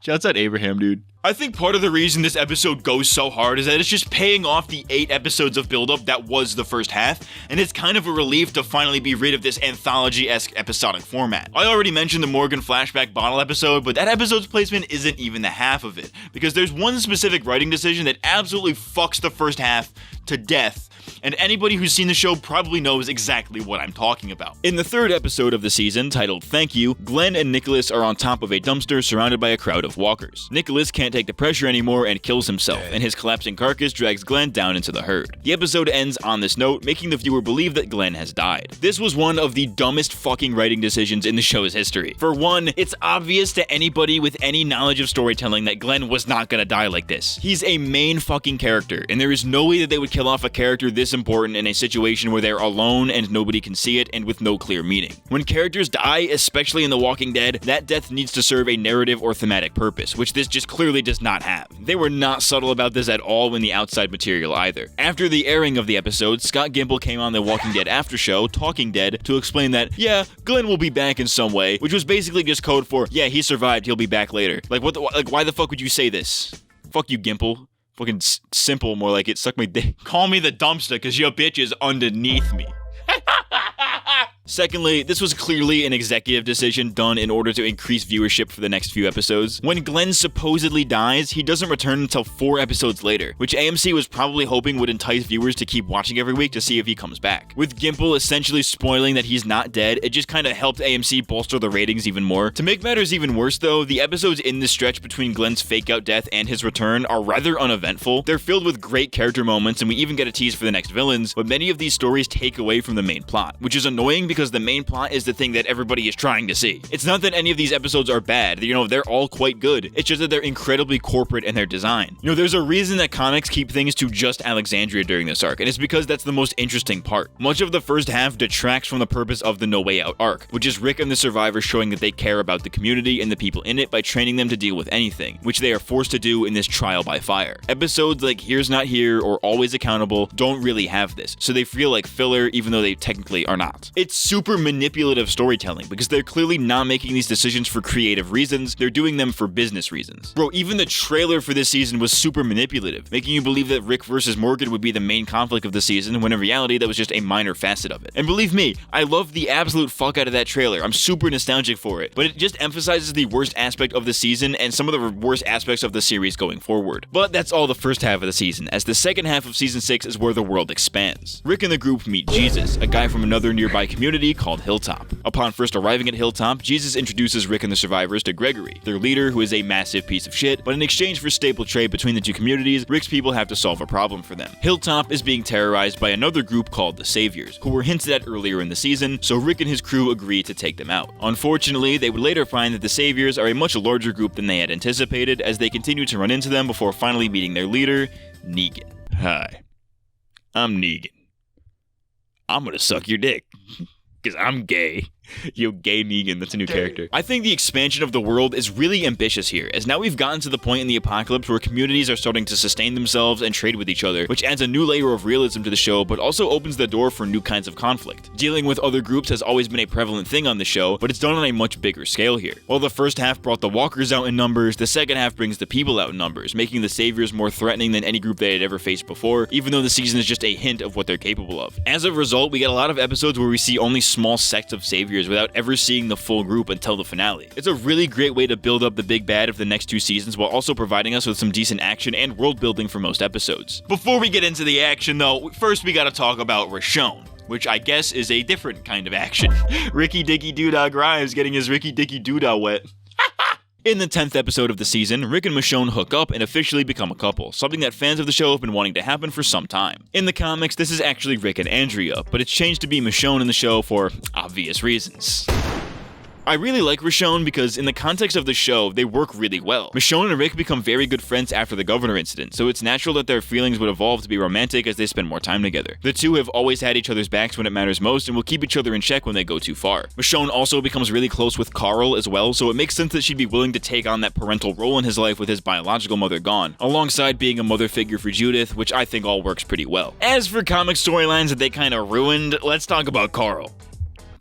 In both versions, after Carl loses his eye, he becomes a lot darker as a person. In the comic, this is a lot more believable because it happens gradually even before he loses the eye. The show tried to do this back in seasons 3 and 4, but it kind of fell to the wayside and they ended up opting to make Carl a lot more hopeful. Losing his eye in the show meant that they could start taking this arc a lot more seriously, and they tried to, but I don't think they do it very well. For a while, Carl does become a little fucking psychopath. The world really has fucked him up, but the show never really goes too deep with this, and when they do, they always pull it back. For instance, there's a scene in the 10th episode where Carl lashes out at Enid in the woods, insinuating that he has some repressed anger caused by some dark thoughts. It's later revealed that the cause of this anger was that he couldn't go through with putting down Deanna's walker, which completely changes the meaning of it and is super misleading. In the show, Carl never has to deal with losing his eye in any way, while in the comics he has to deal with memory loss, physically adjusting to his lack of depth perception, and the self-esteem issues brought about by having a jacked up face. The self-esteem thing is only brought up like once in season 7, and it's never really mentioned ever again. I think the comic handled this way better, even though I thought the memory loss thing was a bit cliche. Skip it up and that up. Getting back into the action though, much of the second half revolves around the attack on the Savior's compound, which while having a really cool firefight, leads into some pretty interesting dilemmas. For starters, Glenn and another Alexandria named Heath begin bonding over the fact that they've never killed anyone before, which is something they are now forced to do in the attack. Glenn has managed to avoid killing a living person this entire time, which is actually consistent if you go back throughout the previous seasons, so he feels really unsure about it. Glenn has always been a character full of hope who will always try to find the most peaceful solution, and both of those ideals are tested when killing seems to be the only way out of the situation. Along with Heath, the two both have their first kills in this episode, and it's actually really heartbreaking to see Glenn's because you know he just doesn't want to do it. I think this is done way better than the Carol and Morgan thing that this season also has, because it's not as melodramatic, but also because Glenn's family is now a factor, which Carol and Morgan don't really have. Carol and Morgan's dispute comes across as two ideologues arguing about something they've already made up their minds about, while Glenn genuinely weighs the options and concludes that killing is the best course of action to keep his family safe, even though he still doesn't agree with it. Morgan eventually does come to a similar conclusion, but it's done after a full season of this really annoying back and forth. Carol's situation is a bit more interesting though, since all of her kills have started to take a mental toll on her. One of Carol's coolest kills though comes from the 12th episode of the season, The Same Boat. After the attack on the Savior's outpost, Maggie and Carol are captured by an escaped group of Saviors and kept hostage. Throughout the episode, Carol pulls every tactic in her repertoire to get out of the situation, but this time she aims to do so with as little killing as possible. This shows that she's starting to take Morgan's advice a little bit, with the mental repercussions of killing finally getting to her. This episode is good and all, but it kinda defeats the purpose of Carol thinking that killing is bad when she brutally lights a bunch of dudes on fire and watches them slowly burn to death. You know, kinda counterproductive, right? This event seems to be her breaking point, so she runs away from Alexandria with the intention of secluding herself so she never has to be put into the position to kill again. This is yet another example of Carol running away from her problems instead of facing them, which as a motif fits her character pretty well, but as a viewer just gets kinda fucking old. Now if you want to talk about action, let's talk about Eugene chomping on a cock. Now that's action. Call your bitch Eugene cause she is chomping on my dick. You know how to bite a dick, Eugene. I mean that with the utmost of respect. Eugene actually has a really interesting arc where he questions his ability to be useful to the group, as a clear continuation of his Season 5 arc. Being the coward that he is, he doesn't really know how to fight or to be tough. He tries to learn, but finds that it's not really his strong suit. His brains were always his greatest weapon, and while his smarts can't kill walkers, they can be of use to the group in other ways and get him and the group out of some sticky situations. His idea to make bullets for the community is one such example, and biting Dwight's penis, as funny as it is a show of confidence and dedication to his new purpose that he doesn't really want to lose.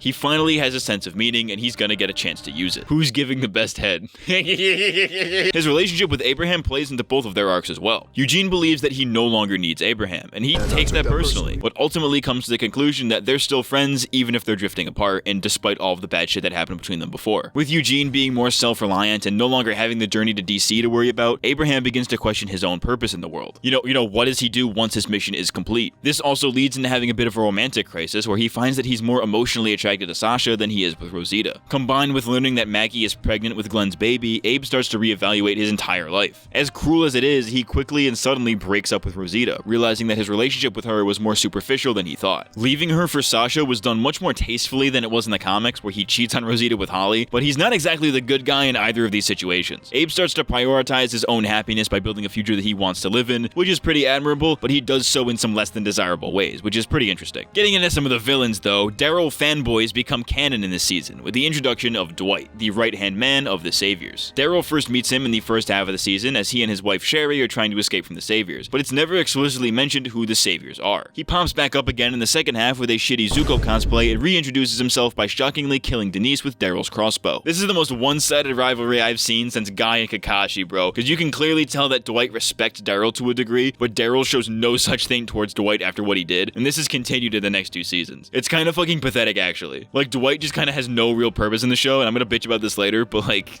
this motherfucker is just a Daryl cosplayer, bro. That's all he is. You are fucked.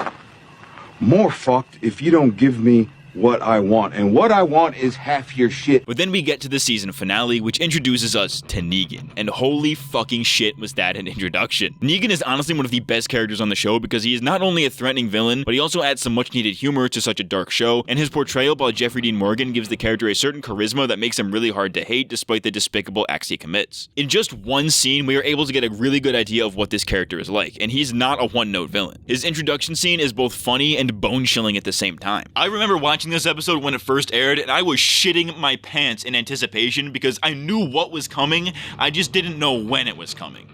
The answer was 6 months, but it was still a tense scene regardless. Even today, I unironically get shivers when I rewatch it, even though I know exactly what's gonna happen. You know what I mean? It's that good of a scene. The uncensored version of the scene is like 10 times better than the version they aired on TV though, because it perfectly encapsulates Negan. The line delivery is way better, and he is way more threatening and a lot more in character when he's allowed to say the fuck word. Part of the appeal of Negan's character is the fact that he swears like a literal child who just discovered what swear words were. So it's like motherfucking shit, you know what I'm saying? I am gonna beat the holy fuckity fuck out of one of you. Anyways, Negan's introduction is a major turning point for the series, but specifically for Rick's character. Throughout 6B, Rick is on top of the fucking world. He is super hopeful for a better tomorrow. He is confident that he and his people can take on anything. When the Saviors get their ass at every corner and get them all lined up for Negan, Rick's entire bravado instantly crashes down. He underestimated the Saviors, and now they've got him literally on his knees. The only thing he can do is sit on his ass and take it, which absolutely destroys his confidence and drive going into Season 7. This is brought about as Rick is forced to watch as Negan brutally kills one of his friends, ending the season on a cliffhanger. I'm actually really torn on the cliffhanger ending. On one hand, it is incredibly surprising when the episode just ends as we get a POV shot of the victim. Seeing all of the fan theories and analysis about who was killed was really fun back in the day, and it's genuinely suspenseful to not have the death revealed right away, which is great when binge watching the season. On the other hand though, this was absolutely fucking dreadful when the show was first airing. This 6-month gap between seasons was brutal, and it's clear why AMC did this. They wanted to keep fans interested and talking about the show in an effort to increase ratings for the next season. This seems to work rather well, with the Season 7 premiere being the second highest viewed episode of the entire series, right behind Season 5's No Sanctuary. This is yet another example of the season's transitional nature, since dragging out Negan's entire introduction to 2 episodes between seasons was clearly meant to,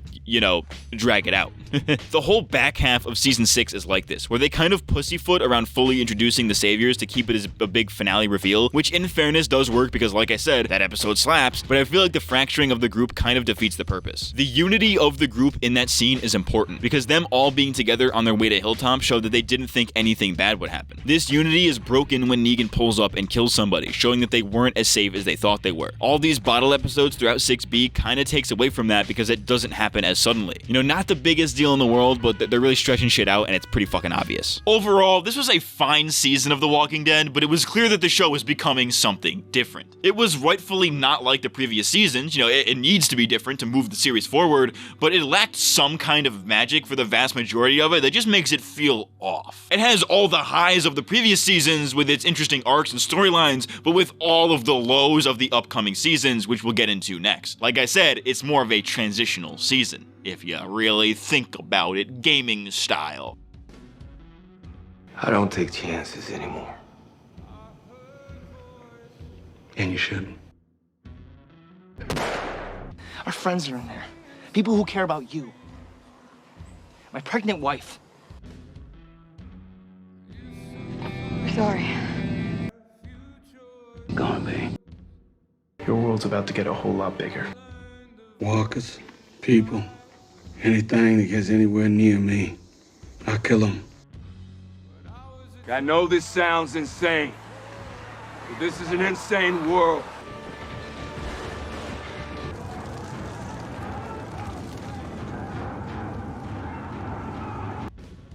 We invested a lot, so you would know who I am and what I can do.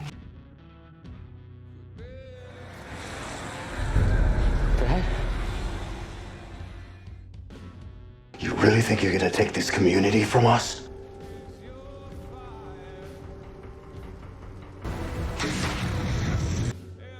From Glenn, from Michonne, from Daryl, from me? Do you have any idea who you're talking to? What?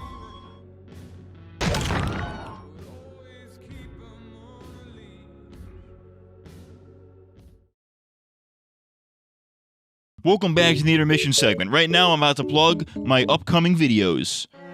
Because I'm real fucking funny. I'm gonna fucking piss and shit, comment, shit, and piss and fucking shit, and comment, piss and... But I'm assuming you're seeing this by the end of November. That's the intention. If it comes out later than that, I'm just gonna fucking kill myself. At some point in December or January, memes of the year. We're gonna do memes of the year.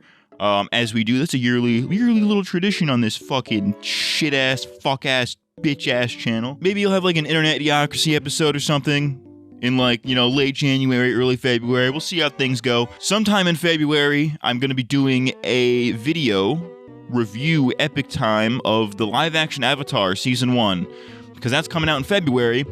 And I gotta cover that, because I'm the Avatar guy. I'm one of many Avatar guys. And then I got a bunch of other, like, really niche, fucking stupid-ass videos that I'm working on. And then, assuming this video does well, you'll be seeing videos about Fear the Walking Dead, Walking Dead World Beyond, all the spin-offs at some point or another. That's the intention if this video does well. If this video doesn't do well, again, I think I'm just going to fucking kill myself.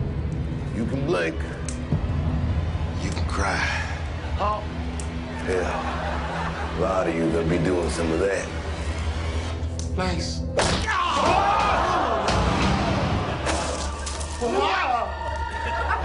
Hey, Negan, which one of us y'all gonna hit? Suspense is killing me. Going into season 7, not a whole lot changed production-wise, but there was one key thing to note. You remember how earlier I mentioned the Gimple era? Georgetown Geronimos. Well, season 7 is where that truly started to take effect. For seasons 4, 5, and 6, Gimple was the showrunner and wrote some of the best episodes of the show. While during seasons 7 and 8, he remained as showrunner but wrote some of the worst stuff the show has ever seen. My personal theory is that Robert Kirkman was involved in seasons 4 and 5, partially involved in 6, and completely left before 7, which is why when Gimple took full control, the show tanked because he didn't have anybody to tell him no to certain things. Ultimately, that's just speculation on my part, but I think it explains a large amount of what this season and the next season lacked, which was input from the people who truly understood The Walking Dead at its core. Now, this isn't to say that Gimple is a bad writer or anything, far from it actually. Like I said, he's written some of the best episodes of the show in the earlier seasons, but it's incredibly clear when you look at how things played out behind the scenes that it was Gimple who was responsible for why the show declined here, or at the very least he served as a useful puppet for AMC. He made a lot of changes, and while some were for the better, most were for the worst, and we'll get into all of it as we progress into the fucking Savior War. Woo! Getting into the meat and potatoes though, this season starts off immediately after the end of the last one, where it's finally revealed who was murdered by Negan. After 6 months of fans speculating who it would be, I don't think anybody could have predicted what they did here. Spoilers if you haven't seen this, because I genuinely do not want to ruin this for you if you don't know the twist. Instead of killing off one character like they do in the comics, they actually killed off 2, and arguably 2 of the most beloved. In an extended scene from the season 6 finale, Negan first kills Abraham. This shit was fucking brutal, it's not fun to see anybody that you enjoy getting their fucking brains splattered on the floor, but Abraham kind of died as he lived, spouting off swear words in inappropriate situations. Honestly, what a fucking legend. Fuck. My... Yo, Abraham really pulled a fucking Hank Schrader. I feel like Abraham's death was kind of predictable, since not only did he outlive his comic book counterpart, but his character arc had kind of already finished by the end of season 6, so he didn't really need to stick around, so this one was kind of predictable. However, I feel like his death is often overshadowed by the second death here, which we'll get into. After seeing Abraham's untimely and gruesome demise, Daryl punches Negan in revenge, which was clearly not a very smart move. Like, dude, did you think he was fucking kidding when he said he would shut that shit down, no exceptions? In retaliation to this, Negan turns around and in a surprising, yet still also not surprising at all twist, bashes Glenn on the head in a scene straight out of the comics. I think this is probably the most gruesome scene I've ever seen, not just in The Walking Dead, but in TV in general. Got his fucking eye popping out of his skull, he's like mumbling his last words as his brain function slowly ceases. It's fucking brutal, man. I really do think that the show needed more gore like this, because they kind of shy away from it a lot of the time, and I'm honestly genuinely surprised they were able to air this on network television. Like, that must have been an absolute fucking nightmare with standards and practices. You know how earlier I said that nobody could have predicted that it would be 2 people? Well, guess what, motherfuckers? It was me. I did it. I predicted it in 2016, whenever the episode came out. It was me.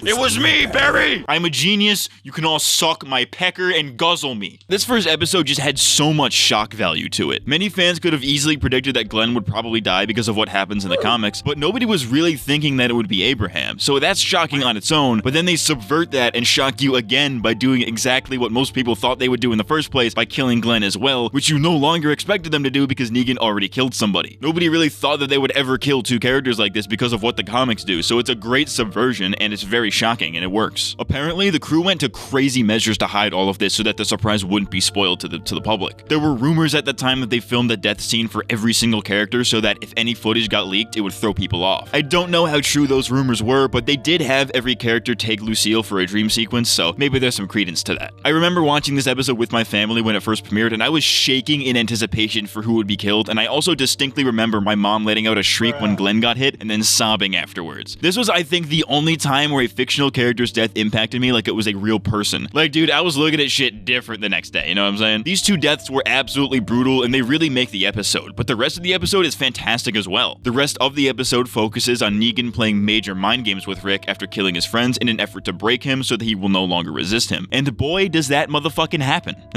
This is one of Andrew Lincoln's best performances in this show. This dude unironically deserved an Oscar or some shit for this episode alone, but just legendary performance, unfucking matched. The episode ends with this really sad scene of everybody lamenting their fallen friends, emphasized by great acting and an emotional score. Like, bro, when Rick says this, These are family.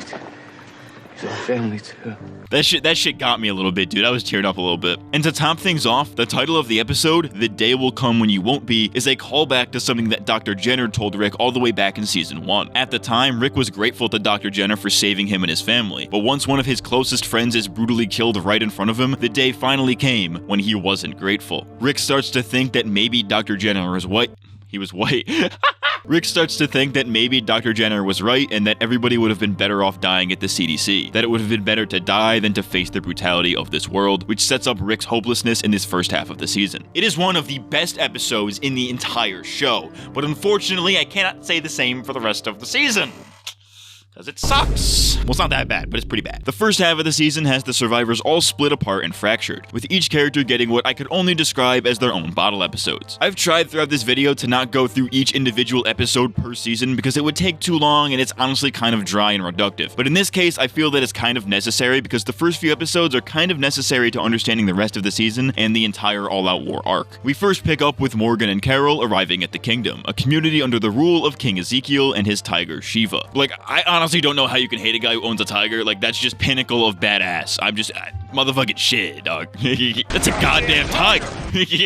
As the two become acclimated to life with this new community, Morgan discovers that the kingdom is also subservient to the saviors, which King Ezekiel seems to be cool with. Carol is fed up with the fantasy that the people of the kingdom are living in and tries to leave, but ends up getting to know the king pretty well. This episode is kind of funny at times, but I don't really know what Carol's problem is here. You know, she hates the place and wants to leave, but it actually seems kind of like lit. Like, hey, there's no real conflict there. Everybody seems to be living there relatively peacefully, and they're definitely not as cowardly as the Alexandrians once were. Sure, they follow a man who calls himself a king, but it's not like everybody is out there pretending to be in some fucking medieval fairy tale. And the kingdom's deal with the saviors seems kind of fine, honestly. You know, they give them some food once a week, doesn't seem like a huge deal. Of course, the problem is that it's really one-sided with the saviors giving nothing in return, but it kind of goes to show that the saviors can be reasoned with provided there's no assholes about. Speaking of assholes, see this guy? Fuck this guy. The saviors being assholes is further explored in the third episode of the season, The Cell. The saviors are holding Daryl prisoner and torturing him Guantanamo Bay style in an effort to break him and get him to join their ranks. And would you look at that, the A symbolism pops up yet again, with Daryl being labeled as Prisoner A. I think the explanation is pretty self-explanatory. Much of the episode focuses on Dwight and the general daily lives of the people living at the sanctuary, or the saviors compound. I don't think I made that very clear. The title of the episode, The Cell, is a bit of a double entendre, as Daryl isn't the only one in a cell. Dwight is also a prisoner, but in a different kind of way. We know from his introductory episode that he doesn't want to serve Negan. In fact, many people just straight up don't. He only does so because it's what will keep him and his family safe. The thing that makes it a prison is that he can't be with his wife, Sherry, who is now married to Negan, something that she only did to keep both of them safe. We see Dwight starting to question his true loyalties. You know, does he continue to deal with Negan's bullshit for his guaranteed safety, or does he rebel for a chance at a better way of life? He's in a mental prison, so to speak, so the A symbolism is a little bit, symbolic. Ooh, crazy idea. Ooh, sexual. This is followed by the episode Service, where Negan and his men come to Alexandria to take their supplies and to taunt Rick. Another of Negan's manipulation tactics is put on display here, when he asks Rick to hold Lucille for him. Rick is forced to hold the weapon that killed 2 of his closest friends and has to sit there and let Negan berate and demean his people. None of the Alexandrians are having any of this, they don't like people taking their shit, and many of them rebel in different ways. The interesting thing here is that the Alexandrians are now acting the way that Rick had always trained them, but now Rick is the one telling them to stand down and just take their beatings. It's super ironic that even Spencer, a guy who never liked Rick, is on the right side of things here. Like, he's still a dick, but he's not wrong. The next episode picks up with Maggie and Sasha taking refuge at Hilltop. I find it interesting that they pair these two up since their boyfriends were both just killed 4 episodes ago, so they kind of bond over their shared experiences and help each other mourn. The episode mostly focuses on how Maggie rises to the occasion and becomes the new leader of Hilltop. Nobody really likes Gregory because, like we established, he, fucking sucks, so it's interesting to see how their ideals clash here. All you really need to know about these two is shown in one of the very first scenes of the episode. Maggie, Sasha, and Jesus are paying their respects at Glenn and Abraham's graves. These are the only 2 graves at Hilltop because they apparently don't bury their dead, with Gregory callously telling them to burn the bodies outside instead. This shows that Gregory does not think of how people may be feeling and does not care, but Maggie does, hence why she proves to be a much better leader. And I don't know if this last part was intentional, but there's an interesting parallel when it comes to burning bodies. In season 1, Glenn is seen getting upset over Daryl and T-Dog trying to burn the bodies of their fallen comrades, emphasizing that they bury their own people and they burn the walkers. Glenn would have absolutely hated Gregory's way of doing things here, hence why Maggie hates it as well. Not Marcia, not dear, not honey. Maggie. Maggie Ree. These episodes are all relatively okay, they aren't as egregious as people make them out to be if you binge them all in a row, but I think the order of the episodes here creates major pacing issues. For instance, the second episode is all about Carol and Morgan finding the kingdom, but at no point do they ever acknowledge the events of the previous episode. Obviously, Carol and Morgan weren't there, so they obviously don't know about what happened, but at no point do they ever cut back to see how the other characters are dealing with it. Like, we have this really shocking episode followed by a somewhat funny episode, which, yeah, I can understand that you'd want some lighter episodes in there to make sure things don't get too dark, but why place that episode right there? We need some time to absorb the events of the previous episode and the effects they have on the characters before we start seeing what everybody else is up to and going on these tangents. I think the most egregious of these episodes in the first half is episode 6, Swear. This is an episode focused entirely on Tara, a character who, as of that point in the story, has absolutely no idea about anything that has happened since the compound raid last season, and was also a character that not very many people liked that much to begin with, and many felt overstayed her welcome. She comes across the show exclusive Oceanside, a community populated entirely by women because all of the men had been killed by the Saviors. All this episode really does is get a minor character caught up to speed on what's been going on, and even then that happens at the very end of the episode, and the events of the episode could have been mostly skipped. Oceanside does come back in a larger way near the end of the season, and later again in season 8, but it still baffles me how such a minor set piece and a group that we rarely see was emphasized so heavily in this episode. It's technically important in the sense that it helps further villainize the Saviors, but there's already enough of that going on. This episode in particular is almost completely disconnected from the rest of the season. Glenn and Abraham's deaths specifically drive almost this entire war and almost every character interaction, and this episode has absolutely nothing to do with that. Aside from the premiere and the mid-season finale, this first half feels like a very disjointed group of episodes. There's a clear connection between all of them in that they all set out to further villainize the Saviors by showing all the bad shit that they do and the reach and power that they have, as well as showing us how fractured the main group is. This is all done with the intent of having this big come-together moment at the halfway point where everybody finally reunites, this time ready to take on the Saviors. The first half's disjointed nature is both a blessing and a curse, because these episodes have very clear intentions and things that they set up, but in doing that, they made some pretty frustrating to watch and, dare I say, boring episodes. The whole point is to show how disconnected the group is after their first encounter with the Saviors, which does wonders for the characters, but the storytelling takes a major hit because of it. It never feels like it's progressing toward anything, even though there is something to progress towards. The only thing that keeps me from completely hating most of these episodes is Negan, because he's just hilarious, but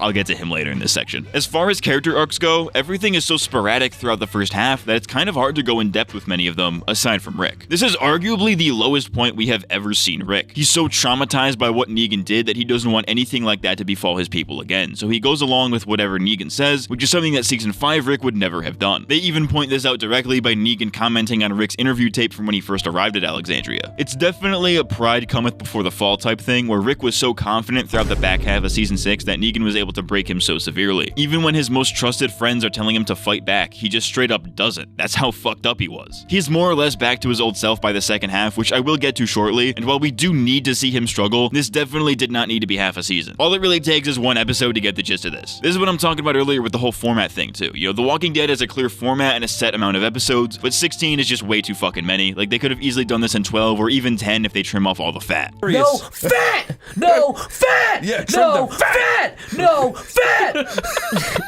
Moving on, the second half of Season 7 adapts the March to War arc from the comics, with a little bit of all-out war thrown in there, where most of it is about building further conflict with the Saviors while the other communities prepare to fight back. Overall, I think the second half is much better than the first half here, if only because now there is an actual goal for the characters to strive for, as opposed to just, taking their beatings. Everything they do in this half has intent behind it, right? Nobody ever just, does shit for no reason, even though some of their reasons are irrational and lead to irrational decisions. For the most part, all of the groups are united, and even though some individuals decide to take matters into their own hands, like Sasha or Dwight, you see exactly why they would do it, you know what I mean? This starts off by Jesus taking Rick and the survivors to the kingdom, which he has apparently known about the entire week they've known each other, but whatever, fair enough. It's here that Rick meets with King Ezekiel to get the kingdom's help in the upcoming war. Meanwhile, the rest of the cast are out gathering supplies to prepare for the war and committing various acts of rebellion against the Saviors along the way. Much of this half of the season involves them looking for said guns, and we occasionally switch over to Eugene, who is acclimating to his life as a savior. In the process, they end up running into another group exclusive to the TV show known as the Scavengers, who I will be now referring to as the garbage fucks because I do not give a fuck about these people, and the show does not give you a reason to either. At least with Oceanside, they gave us characters that formed connections with the Saviors and a backstory relating to the Saviors, so there's at least something there to give a shit about if you really wanted to, but the garbage fucks have absolutely nothing for viewers to latch onto. Nothing about them makes any sense, so they aren't very relatable as a result. They live in a landfill.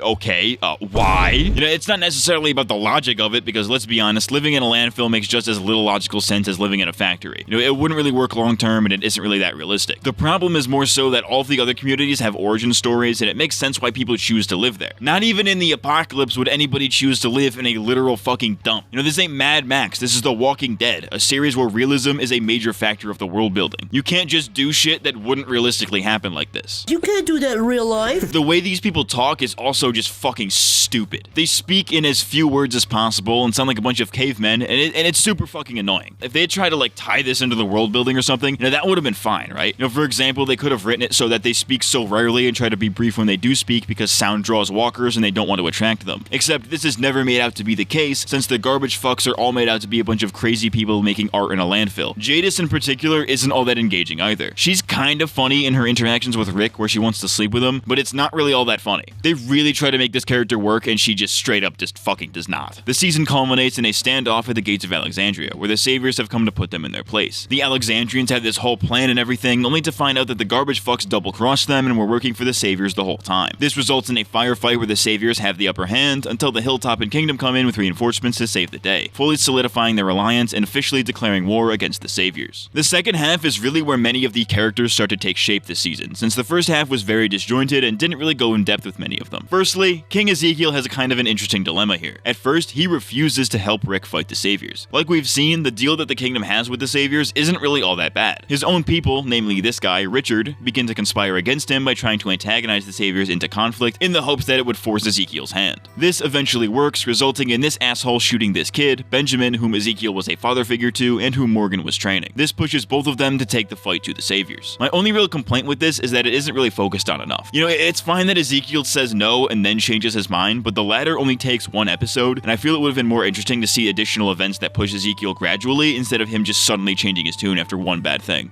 It wasn't your fault. Yeah, it kind of is. One character dynamic that I really liked was the one between Sasha and Rosita. Both of them are very angry at the Saviors and Negan for killing Abraham, so the two form a plan to take the Saviors down from the inside. These two are a pretty interesting dynamic because the whole Abraham thing caused them to kind of resent each other, so it's kind of cool to see them slowly make up and start to become friends. They find that they have a lot more in common than they once thought, which is pretty interesting when you consider that they've never actually interacted with each other at all before this. This does wonders for both of their characters, with Sasha finally acting on her rage that's been festering for 2 seasons, and Rosita finally getting some much needed depth. I think that Sasha's sacrifice in the season finale was a brilliant move as well. The plan makes a whole lot of sense, with the whole intent being to catch Negan by surprise as a walker, and Rick seeing her dead would make him more likely to want to fight, since to him, that's just yet another friend killed by the Saviors. But ultimately, I think it's a fitting way to end off Sasha's arc. For several seasons, she's been very angry with the world and often acted very selfishly because of it. Her relationship with Abraham brought her out of that, only for her to go right back into it again after his death. Her final act is a selfless one, showing how Abraham has changed her. It's not the best arc in the world, her character is apparently really unpopular and they really dragged it out for sure, but when they do give her the focus that she needs, Sasha is not a bad character. She's pretty decent. Getting back to Rick, the second half of the season is where we see his hopefulness return, and you can really feel it here. For instance, in the episode New Best Friends, the group finds out that Gabriel has left the community and taken all of their supplies. Rosita and the rest of the group are quick to jump to the conclusion that he just pussied out and left everybody to die, but Rick is seemingly the only one who sees how suspicious the situation is. He never liked Gabriel that much, but he knows and trusts him well enough to know that he wouldn't do the community dirty like this. And lo and behold, Rick was correct, where it's revealed that Gabriel was just forced into leaving against his will, which Rick only managed to find out because he trusts in his people. This is a core part of Rick's character that we've seen as far back as the first season, but it really starts to take form here. The thing that sets Rick apart from the other leaders is that his communities are based on trust, while people like Negan base it around servitude under the guise of trust. Or just straight up using fear tactics with absolutely zero fucking nuance, but that too.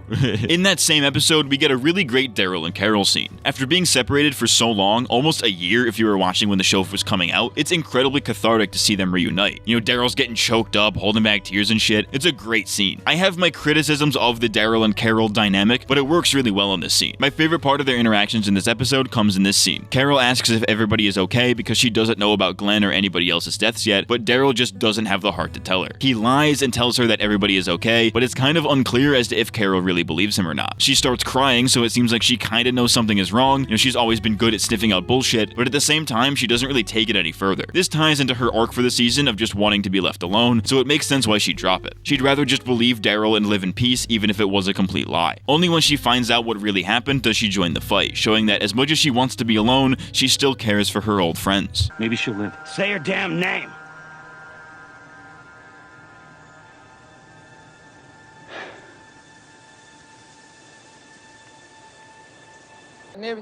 This season is mostly about the survivors preparing for war, but we also get a pretty good look at what life is like for the Saviors. Negan implements a really predatory and unfair system, where those who kiss his ass the most get the most perks. You can see why some people might want to leave, and why those who Negan values might not want to. Seeing the way he runs things and how backwards it is does a great job at villainizing the Saviors, while also showing us that not all of them are really bad people, that there are plenty of innocent people there just trying to get by, that Negan and his lieutenants take advantage of. They actually show this in a really fun way with the episode Hostiles and Calamities, in which Eugene becomes a savior. The episode has its funny moments with Eugene hanging out with Negan's wives, but at the same time, the episode explores why Negan's wives are a problem. Well, they themselves are not the problem, but rather the way Negan treats and views them. We see this in two ways. The first is Dwight being blamed and punished for his now ex-wife and one of Negan's current wives, Sherry, going missing. Dwight had nothing to do with Sherry escaping, but because he was originally with her, Negan immediately blames him for it. When Dwight finds a clue as to where she might be, he finds a note left by her which essentially says, "Yeah, being with Negan sucked, but you also kind of suck ass for allowing that to happen instead of sticking with me." It's a really nuanced situation in that Sherry is forced into an unwanted marriage because it was the only way to keep both her and Dwight safe after their escape attempt last season, but Dwight just kinda lets it happen. He drank Negan's Kool-Aid so hard that he forgot to be the man his wife could return to. She'd rather be alone and in danger than safe with a Dwight who has forgotten who he is. I don't know who I am anymore. This serves as Dwight's main motivation for rebelling against Negan, but I find it kinda weird how they play his character with this. Dwight's introduction in season 6 is kind of weirdly placed, because he starts off where he ends, if that makes sense. He starts to realize that the Saviors aren't exactly the nicest group and he tries to get out, except that's exactly what he was already doing when we first meet him, but then he goes back to them only for us to see him come to that same conclusion again and become a spy for the survivors. It's super fucking backwards and redundant, and they clearly only did it for the Daryl rivalry. Getting back to Negan's tactics though, let's talk about Amber, the blonde girl that Eugene hangs out with in the 11th episode, where there's a subplot that you can kind of piece together. Much like Sherry, Amber left her original boyfriend to become one of Negan's wives, and she clearly hates it. She tries to sneakily get with her old boyfriend, but is caught, and Negan punishes the guy as seen in an earlier episode. It clearly fucks with her to the point where she'd rather die than to be with Negan, asking Eugene to make a euthanasia pill for her. It's not that Negan necessarily treats his wives badly. He actually treats them quite well if you disregard the,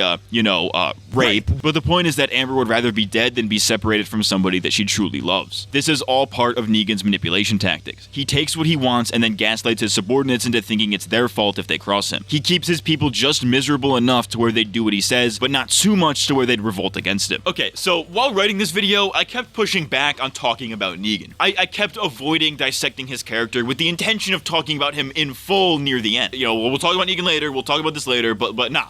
That's cringe. Fuck it. It's Negan time, baby. Motherfucking Negan time, baby. Whoa! I feel weird saying Negan because it sounds it's dangerously close to the N-word, and I'm not a huge fan of that. But, you know, sure. What up, my Negan?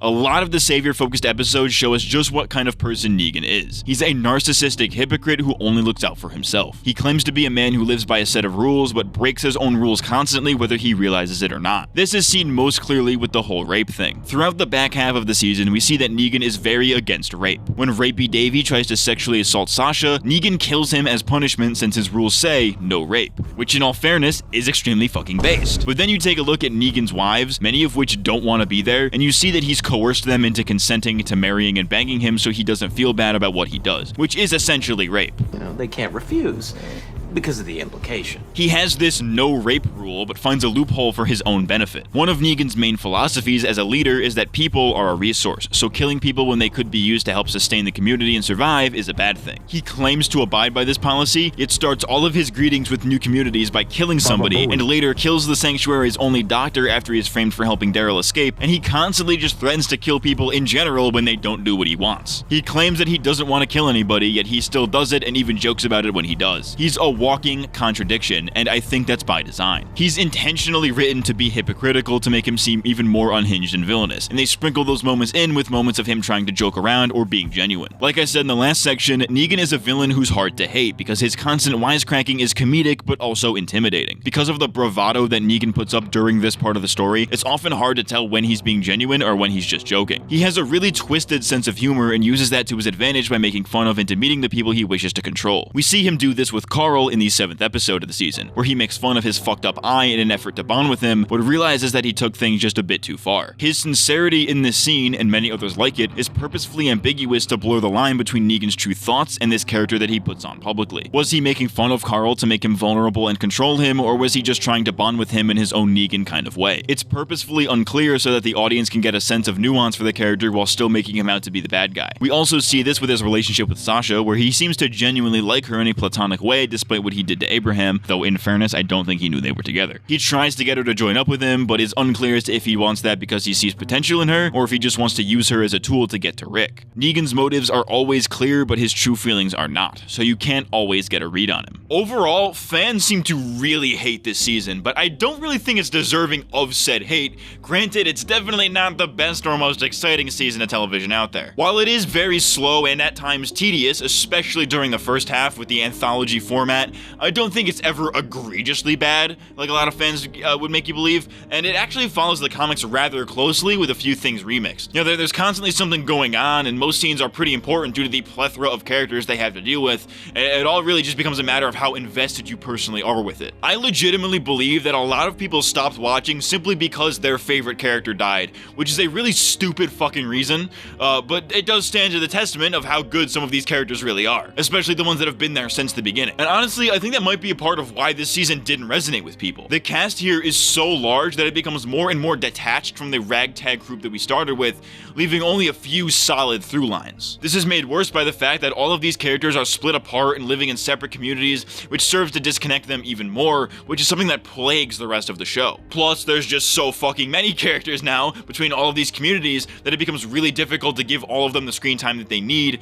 so we end up focusing on like 3 or 4 main characters, with many of the supporting characters getting rather half-assed character development, even in their own dedicated bottle episodes. I think to sum it up, Season 7 is the meh season. Season 8 is arguably way worse, but Season 7 seems to get a lot of shit for simply just setting stuff up, you know what I mean? You know, it's not as strong as the previous season, that's for sure, but it's not as egregious as many fans make it out to be. The whole purpose of the season is to further antagonize the Saviors and get the group mad enough to fight back, which is exactly what the season does. The setup and payoff go hand in hand, and you can have good setup with some pretty bad payoff, which is what I think Season 7 and 8 are. 7 is slow yet serviceable setup, while Season 8 is the anticlimactic and jumbled payoff. It is an okay half of a much less okay whole that is the all-out war arc. And I'll tell you, motherfucker, they was not on Easy Street. We're on Easy Street, and I milked her teats. And I'm gonna beat my dick out here on Easy Street. And we're sucking out the gay man's AIDS. Suck his dick because it makes me gay. Simon's my right-hand man. Having one of those is important.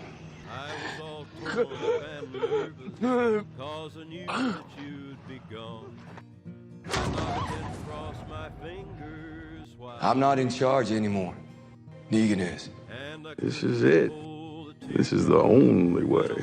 We came to ask the kingdom to ask you to join us in fighting the saviors, fighting for freedom for all of us. Stop it. Everything we have, we got from fighting. I made the choice. Glenn made the decision, Rick.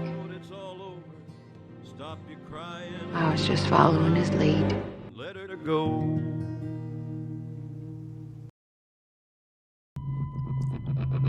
We cum in our pants yet? Yeah.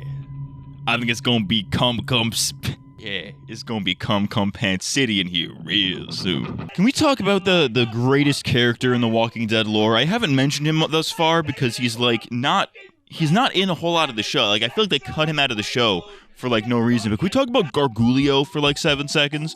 Shouts out to Gargulio, dude. I don't know why they cut out all of Gargulio's great moments, his great scenes, but there's just not enough Gargulio in this show. I don't know why they cut him out, bro.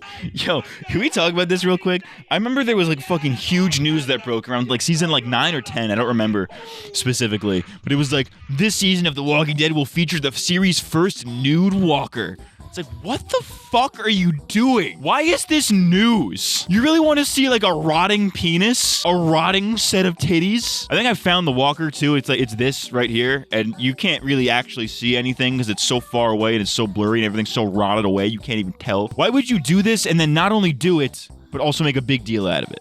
Fuck you. Despite making Season 7 seem much better in retrospect, Season 8 itself is probably the worst season of The Walking Dead. This is extremely disappointing because this season was adapting the all-out war arc from the comics, one of the most action-packed, most thematically rich storylines in the entire series, yet the show massively shit the bed. This season opens with Rick leading the communities to confront Negan, where they have this elaborate plan that involves using a herd to trap the saviors inside their compound while they take out their various outposts. As a result, the first half is very action heavy, but once a wrench is thrown into their plan, they have to fight the remaining saviors directly, which ironically makes the second half an absolute drag. This brings me to one of the biggest problems with this season.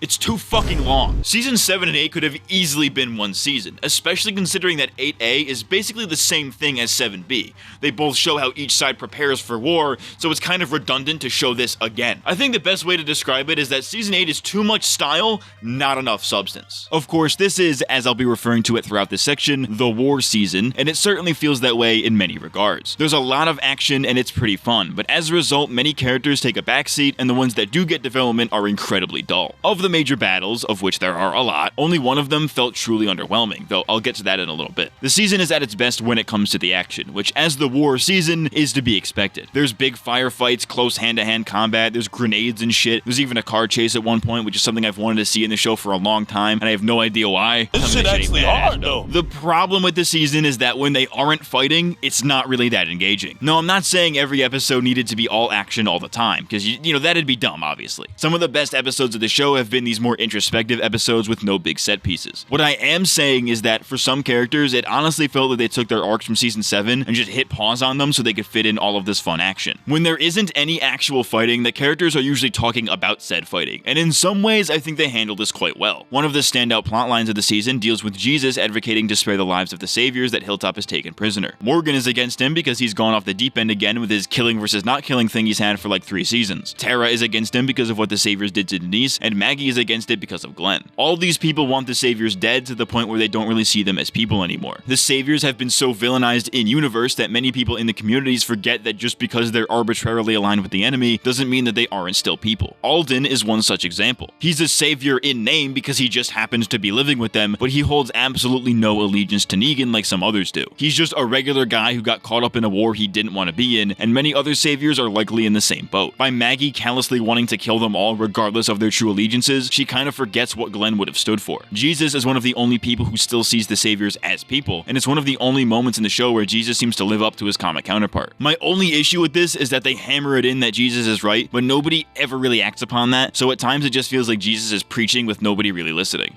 Jesus preaching, there's a relation joke to be made there. Perhaps this was intentional to show that in times of war, nobody really cares about peace and everybody just cares about revenge, but I don't think that it was intentional, so it probably wasn't that. This can also be seen in other ways, specifically with Daryl and Rick. In the second episode of the season, Rick is held at gunpoint by a savior who, spoilers, is revealed to be Morales, one of the main group in Atlanta back in season 1. The two catch up a bit in a brief scene where we find out that Morales lost his entire family and eventually wound up with the saviors where he found a new purpose. Rick wants to help him because he knows that Morales is a good person, but Daryl winds up shooting him dead because to him, it doesn't matter who you are or who you were. If you are a savior, you are his enemy and he will kill you. Additional incidents like this occur a few times throughout the next few episodes, where Daryl kills or expresses desire to kill saviors who pose no threat, while Rick stays firm in his belief that they shouldn't be killing more people than they need to. This creates a rift between the two while also showing that not everybody on our side is necessarily the good guy. The brief Morales scene shows this as well, where he only became a savior because of his circumstances, while if he had stayed with Rick's group, he probably would be fighting alongside them. Whoever is friend or foe has everything to do with who you've aligned yourself with. Those who followed Negan see him as good, while those who follow Rick see him as good. Morality has always been entirely subjective in the world of The Walking Dead, and this is one of the few times in this season where the show truly feels like it understands the series at its core. However, this is not always the case with Season 8, since one of the big selling points leading up to the season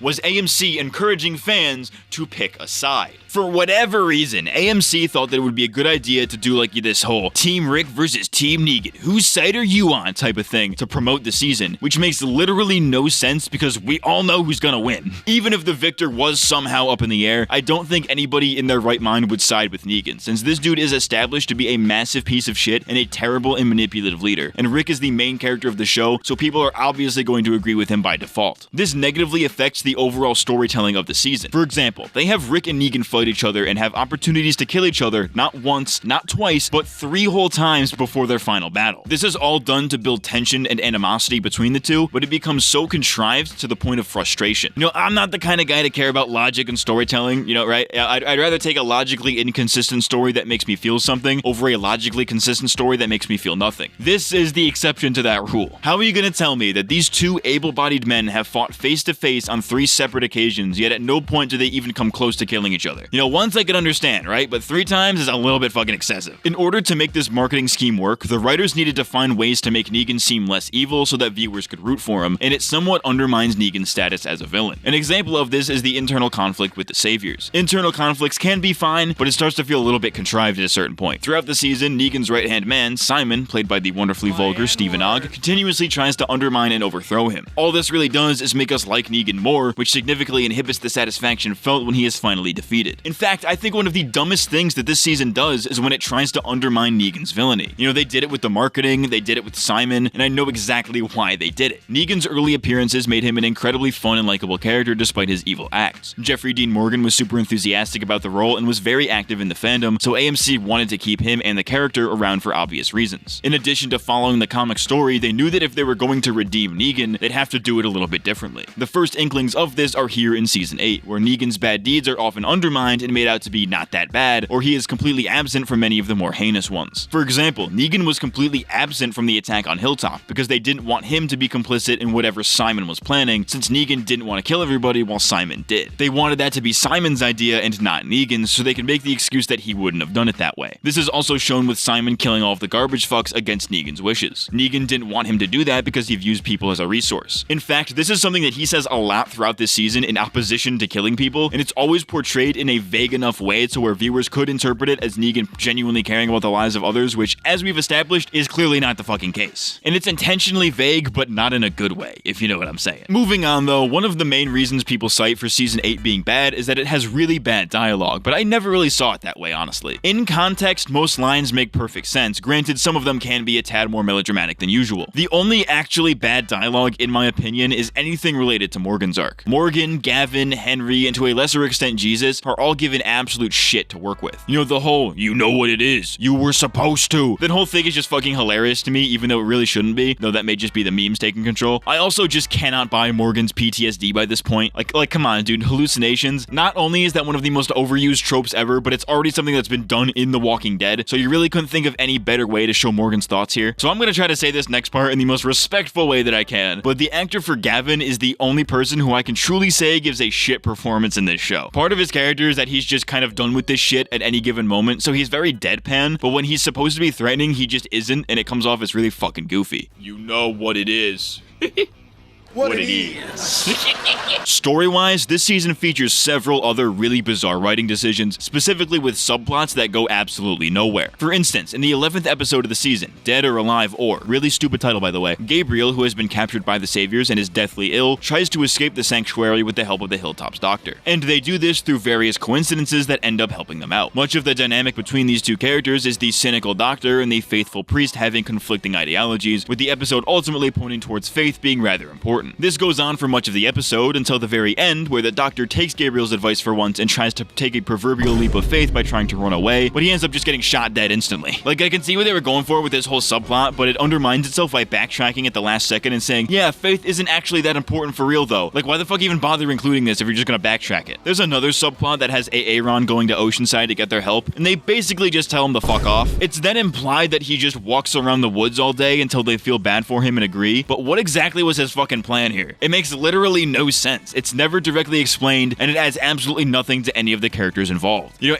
Aaron adopted a savior baby earlier in the season, so they could have focused on that, but I don't think that they're even in the same scene together for the entire season, and it's only ever addressed as a vague motivation that we, the audience, really have no attachment to. There's a whole thing with Dwight, Tara, and Daryl as well. Dwight is working as a mole to get savior intel to the survivors. It's rather relevant to the plot, I guess. Of course, Tara and Daryl don't like Dwight for killing Denise, so they don't like that they have to work with him and refuse to believe that he's truly changed. We've seen this exact story a million times, and I just don't give a fuck. In fact, the existence of Daryl just kind of ruins Dwight's character, since in the comics, Dwight is basically just Daryl. His sheer existence seems pointless when most of his defining character traits are adopted by Daryl. There could have easily been something interesting here, but they seem to avoid it at all costs. The whole plot with the garbage fucks is basically pointless as well. You know, last season they double-crossed Rick, but now they join back with him again and ultimately do nothing. The Saviors come back, kill them all, and Rick then comes back to see that they're all dead, and they leave it at that. Like, why even add these people in if they don't serve a fucking purpose? Granted, I am glad that they're dead because I didn't like them to begin with and they weren't really characters, but why even add them in the first place if you planned this all along? We've been given no reason to care about any of these characters, so seeing them die made me feel absolutely nothing. I think the writers wanted a community to go down to show the Savior's strength, and this event is actually a major part of Simon wanting to overthrow Negan, but we didn't really need that considering Alexandria is basically destroyed at this point in the season anyways, so they easily just could have used the firebombing of Alexandria to achieve this same purpose. Whatever, man, I don't care. The garbage fucks are dead, and I am glad.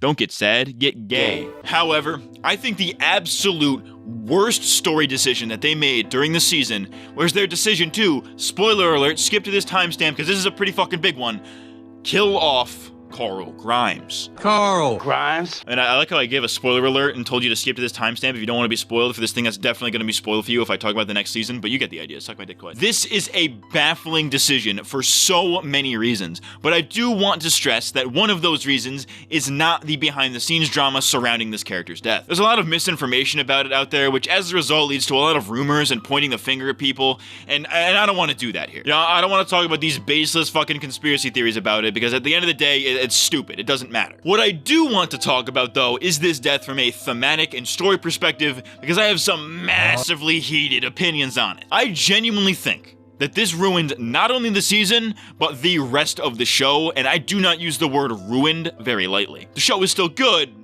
but it's nowhere near as good as it could have been had he lived. You know what I'm talking about? So, to understand why Carl's TV show death doesn't work, we need to look at what purpose it serves in the story. Looking at the season as a whole, the reason for Carl's death was to give Rick the push that he needed to really take the fight to Negan, but also to serve as the motivation for Rick sparing Negan's life. The issue is that it's counterproductive. Rick and the rest of the survivors already have plenty of motivation to fight Negan. He killed a lot of their friends, some of which were very personal to Rick. The problem is, Carl's death had nothing to do with the Saviors. It was simply an unrelated incident, so it does nothing to make Rick hate the Saviors anymore. The other apparent purpose of Carl's death is that it's what makes Rick want to spare Negan's life. And while it makes much more sense than the other reason, it's not really saying a whole lot.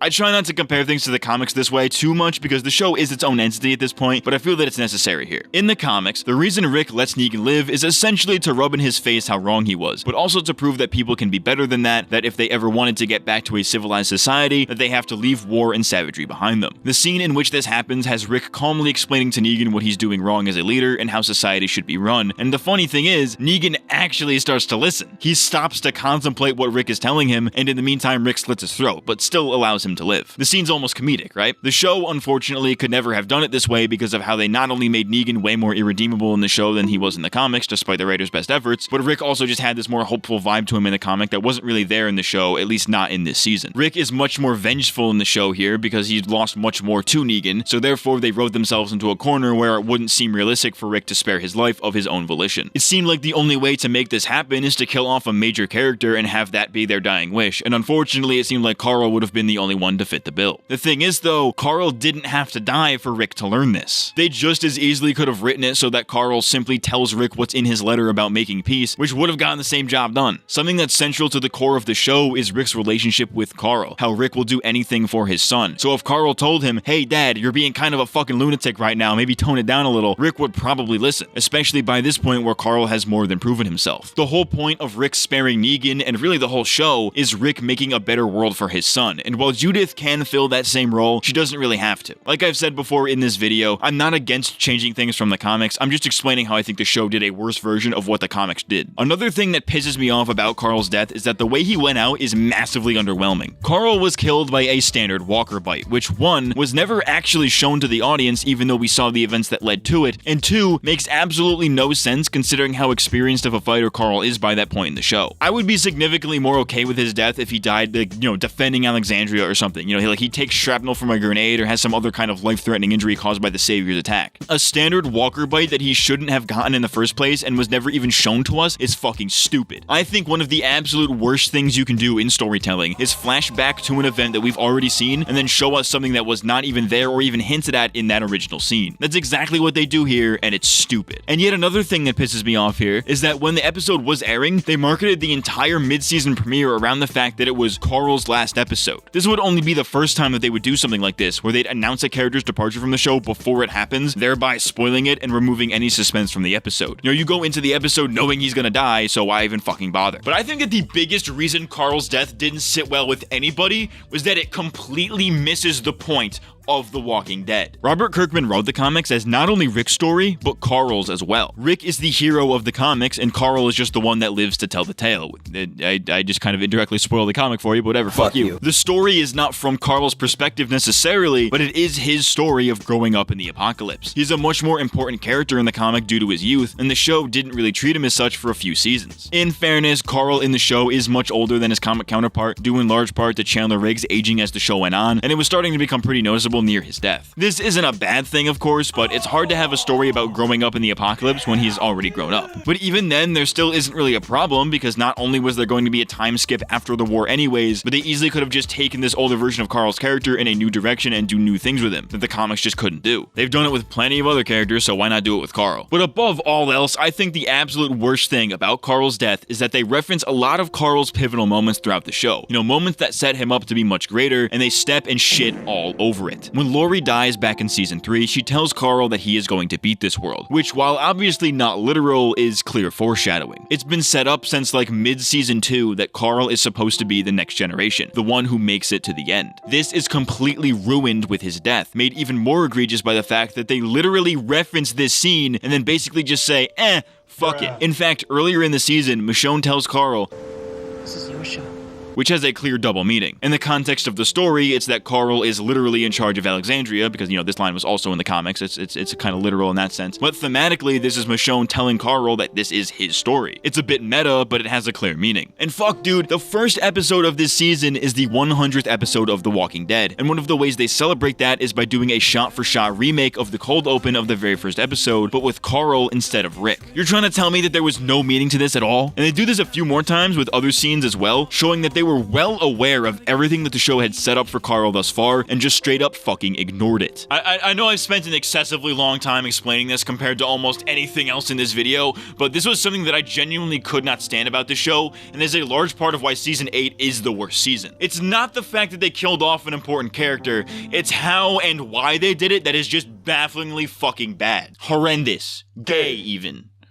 Why was it gay? I don't know. Anyways, the end of the season is both satisfying and underwhelming at the same time. Remember how earlier I said that of the major battles this season, that one of them is very underwhelming? Well, that would be the final battle, and I think calling it a battle is giving it way too much fucking credit. In this battle, all of the communities come together to take out the saviors at the top of this arbitrary hill. The saviors, thinking that they have the upper hand, surround Rick and the survivors, and it's looking like this is the end. That is until all of the saviors' guns explode and then gives the survivors their chance to win. This is explained and teased throughout the season, where Eugene was secretly working with the saviors as an inside man by manufacturing bullets for them, but he secretly made a bunch of intentionally faulty bullets so that this very thing would happen. It's explained, so it doesn't bother me in that regard. It's just the fact that this is what ended up happening instead of an actual fight, because despite this big climactic battle, they don't ever actually fight each other. You know, Rick and Negan end up having a fist fight, and that's pretty satisfying for the most part, and while Rick does spare Negan's life here like he does in the comics, it feels really forced because of how they tried to make Negan seem less evil, so it doesn't really have the same edge that the comics had. The entire scene lasts like 10 minutes compared to the full episodes we've had prior of full-on action sequences. In fairness, the comics also had a really brief final battle, but I would have loved to see at least a firefight or something. This was just fucking anticlimactic as shit. However, there is one thing that I love about this season finale, and it's everything involving Rick. As much as I didn't like Carl's death, you can see how it really shapes Rick in this fight. The entire time, Rick and Negan are arguing over who was at fault for Carl's death, because while Rick was his father, Negan did seem to genuinely care for him as well. When he slashes Negan's throat, that's Rick letting out all of that pent-up rage he's had ever since Glenn and Abraham were killed, and that he's been really struggling to hold back since Carl died. He lets it all out in this fight, but in seeing Negan finally defeated, he also saw that this was the exact opposite of what Carl would have wanted. In his final days, all Carl wanted was peace, and Rick completely ignored that. So to honor his son, he has the doctor save Negan's life, before giving a powerful speech about how this war has distracted them from the real enemy, the Walkers. The scene ends with Rick collapsing under this tree, which we actually saw in the very first episode of the season, and finally just lets it all out by crying over Carl. This moment really made the best of a bad story decision, and while I still don't like it, it does kinda hit. The phrase, "my mercy prevails over my wrath," is a pretty major theme for the season, and I feel like this really ties it together. Rick very easily could have given in to his wrath, but he decided to be merciful, showing that there's still a chance for civilization to come back.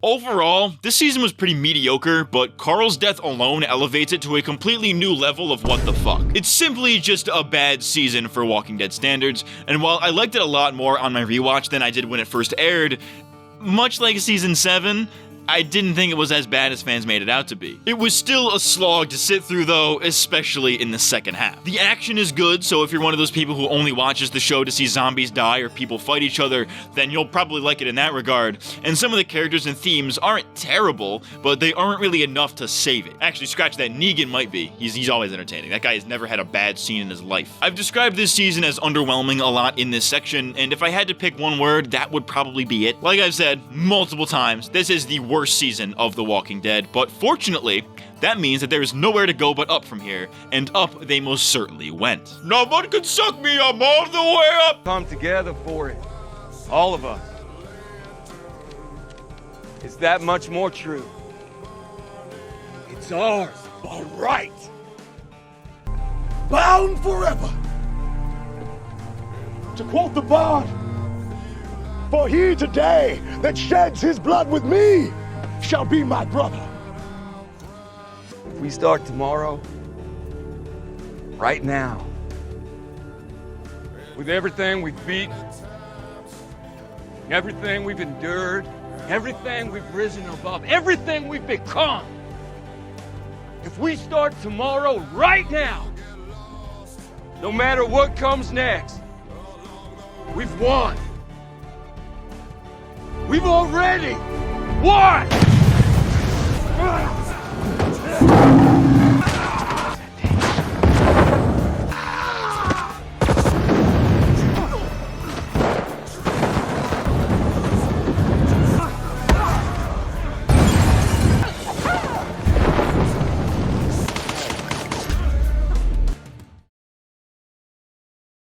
Ooh, okay, another intermission. I am gay. I like men, and I suck them every day. Woo! I already advertised my second channel, Matt's Meme Hall, but I'm gonna advertise it again because aside from live streams, I also make gay parody songs because I have this sense of humor of a 14-year-old, and I love it. So be on the lookout for some gay covers if that tickles your fancy. And by your fancy, I mean your dick. Or vagina. Hell yeah, brother. Hey Ricky Dicky Doodog Rhymes, I haven't been keeping count. Can you tell me what season we're on? Okay, I'm counting. Getting into Season 9, first we gotta talk about a few notable production changes. For starters, Scott M. Gimple was no longer the showrunner on the main show anymore, with longtime staff writer for The Walking Dead, Angela Kang, taking his place. Gimple would go on to become the chief content officer of the Walking Dead TV universe, where he would oversee every Walking Dead show, and he started this by ruining Fear the Walking Dead, though that's a discussion for a completely different video. This change in showrunner would mark a vast improvement in the writing of the show, but things were certainly not made easy for Kang, as before the season began, it was announced that Andrew Lincoln, the longtime actor for Rick Grimes, would be leaving the show. Man, they can't just replace Mr. Frog like that. It's his show. Apparently, this was a combination of Lincoln wanting to spend more time with his family in the UK, who he has to be separated from for long periods of time when filming the show, but also creative differences after the unprecedented character death from the last season. As a result, the first 5 episodes of Season 9 would serve to transition from the last season into the next, and to say goodbye to Rick Grimes. Rick Grimes? Despite this massive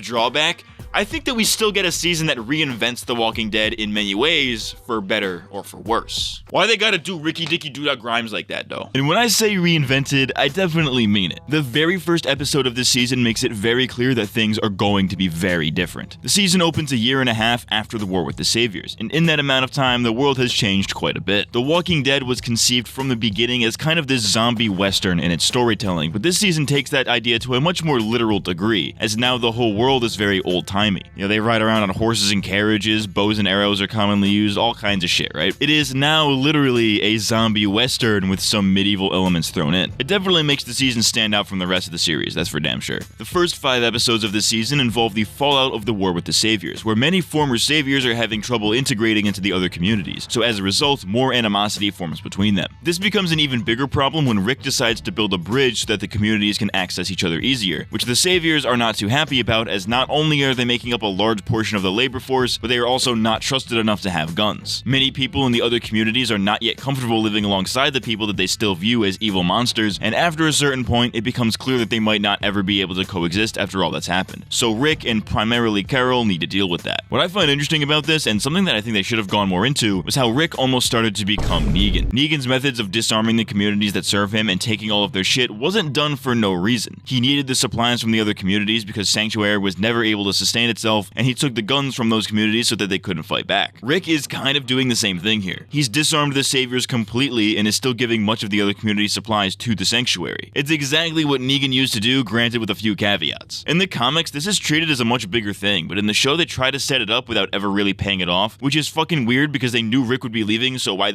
even set this up if you knew you would never pay it off? Negan is really fucking inconsistent in this first arc, because sometimes he's being intentionally manipulative and makes clear his intent to go back to his old ways, but other times he's completely okay with having a normal conversation and will even just openly wallow in his own emotions. He tells Rick that he's just getting the world ready for him, which implies that when he gets out he's gonna do something bad, but it's unclear as to if he genuinely believes this or if he's just fucking with him. Negan will often get under people's skin intentionally in order to manipulate them, but in certain scenes he does this to help them. Michonne asks him for advice on what to do regarding the Saviors, but Negan just changes the subject and sees that Michonne is frustrated with being stuck in Alexandria and not out helping, and is still recovering from the death of her son. What Negan says is kind of a dick move, but he does it to push Michonne to be who she truly wants to be. He further villainizes himself in the eyes of the survivors in order to help them, which is pretty interesting, if not for the fact that he constantly goes back and forth between wanting to be good or evil. It doesn't really come off as nuance, it just comes off as the writing being very inconsistent. Maggie goes off the fucking deep end in this arc. She's been in control of Hilltop for a while, and now they're having elections for their leaders. Maggie is running against Gregory, whom, as we've established, fucking sucks. After a failed assassination attempt, Gregory is publicly executed by Maggie, which, while very based because this fucker needed to go a long time ago, it also displays that she has a lot of darkness left over from the war with the Saviors. She sides with Daryl in wanting to wipe the rest of them out, including Negan, and she takes the latter into her own hands. In a scene straight from the comics, Maggie confronts Negan in prison with the intent to kill him. Negan begs to be killed because it would free him of the pain of losing everything that he's experienced time and time again. Maggie views this as pathetic and decides to just let him rot in prison. This is fine, if not generic. Like, it works well for what it is, but how many times have we seen this exact trope done before? I want to kill you, but you're so pathetic that I'll let you live. It's really cliche, and if the comics hadn't already done this, I wouldn't really fucking buy it. What are you doing?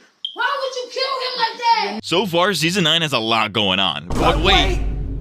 There's more! Alongside all of this is a murder mystery type beat, where somebody near the construction site has been methodically picking off saviors. The remaining saviors don't take too kindly to this and start throwing accusations around, so Rick and Carol need to find out who done it. They enlist the help of Daryl and Maggie, neither of which seem to give that much of a fuck for very obvious reasons. This is all fine, but the main thing I didn't like about it was the resolution. Spoilers ahead, so again, be warned, timestamp, here's the bullshit.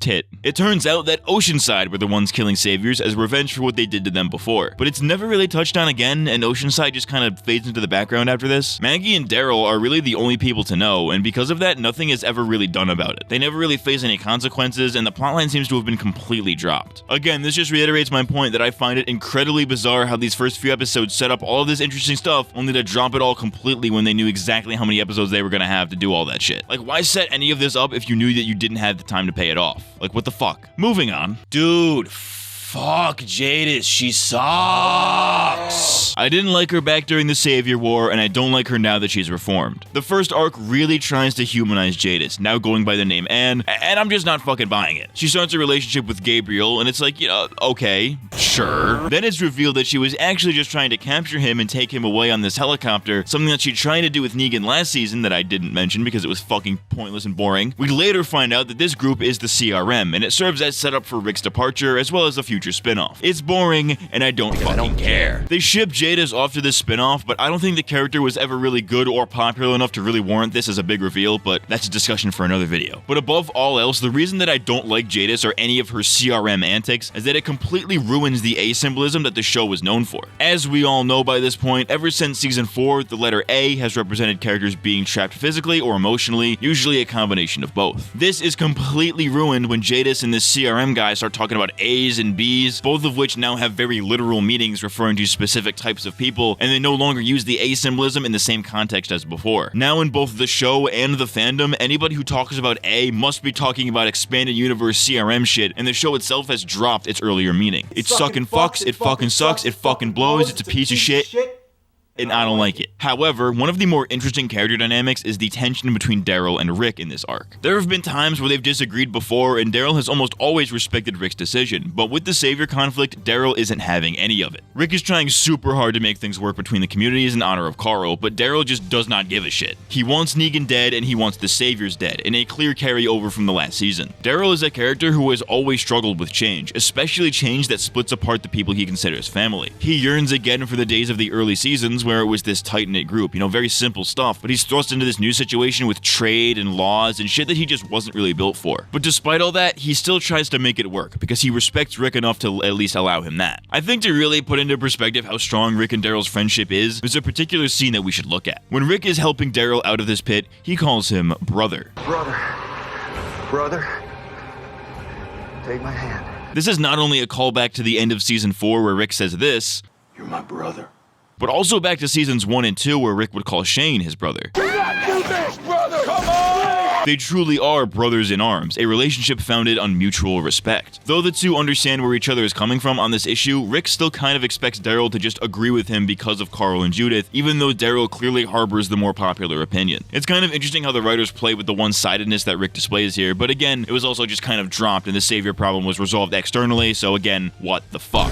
To reiterate, season 9 has a lot going on, but pretty much everything in these first episodes goes out the window in Rick's final episode, where a herd of walkers comes through and threatens to destroy the bridge that they worked so hard to build. Rick attempts to stop this herd, but is slowed down by a series of blood loss-induced hallucinations. I'm not the biggest fan of hallucinations, especially in this show because it's so fucking overdone, but I think it works here. Every hallucination that Rick has reaffirms his belief in his friends and family. Granted, I think only 2 of these 3 characters make any sense. Shane is a given. He forced Rick to step up and make the hard choices. Herschel also makes sense. He taught Rick that true strength comes from believing in others. The third hallucination makes no sense here because it's Sasha, a character that I'm pretty sure we've never actually seen Rick speak to directly. I'm guessing this was simply an actor availability type of thing, but there were plenty of other characters I would have put instead. Glenn and Carl seem like prime candidates. In fact, I think Glenn should have been a necessity in an episode like this, but whatever, they made do with what they had and I can respect that. The final hallucination that Rick has is all of his friends coming together to save him and the bridge. This shit is so fucking cool because you see everybody come together. In fact, I think it's one of the only times the main cast has all been together in one seen since like season 5. I was really confused when I first watched this because I was thinking to myself, wait a second, this is his final episode, all of his friends are saving him, so this is either a hallucination or what the fuck? Of course, it was the former, which I feel most people probably could have figured out, but even though it wasn't real, the emotions that Rick feels are. You know, the feelings that he has for his friends and family, his desire to protect them and to build a better world, that shit is real. This is ultimately a fantastic episode that I think perfectly encapsulates the Rick Grimes character. You know, people shit on Scott Gimple all the time, but I'll give him one thing, it's that the guy knows how to write for Rick, and it's basically the only thing that's keeping me optimistic about this upcoming spinoff. Rick's drive throughout the entirety of the show is to keep his family safe, and this episode knows that very well. After these hallucinations, Rick makes it to the bridge in the hopes that it'll collapse and take the herd down with it. It does not do that. Rick realizes that the only way to keep his family safe is for the bridge that he's worked so hard to build to go down. The rest of the cast come through to help stop the herd, but they're too late, forced to watch their leader and friend go out in a blaze of glory. Shouts out to you, Rick Grimes, you hardly Dicky Doodad. She Ricky my Dicky Doodad till I Grimes. This scene genuinely fucked me up when I first saw it, because we just essentially saw what appeared to be the main character of this show just fucking die. And seeing Daryl cry just adds to that shit. That fucked me up, bro. Of course, I say appear to die because Rick is actually still alive, as after the explosion, he is saved by Jadis/Ann and a mysterious group in a helicopter who take Rick away. This is all set up for the Rick Grimes spin-off that was originally supposed to be a movie, and I'll probably do a video on those when they come out, but as of now, this is where we leave Rick Grimes. Rick Grimes? While I know his story isn't technically done yet with this conclusion to his character in the works, this does feel like a somewhat fitting end to his story. Granted, it's definitely not what anybody wanted to see. I know for a fact that nobody, not one single person ever, wanted to see Rick leave the show, but I think the writers of this episode did the best with what they had. It all comes full circle in the end, where Rick's story began with him trying to find his family, and in his final moments on the show, I found him.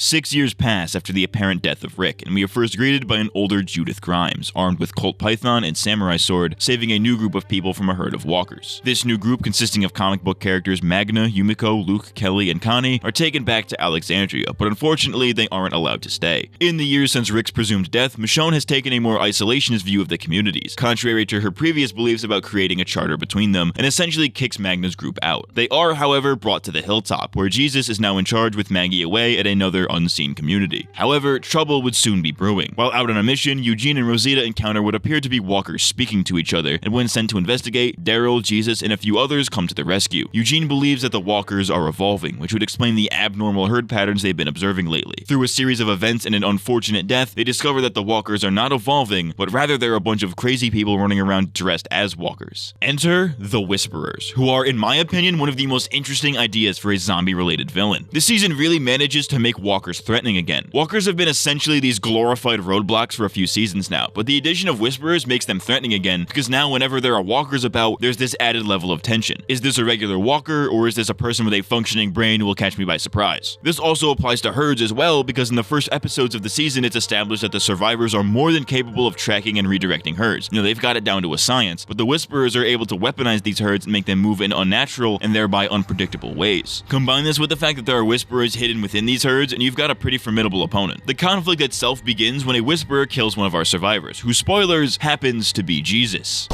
This death was pretty fucking cringe because it gives us a definitive end to Jesus' character when he was incredibly underutilized in the show. This is another Andrea type situation where the comic version is just way better than the show's version. In the comics, Jesus is a fucking badass. He knows kung fu, he leads people into battle during the Savior War, he developed an entirely new method for fighting herds, the dude catches live grenades and throws them back at people. Tell me that's not awesome? He does some of this stuff in the show as well, but character-wise, he's often very impartial and just flat out refuses to make a decision on anything, when in the comics, he was always a great source of advice and a creative and inventive guy. He's barely in the fucking show, and when he is, they don't really do anything with him. Apparently, part of the reason they killed off Jesus was because his actor, Tom Payne, was unsatisfied with what the writers had done with the character and wanted off the show. When the actors know the shit is fucked, that's how you know that shit is fucked. I mean, I really don't see what the big deal is about Jesus dying. Like, why don't they just wait 3 days? He'll come back.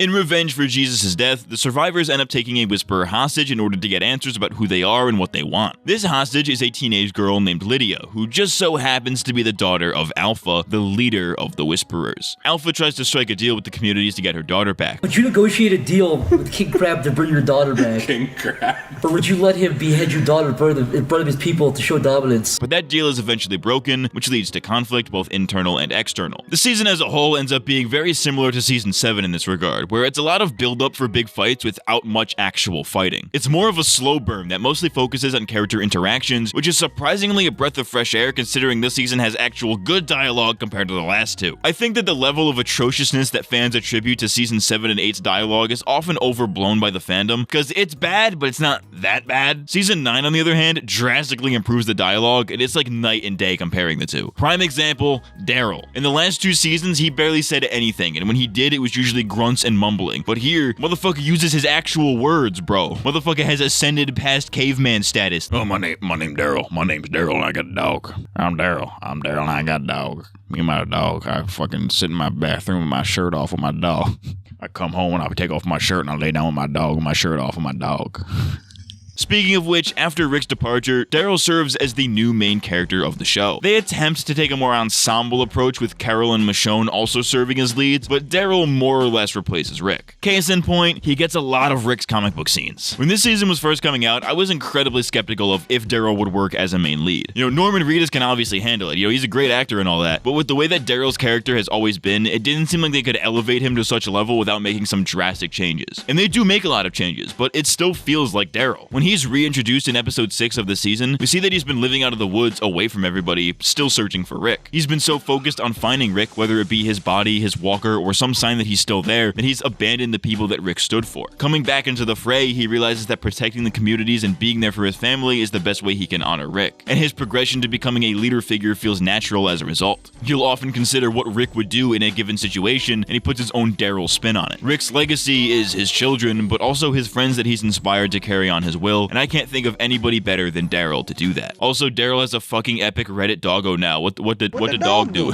Rick's departure has also had a profound effect on Michonne, and by extension, Judith. At first, Michonne wanted to continue to run Alexandria as Rick would have, but after an event involving Judith and some unsavory actions, she takes a more isolationist approach to Alexandria by cutting ties with the other communities and focusing on security above all else. This is in stark contrast to her mindset before the time skip, where Rick encouraged her to achieve her goal of creating a charter for the communities to become unified. Michonne views Judith as her daughter, so it makes sense why she'd want to protect her above all else, even if that means going against what Rick would have wanted. Judith's childlike naivete helps inspire Michonne to reforge her bonds with the other communities and help her out of this funk. And it's a pretty decent arc. Personally though, I really don't think that we saw enough of Judith this season, or really just at all in general. She's the only legacy that Rick has, even though they're not blood related, and she's barely in the season at all. Well actually, Rick and Michonne conceived another child before he blew himself up, and this kid is RJ, who we only ever see like twice in this whole season, and maybe like 7 times in the entire show. I am actually willing to bet that most casual viewers don't even realize that this is Rick's kid. I was watching this with my dad when it was coming out, and he was genuinely confused when he saw RJ. He's like, who's this fucking mulatto child? There are plenty of great, emotionally charged moments involving Judith talking about her dad, but I felt that should have been a bigger part of the season than it was. There's a really great episode in the 6th episode, Who Are You Now?, where Judith tells Michonne that she is starting to forget Rick and Carl's voices. All she has left of her father are stories, and she wants to help them live on in any way that she can. This is great, but they never really take it any further than that. It feels like they just use Judith to remind the audience of Rick every now and again without much substance to it outside of this scene. Judith talks to Negan a lot, and I thought it would have been interesting for him to start like corrupting her mind unintentionally, maybe making her question if Rick was a good guy or not, but nothing of the sort ever really comes of it. As we all know, Negan has a bit of a soft spot for kids. I love kids, Charlie. I love kids. So his friendship with Judith is kind of to be expected. We know that Negan genuinely likes Carl, and after the events of episodes 1 through 5, has a lot of respect for Rick, so he sees both of them in Judith. He seems to want the best for her, but this is never really made clear until the season finale. The point of their relationship really seemed to be to plant the seeds for Negan's redemption arc, but this becomes a much bigger thing in the next 2 seasons, so I'll talk about it there. There's this plotline where Negan escapes his prison cell, and it's treated as this big deal where everybody's in a fucking frenzy over it. He finds that Sanctuary is gone and there's not really any place for him anymore, so he just willingly returns to prison. This is fine, but it kind of just diminishes the twist for next season where Negan goes missing again. Like, he didn't do anything evil the first time, so why should we have any reason to think he might do something bad the second time? Like, No, we did this already. That's what's so fucked up. Though the memory of Rick Grimes is the emotional core of many of the characters this season, at the core of the story is Henry, an incredibly minor character from last season who is now Ezekiel and Carol's adopted son. He's basically a stand-in for Carl, so he gets a lot of his comic book scenes and offers insight into what it's like dealing with being a teenager during the apocalypse. But most importantly, his relationship with Lydia is fundamental in setting up the Whisperer War, which is directly intertwined with Lydia's character. Henry is basically the only person who sees the good in Lydia when everybody else is extremely suspicious of her. Their relationship is very like teen drama-y, like it's a little bit cringe in a lot of ways, but it can also be pretty wholesome at times. In fact, I think Lydia is one of the most interesting characters they introduced this season. After years of abuse and a fucked up upbringing after the world ended, Lydia is very distant at first. Daryl and the rest are unable to get any information out of her through typical interrogation, but Henry is because he treats her like a person and is likely the only person in a long time who has done so. As a result, we see them slowly fall in love as Lydia starts to realize that Alpha is just fucking batshit insane. I also find it incredibly fitting that the two people who essentially serve as Lydia's guardians, Daryl and Carol, were also victims of abuse who don't want to see the cycle continue. Carol had an abusive husband before the apocalypse and Daryl was abused by his father, so it makes perfect sense that they're the first ones to figure out that Lydia was abused just by looking at her. The way that she talks, acts, and carries herself indicates to those who know abuse that she is being abused. Daryl doesn't want to see the cycle continue, so he refuses to send Lydia back to Alpha just to be abused again, unintentionally starting the Whisperer War. When the Whisperer is sus. Amogus. Despite Magnus Group being a pretty big part of the season, they aren't really treated that well character-wise. Like, they all had the potential to be really interesting characters, but they really don't do a whole lot with them this season, or really at all, if I'm being honest. Magna has this whole thing about trust, right? But it's not really, like, anything at all. Michonne doesn't trust her because she has knives hidden on her, which is completely reasonable, and that she has a prison tattoo, which shouldn't really fucking matter. They resolve this with the whole, oh, I've lost somebody too, like, shut the fuck up. Magna's girlfriend, Yumiko, is just kind of there for most of the season. She's a lot more reasonable than Magna, so she kind of grounds her in a way, and as a lawyer, she has a more nuanced view on things, but they kind of just don't do a whole lot with her. Luke is fine, he's mostly just comic relief, nothing really special there. Kelly and Connie are probably the two most interesting, with Connie being deaf and her sister Kelly slowly losing her hearing as well. Connie being deaf during the Whisperer arc, yeah, there's something there. There's some kind of parallel they're trying there. The writers are trying something. Don't know if it's working, but they're trying. Connie begins forming a friendship with Daryl that I think is one of the best new character dynamics of the last few seasons. Daryl has always been a man of few words, so it's fitting to see him befriend a deaf person like this. I can't tell if they wanted this relationship to be platonic or romantic, because it could honestly have gone either way, but regardless, I like seeing Connie bring out the best in Daryl. Her former profession as a reporter makes her a very direct person, a real straight shooter, so she works really well as a supporting character by calling people out on their bullshit. Daryl especially. Getting into the villains, let's talk about the leader of the Whisperers, Alpha. Alpha's philosophy is literally just return to monkey with a little bit of walker guts thrown in there. She and her people live among the walkers as a defense mechanism, but they otherwise live in the woods like animals, like a pack, hence why she is the Alpha. Unlike animals, however, Alpha is able to be reasoned with. She's not without honor, as she will make promises and stick to them, and will only cross you if you cross her first. She's ironically one of the more civilized villains that the series has ever had. But of course, she's also a hypocrite, as most Walking Dead villains are, as her own rules don't really apply to her whenever she sees fit. The rules of the Whisperers are that you no longer have a name and that you don't go back for people, which are two things that Alpha does for Lydia, showing that family supersedes her own rules. She's the most reasonable villain the show has ever had, and is rather complex. Her second in command, Beta, on the other hand, is just batshit fucking insane, but we'll get to him next season. Like I said earlier, this season is a slow burn. It's a lot of build up for some big payoffs, and I think the best example of this is the penultimate episode of the season, The Calm Before. Throughout the season, they constantly tease this thing called the Fair, an event where all of the communities come together. When the Fair finally does come around, we see that it's the closest thing to normalcy that the survivors have experienced since first coming to Alexandria, and is a first step in finally establishing true unity between the communities. But this bliss is short-lived. Major spoilers incoming, so, timestamp if you want to skip that shit. Once you think the conflict with the Whisperers has been resolved, Alpha makes one final move to send a message to Daryl and the communities. She infiltrates the Fair, kidnaps a bunch of people, and in one of the best and most shocking reveals in the entire show, creates a border wall by putting the heads of characters like Tara, Enid, and most surprisingly Henry on pikes. This scene is genuinely shocking, and it shows how truly devious the Whisperers can be if that wasn't obvious enough already. Some of these deaths were genuinely surprising. Like, I definitely did not expect Tara or Enid to die, and with all of the focus they gave Henry, you'd think he'd live a lot longer, but nah, they just kill him off like that. You know, like I said, lots of build up for some monumental payoff. And if this season wasn't unique enough already, this big reveal isn't even the season finale. There's still one more episode of this season, and it's a relatively slow one, proving to me that this season definitely set out to be different for better or for worse. They usually save big crazy stuff like this for finales and premieres, but this happening right before the finale is kind of unheard of these days. In general, the storytelling of the season is pretty tight, with only one real filler episode that truthfully isn't even really filler, but I think that largely goes to the fact that they had 5 less episodes to work with for the Whisperer arc. A quarter of the season is dedicated to Rick's send-off, so they really only had 11 episodes to set up the Whisperers, and I think this was definitely for the better. This is a prime example of why The Walking Dead is much better when things aren't dragged out to an unnecessary degree. Overall, this season is a vast improvement in many ways over what came before,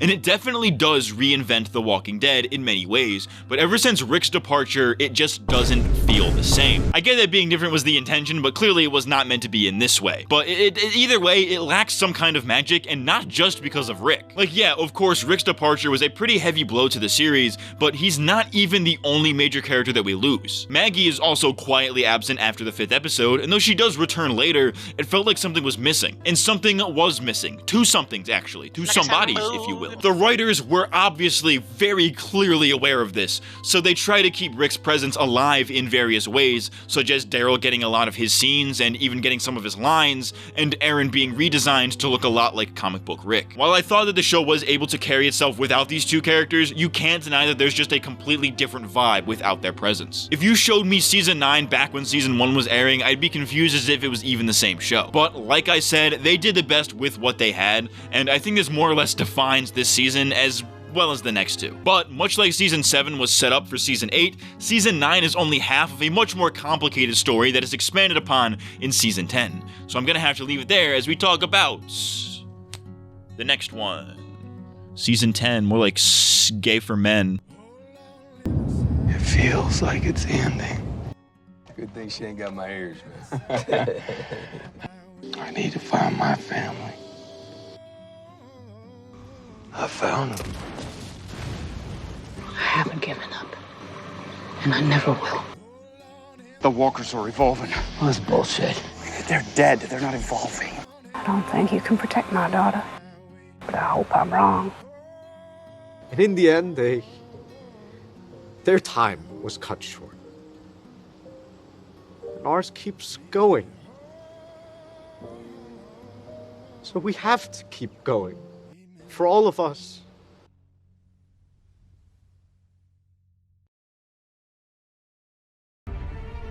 Coral, there's walkers in the barn, Coral.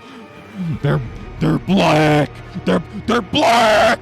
They're black. I was about to say, do you guys think Rick has ever said the N-word? But I know that he literally has. I wonder how many of these characters were racist before the apocalypse. Daryl canonically was racist, because he kept referring to Glenn as a Chinaman. What else can we talk about that's Walking Dead adjacent? Can we talk about the Talking Dead after show? That show fucking sucks my dick twice, dude. Like, they literally do the same thing that they did with the actual show, where they, like, promise really big things, and then they either don't do them, or they do them, but it's not to the extent that they promised, you know what I mean? They'll be like, oh, we have an exclusive interview with fucking Lenny James, or whatever. And then, like, they like have an interview technically, and then it's just like him on a Skype call for like 30 seconds. Fucking asshole. Fuck you, Chris Hardwick. Fucking Otis from Barnyard. Fuck you. Dick tits, da-na-na-na-na-na-na, dick tits, da-na-na-na-na-na, D-I-C-K-T-I-T-S, dick tits. Going into season 10, there were no real big production changes, but there were a lot of factors at play that affected the nature of the season. Firstly, it was announced that Denai Guerrera, who plays Michonne, would be leaving the show in season 10. This seems to be continuing a clear yet unintentional trend of important characters being forcibly written off, which obviously has not worked very well for them in the past. Obviously, it's not the fault of the writers, but It just be like that sometimes. Secondly, around this time, AMC was in the process of heavily pushing the second Walking Dead spin-off, The Walking Dead World Beyond. Much like Fear, I'll probably talk about this show in its own video at some point, but the purpose of this spin-off seemed to be to set up the Rick Grimes movies,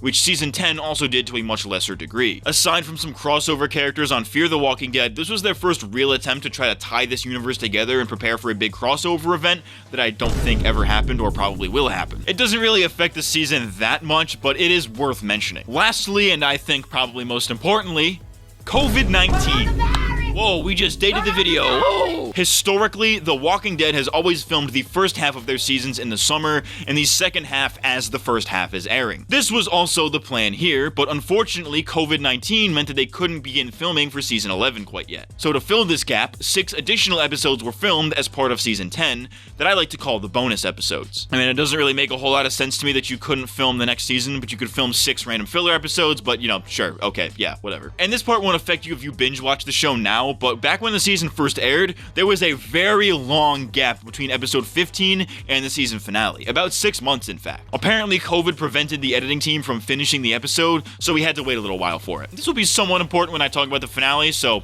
keep that in mind. Put a pin in that. Put a little pin in that little penis hole. Do you think anybody in the Walking Dead universe is really into sounding? Urethral sounding? Season 10 picks up sometime after the last season, where there has been no sign of the Whisperers for almost a year. A satellite from space... Hang on, let me repeat this for emphasis because it's so fucking cool. A satellite from fucking space crashes near Oceanside and starts a forest fire. In order to prevent the fire from spreading, the survivors are forced to cross Alpha's border. Alpha is very aware of what happened, and though she does take the context of the situation into account, the threat of her walker herd still looms over the survivors, whose goal is now to try and take out the herd before she has the chance to use it. Once Alpha catches on, conflict arises yet again, and the Whisperer War officially begins. Right off the bat, here's my biggest problem with this season. It's literally just season 8 again. What I mean by this is that the Whisperer War hits almost the exact same story beats as the Savior War. An inciting incident occurs where somebody is killed. The survivors still have the option to avoid conflict if they simply comply and stop now. They temporarily accept the rules until somebody else is killed. Somebody from the enemy side sees how fucked up they are and tries to help the survivors. A big battle ensues that results in one of the communities being almost destroyed, and all of the communities come together at the end for a final push that in reality is just a few key characters doing most of the dirty work. These story beats are exactly the same as season 7 and 8, just condensed down into one season. It does flow much better than the Savior War did, and is much more concise, but you can just tell it's repetitive, like just by the vibe. They try and throw a few wrenches in there to try to make it seem different, but they're never really different enough. You know, they do the whole like spy for the other side thing like 3 times. They take in a baby from the enemy. It's clearly just a rehash. While it does work a bit better than the All Out War arc because of the length of the season, having, you know, less episodes to work with, it's still not very original, and y'all ain't fucking slick. What this season lacks in originality with its story, though, it makes up for with its characters, though only a few really stick the landing in my opinion. Firstly, let's talk about Sadiq. Being introduced as a background character in season 8 and more of a supporting character in season 9, Sadiq gets a full character arc this season. After being forced to see his friends die in front of him at the end of last season, probably should have mentioned that, Sadiq's got that good old-fashioned PTSD, baby. Ooh, yeah. Now, the reason I like this, despite PTSD being such an overused trope in this show, is that it actually feels realistic here. Let's compare this to Morgan, for example, a character who has also dealt with this in a major way. While Morgan and some other characters are, you know, running around seeing people that aren't there and shit, Sadiq's PTSD is much tamer and as a result feels more grounded and therefore suspenseful. Instead of lashing out at ghosts like Morgan does because that's, you know, that's so cool and edgy, Sadiq's PTSD is much more introspective. It's portrayed through his eyes. We actually see things from his point of view where he will zone out and get lost in his own thoughts. Morgan and some other characters never really felt that way because their PTSD was often cartoonified. One of the most common symptoms of PTSD is feeling like you never left that traumatic scenario, while straight up hallucinations are actually quite rare in real life. Obviously the show can do this if they want to, but the writing often relies on it, which makes it way less engaging. Sadiq's PTSD is super grounded and super raw, and that's why I like it. And it's also used to foreshadow a big twist if you know what to look for. I will now proceed to spoil this twist for you. In the comics, there is a fan favorite character named Dante. He's essentially Maggie's general at the hilltop, and many fans love him because of his comedic charm and charisma. He originally appears after the time skip, but in the show he isn't introduced until now. In the show, Dante is a doctor who works alongside Sadiq at Alexandria. He's made to be a pretty likable guy who constantly cracks jokes and seems to be a good friend to Sadiq. Here's where the spoilers come in, baby. Later it's revealed that Dante was actually a Whisperer all along, sent to spy on Alexandria and relay any potential attempts to revolt directly to Alpha. This reveal is actually fucking nutty, because even if you're a fan of the comics, you would have never guessed that they'd remix this character in this way. Dante is basically two different characters, but neither is really inherently better than the other. The show's version is kind of a cool what-if scenario for if Dante had found the Whisperers before he found the survivors. This reveal is actually foreshadowed quite well throughout the season, where when Siddiq zones out, the thing he focuses on is a person's mouth, which happens to be all you can see of a person's face when they wear a Whisperer mask. They very subtly teased this long before it actually is revealed. Oh, okay, last thing for Siddiq before I stop talking about him. He's kinda got this little foursome thing here with Rosita, Gabriel, and Eugene. So check this shit out, right? So Rosita is dating Gabriel, but she cheated on him with Siddiq. Siddiq gets her pregnant and she keeps the kid, and Gabe agrees to raise it. Eugene is infatuated with this and starts babysitting the kid against anybody's will. And there's like this weird 3 men and a baby thing going on. It's super fucking weird, that's all I'm gonna say. Gabe is literally getting cucked. Eugene is simping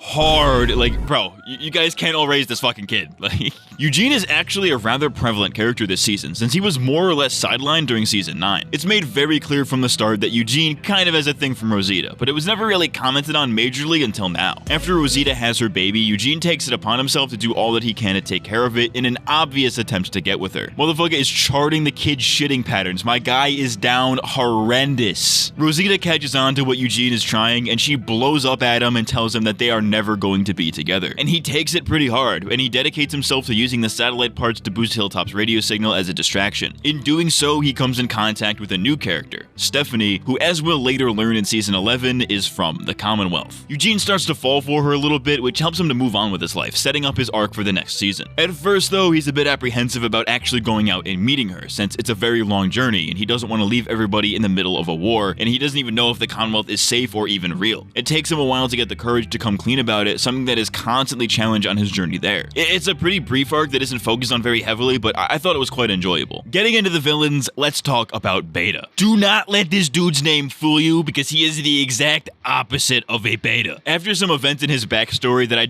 won't spoil for you since it's completely original to the show, Beta devotes his life to serving Alpha. He has an undying loyalty to her, but it's later shown that it's not necessarily because he believes in what she believes. He's a great juxtaposition to Alpha, where while she is very methodical and believes in the structure of a pack mentality, Beta doesn't really give a fuck and will just run into things by himself without thinking. He often stops himself because of his respect for Alpha, but when she's not in the picture anymore, he goes off the deep end. He uses Alpha's death as a way to rationalize his own actions, like, oh, she would have wanted me to do this. But in reality, he's still reeling from his other sources of trauma, and all of these other things come together and drive him completely fucking mad. Not the best character in the world, but definitely improvement upon his comic counterpart, that's for sure. Alpha's hypocrisy is continued in this season as well. As much as she tries to hide it, she still loves Lydia, and it not so subtly drives a lot of her actions to the point where she can't really lead the way she used to anymore. She lies to her people and tells them that Lydia is dead, which she uses as a tool to control them, but it's also likely her telling herself that so she can get her out of her head. She's almost a tragic villain in this season in a weird way. Ironically, it's this very love for Lydia that inevitably gets her killed. And oh yeah,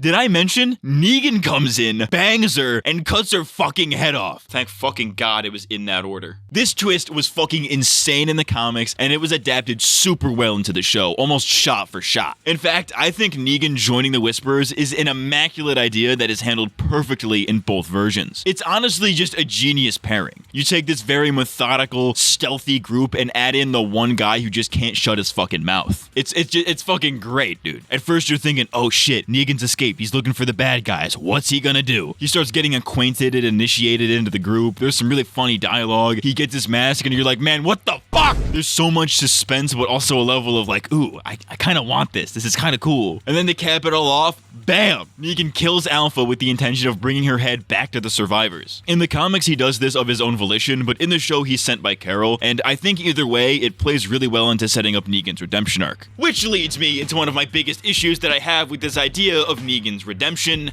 It's way too chaotic. What I mean by this is that it's always one step forward and 2 steps back with him that you question if the writers really want him to be redeemed. I can't tell if the writers are being indecisive or if they intended it to be nuanced in some way. Regardless, I don't know what the fuck's going on. Okay, so Negan escapes prison in season 9 and comes back willingly and chooses not to hurt anybody. Okay, cool, he's changed a bit, that's fair. He saves Judith and Dog from the snowstorm, also cool, very fair. He saves Aaron's life, he helps Lydia, bunch of stuff that shows that he's changed, right? But in season 10, they start thrusting him into situations where he has to be the bad guy. When he saves Lydia, he accidentally kills somebody. His obsessed fanboy kills a bunch of innocent people, so he kills him, but is entirely blamed for all these nameless deaths. He joins the Whisperers to take down Alpha, but was also complicit in the attack on Hilltop. They're making it so obvious that he has genuinely changed, but then they add in all of these things that aren't even necessarily his fault to make the other characters and the audience still doubt him. He can do all of the good deeds he wants, but as soon as he does one bad thing, the other characters are there to immediately stop trusting him. Again, I can't tell if the writers were doing this intentionally to show Negan having doubts or going back to his old ways, or if they just didn't think through how they would actually redeem him and just started making him do shit. My personal theory is that they wanted to drag his character out for as long as possible to prevent him from becoming a full-on good guy too soon, so they make him out to be evil at certain points to cancel out anything good that he's done. He's more or less reformed by the end of the season, but to many people, both in real life and in universe, he'll always just be the guy that killed Glenn, which kinda sucks because if we can't move past that, then we can't really get this new take on Negan where he is fully on our side. Even if he is, he never will be to everybody else. Perhaps that's the intention, right? That no matter how much he's changed, he will never outrun his bad deeds, but so long as they keep backpedaling, he'll never actually change. This was why Negan was written out of the comics after this arc, because there's not much he can do to be redeemed, so what else can you really do with him? This extends into season 11 territory, so again, I'll talk about this a little bit more there. So,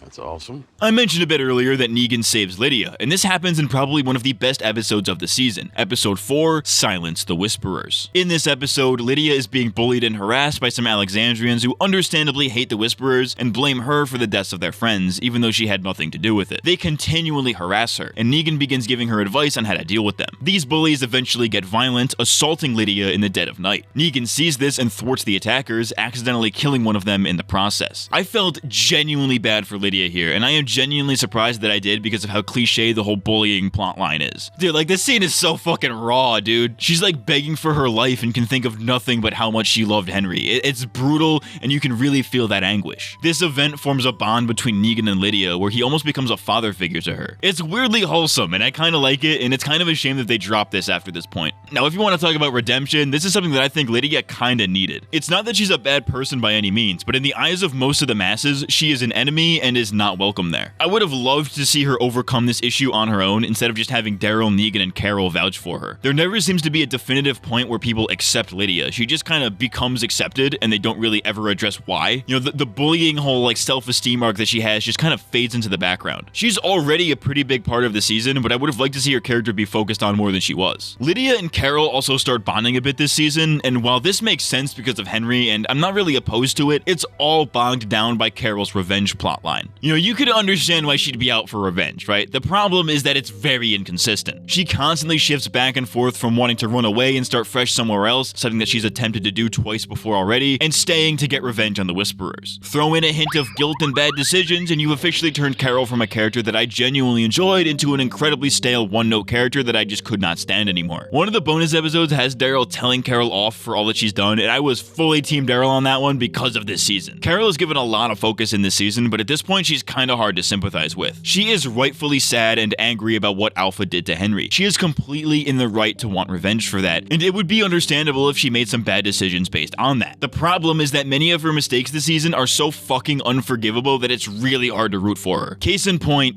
the cave-in. In an effort to stop Alpha's herd that's being stored in a cave, Carol attempts to blow it up and cave the walkers in. Not a bad idea, right? But apparently, Carol is so fucking impatient that she can't wait for everybody to get out of the cave first and ends up blowing everything too soon, leaving Magna and Connie stuck underground. She really couldn't have waited 5 more minutes to get this done with no fucking problem. Plus, the way she treats Ezekiel is just so fucked up. After Henry dies and the kingdom falls, 2 very devastating things to them, Carol decides to just leave Ezekiel, proceeds to ignore him when she gets back from sea, and continues to avoid him, which combined with his cancer, almost leads Ezekiel to suicide. Like, I get that the point of her character is that she's doing fucked up shit, but it's really hard to forgive that kind of thing for me. You okay? No, I got cancer.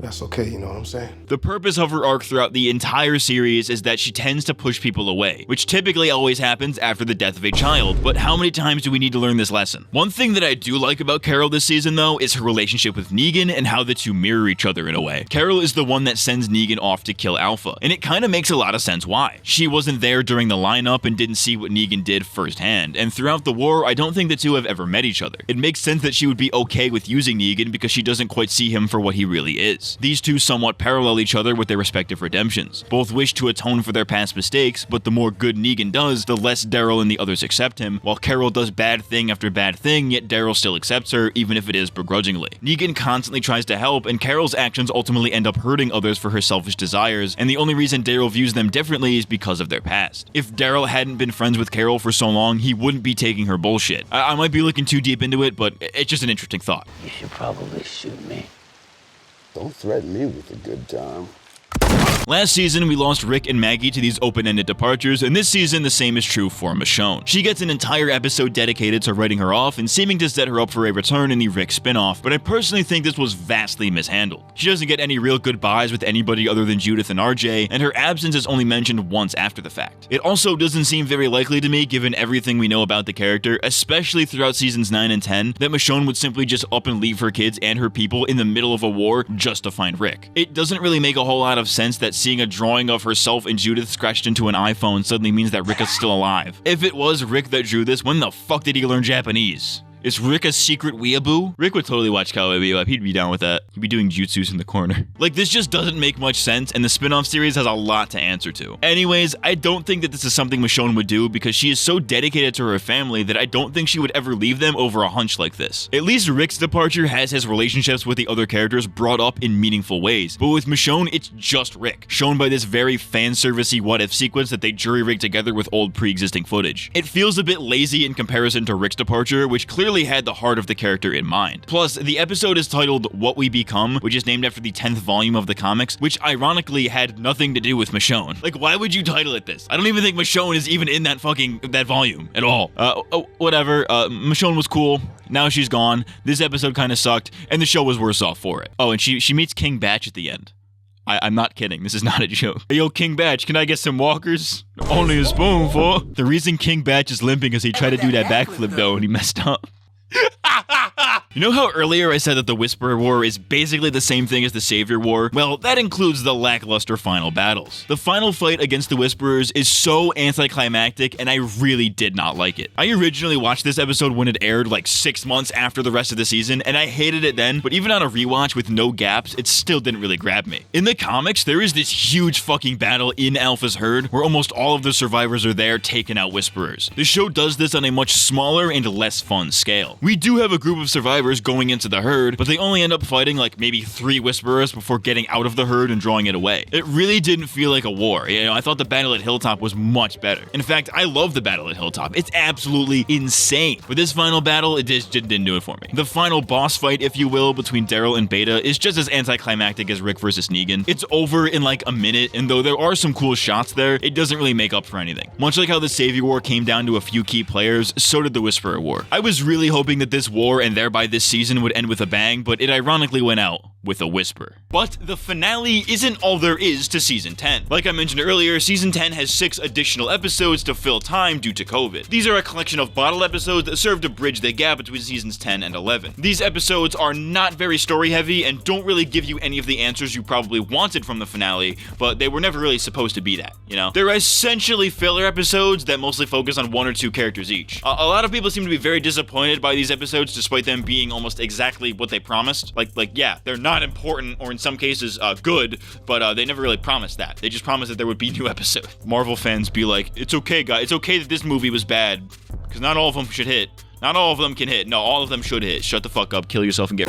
I should not have said that on camera. That being said, 3 of these episodes are fun, the other 3 are boring, but all 6 can mostly be skipped. The episode with Maggie's return is pretty entertaining, especially if you like Maggie and wanted to know what she's been up to. I could have done without knowing how Daryl met Dog, though they do introduce a Season 11 character here. The Aaron and Gabriel Russian roulette episode is tense as fuck, but pretty unnecessary. The Princess episode was pretty inconsequential. The Carol at home and Daryl fixing his bike episode is the worst episode of the entire fucking show, and the final episode detailing Negan's backstory gives a lot more depth to an otherwise pretty misunderstood character. So you've got okay, fine, kind of fun, boring, terrible, pretty good. That's my little lightning round for you. I would definitely recommend the Negan episode because it's that good, but the rest you could easily skip, read the synopsis online, and miss out on basically nothing. Overall, season 10 was one of the weaker seasons in the show's history. While not anywhere near as dragged out or as uneventful as the All Out War arc was, it does share many of its problems. It does a lot right, but a lot more wrong. And much like season 9, the absence of Rick Grimes and now other characters gives the show a completely different vibe, made all the more egregious by the few times that they do flash back to them. I know I keep harping on this, but it's kind of a big fucking deal. However, what season 10 sets up with characters like Negan, Maggie, Daryl, and Eugene, as well as future storylines like with the Reapers and the anticipated Commonwealth, is a surefire way to get me invested in the final season. I don't know what's gonna happen. There ain't no one that can tell you that they do. But there's one thing I know. There's a whole bunch of people back there that do anything for you. One day when you're older, they're gonna need you to do anything for them. You got a whole lot of family. This is the end of the world. Now is the end of the world. We are the end of the world. Please don't hate me. I'm never gonna hate you.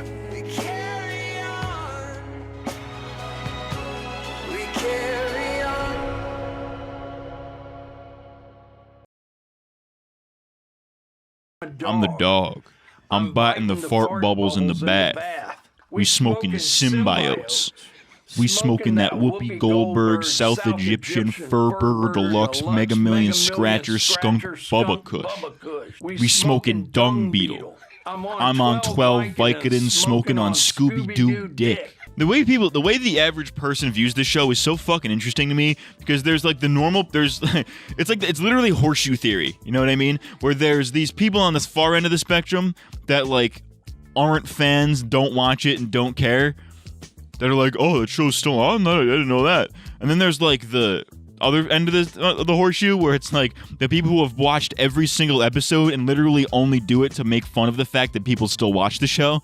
You know what I mean? And then there's the people down below that are like, oh, this is pretty fucking cool. I like that. I just find the way that people view this show on the internet to be so fascinating because there's always like these fucking like film guys that are like really into like fine cinema or whatever. They think fucking Succession is the best show of all time. And it very well might be. I've never seen it. But the way people misrepresent this show is just so fascinating to me because they will just literally see something happen on the show, not take any context into account, and be like, wow, that's fucking so dumb. Like I remember when season 9 episode 4 was airing, after the episode ended, like it ended on a cliffhanger of like Rick getting impaled on the rebar and like zooming out and there's like the shot of the herd, right? I remember when that aired, I like went on my phone right after, I was scrolling through Twitter and I saw somebody tweet out like, wow, I can't believe Rick Grimes dies because he gets impaled on a rebar. Fuck this show. And I'm like, dude, are you fucking serious? You can't actually think that. You have to be actually dumb. This wasn't some random nobody either. This was like some guy with like a prominent amount of followers with like influence. I don't remember who he was. I don't know if he was like a YouTuber or whatever, but like this motherfucker is actually dumb. Fuck you, guy in 2018. Eat dick and fall asleep. Honestly, on some real shit, like on no meme shit, on some real shit right now.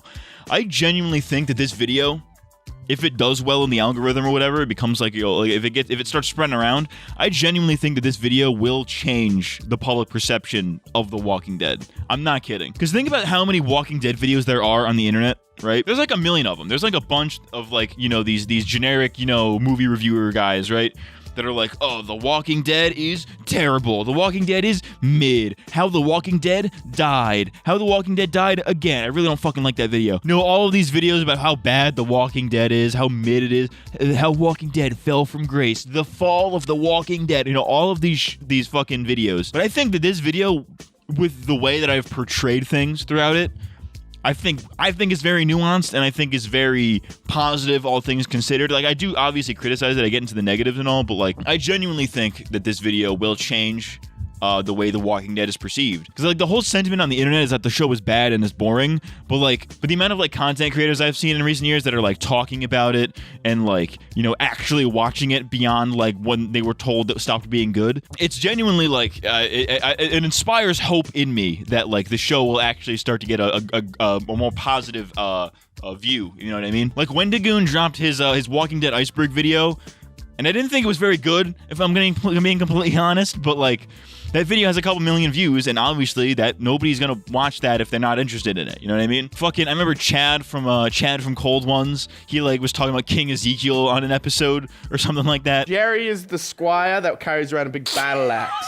And he always protects King Ezekiel. Man, Chad, you're a nerd, bro. Fuck you. Fucking Derek Derek, some black guy from the Snark Tank. He had like a whole couple segments about it on this where he would just talk about the show. He hated it, by the way. But like the fact that he even gave it a chance, I think pretty telling. Yeah. Anyways, give me money. That's the whole point of this. Anyways, the point of this is give me money. Because I need to build a home theater system.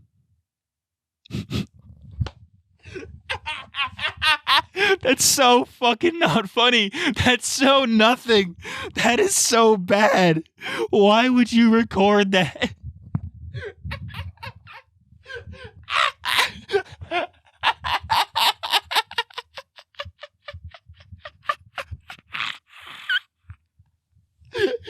Oh my god, I'm rafflecoptering. Oh my god. Oh, I just rafflecoptered so hard, dude. Anyways, back to the fucking video. I'm gonna kill myself. So, here we are. The final season. Searching. Who said you could speak? First important thing here is that they upped the episode count from 16 to 24, with the season now split into 3 parts instead of the traditional 2 halves. So, they were definitely trying to go out with a bang, and if you ask me, I think they kinda didn't. But it's more so due to corporate meddling in the show itself, so I'll explain. This probably could have gone without saying since like season 2 at the earliest and season 6 at the latest, but fuck AMC. They can suck my dick twice. Okay, yeah, but AMC aren't the only ones that are cringe because the Walking Dead fan base, or whatever the hell is left of it at this point, became more brain dead than the Walkers. Whoa, hilarious original joke. Nobody's ever said that before. Why would you write and perform that on purpose? Why would you say that out loud on video on purpose? You had every opportunity to not say this fucking shitty joke and you fucking did it anyways. You fucking daft bitch. With the announcements of spin-offs about Daryl and Carol, Maggie and Negan, and an anthology series about various characters throughout the Walking Dead universe, among other things, fans began to speculate that AMC was announcing fake spin-offs in order to hide character deaths. That's not how this kind of thing works. You stupid. Like, you know, sure, it does kind of kill a lot of the suspense of the show when you know that some characters aren't gonna die because of a spin-off, but they can't just, like, announce a fake show to hide that. That's not how that works. A lot of stuff like this is announced through investor meetings, and I doubt AMC was sitting there lying to investors about shows that weren't coming out in order to hide some big twist. Plus, if you're even remotely familiar with the comics, you know who's gonna live and who's gonna die, because so long as they have big comic book characters, there's no way that they're not gonna give them their comic book fate. You know what I mean? Like, sure, they can remix stuff like they have in the past, but I doubt they're gonna take Maggie in a new direction at the last fucking minute when she already has a clear end for her story. You know what I mean? And let's be honest, if you're watching the show just to see who lives and dies, then I don't know what to tell you. You're literally watching the show wrong. Like, actually. However, non-comic book readers do have a point with the whole ruining the suspense thing, since the announcement of these spin-offs do genuinely ruin this for the people who don't know what was happening. This ultimately falls on AMC, since they announced these spin-offs against the writers' wishes. Had the writers known this would be the case, I'm sure that they would have written around this. So again, I reiterate, fuck AMC, suck my dick twice. And speaking of spin-offs, I've mentioned it a few times, but after Rick was written off the show back in season 9, it was announced that they would be concluding his story in a movie or a trilogy of movies. This was pretty much the only piece of information we had about this for years until San Diego Comic-Con of 2022, in between the airing of parts 2 and 3 of the final season. Here it was announced that Andrew Lincoln and Denai Guerrero would reprise their roles as Rick and Michonne for a 6-episode series to serve as a conclusion to their characters. I personally think that this is a much better idea than a movie, and it's fantastic to have confirmation that we'll be seeing a proper end to these characters after their very forced and abrupt initial send-offs. However, this resulted in another cringe gamer moment, in that it was basically indirectly confirmed that Rick would not be making a return to the main show, which is one of the major factors that kept fans watching. It was always that small hope that we'd see Rick show up before the end of the series proper that kept people clinging to the show, and knowing that that wasn't going to happen killed like 75% of the hype. While this spin spin-off is not out yet as I'm writing this video. I hope that it can give the fans what we deserve. Okay, one last interesting but inconsequential piece of trivia before we actually get into this shit.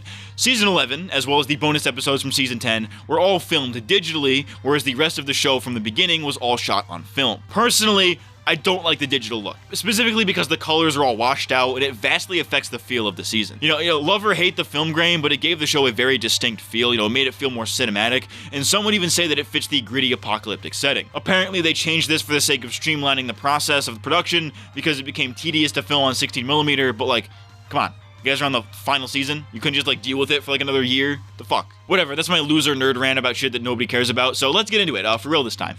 Getting into the story, the first part of Season 11 picks up from where Season 10 left off, where Daryl and Maggie lead a group on a run to get supplies to help rebuild Alexandria after the Whisperers attack. This run does not go so smoothly, as the group comes face to face with the Reapers, a group of murderous mercenaries who are responsible for the destruction of Maggie's off-screen community. While on the run from these mercs, the group is separated, because why the fuck wouldn't they be, leaving Daryl with the Reapers where he finds a familiar face, and leaves Maggie with the man who killed her husband. Alongside all this, many of the beat plots revolve around tying up loose ends from the Whisperer War and Eugene and company entering the Commonwealth.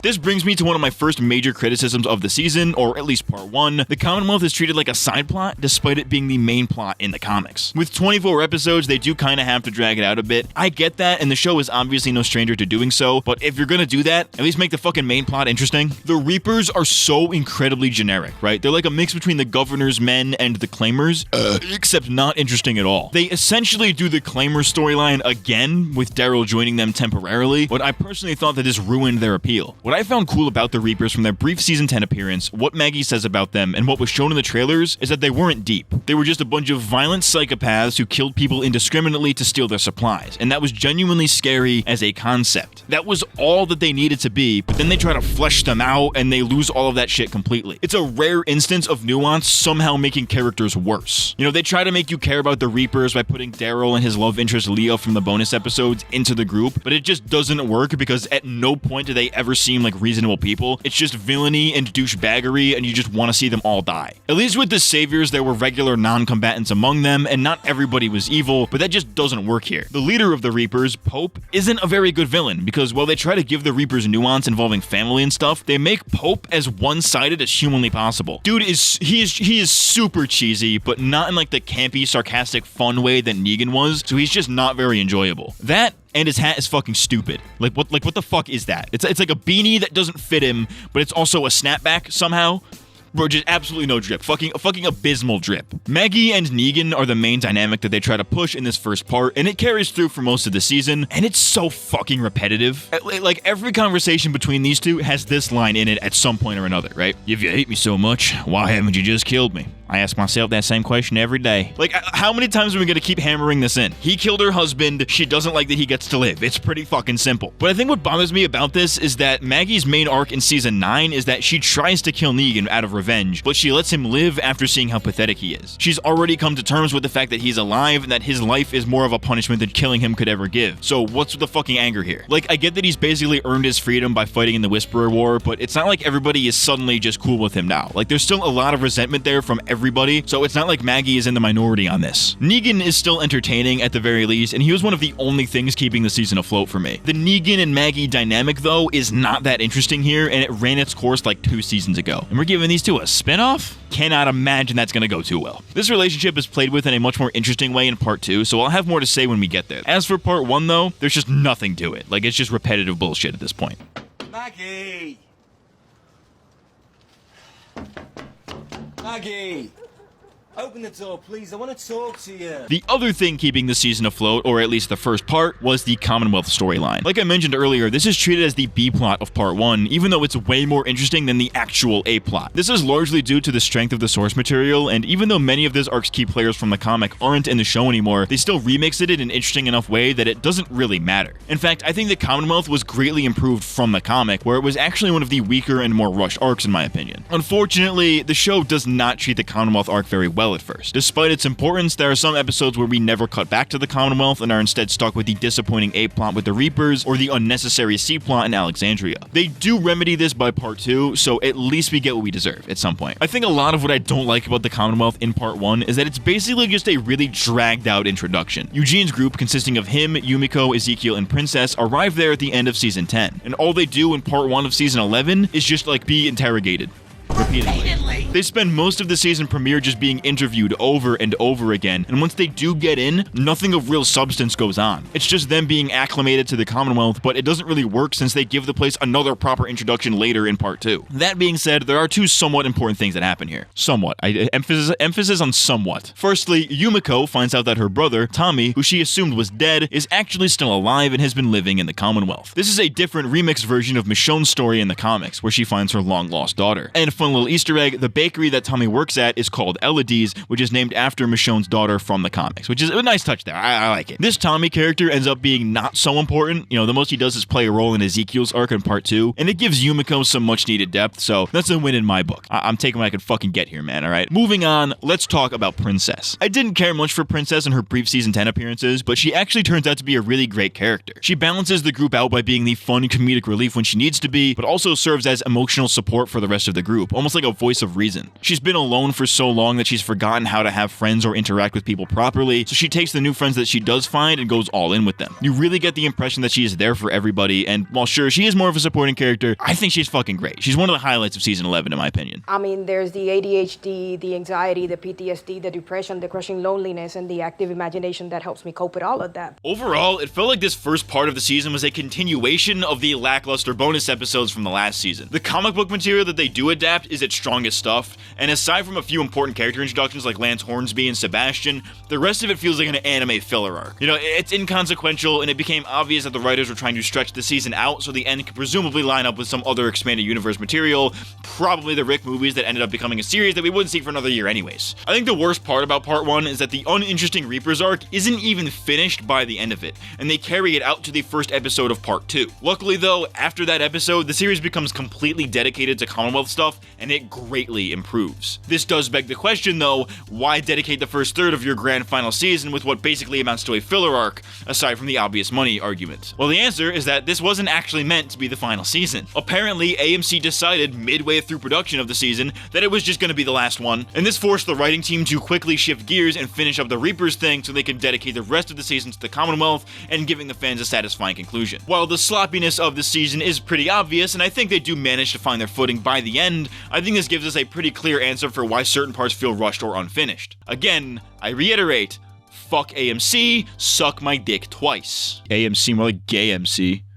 Gay MC stands for gay man cum. AMC stands for anal man cum. However, before we get into 11B, there's one thing about the Reapers arc that I actually liked. It sets up a very important thing for the remainder of the show, Daryl becoming more like Rick. In the final standoff with Leah, Daryl has a really short yet really great speech about how running around killing each other like animals isn't getting them anywhere, and that there is a better way to live. This is 100% Rick's ideology in both the show and the comics, and it's great that they're trying to keep that alive through Daryl since they obviously don't have Rick anymore. And it's not even really out of character for him to come to this conclusion, since we've seen him slowly change to be more of a people person and a leader over the course of the last 2 seasons. You know, he ain't no Ricky Dicky Doodah Grimes, but he's the closest we have, goddammit. Rick Grimes? But getting into the real meat of 11B, we finally get some real Commonwealth stuff, and they remix it from the comics in a really interesting way. After Daryl and company return to Alexandria from their mission, Eugene pulls up with Lance Hornsby and the Commonwealth Army, who gives them the chance to become allies. We then have a time skip where most of our main players have been living in the Commonwealth for a while as a trial run, and we get to see them adjust to their new lives. It is the closest thing that they have had to the old world since first arriving at Alexandria, but with that comes a lot of problems with the old world as well, namely classism and government corruption. Back at Hilltop, Maggie is extremely suspicious of the Commonwealth and doesn't want their help even though she desperately needs it, and she quickly learns alongside Aaron and Gabriel that Hornsby and the Commonwealth are not to be trusted. Pretty much all of 11B is dedicated to the main cast becoming increasingly distrusting of the Commonwealth with all of these various subplots that are deeply intertwined. First thing I noticed about this arc was that it kicked Eugene's character up a notch. You know, he went from a character that I passively liked to one that I actively wanted to see more of, and it's basically the powder keg that kicks off the entire conflict for the rest of the series. We learn that Eugene's radio girlfriend, Stephanie, was not who she claims to be. She disappears one day, and this sends Eugene into conspiracy mode, thinking that she's been kidnapped or murdered, but later finds out that she was never real in the first place, being an actor sent by Lance Hornsby. This season sold me on Eugene, and this is a big part of why. As smart as he is, it really breaks him inside, and you can really feel why, you know what I mean? Stephanie was seemingly the first real romantic relationship Eugene has ever had, so for her to just disappear on him clearly fucks him up. His emotions combine with his intelligence, and they send him on this manhunt for his fake girlfriend. The paranoia is just so fucking raw, right? You can see it,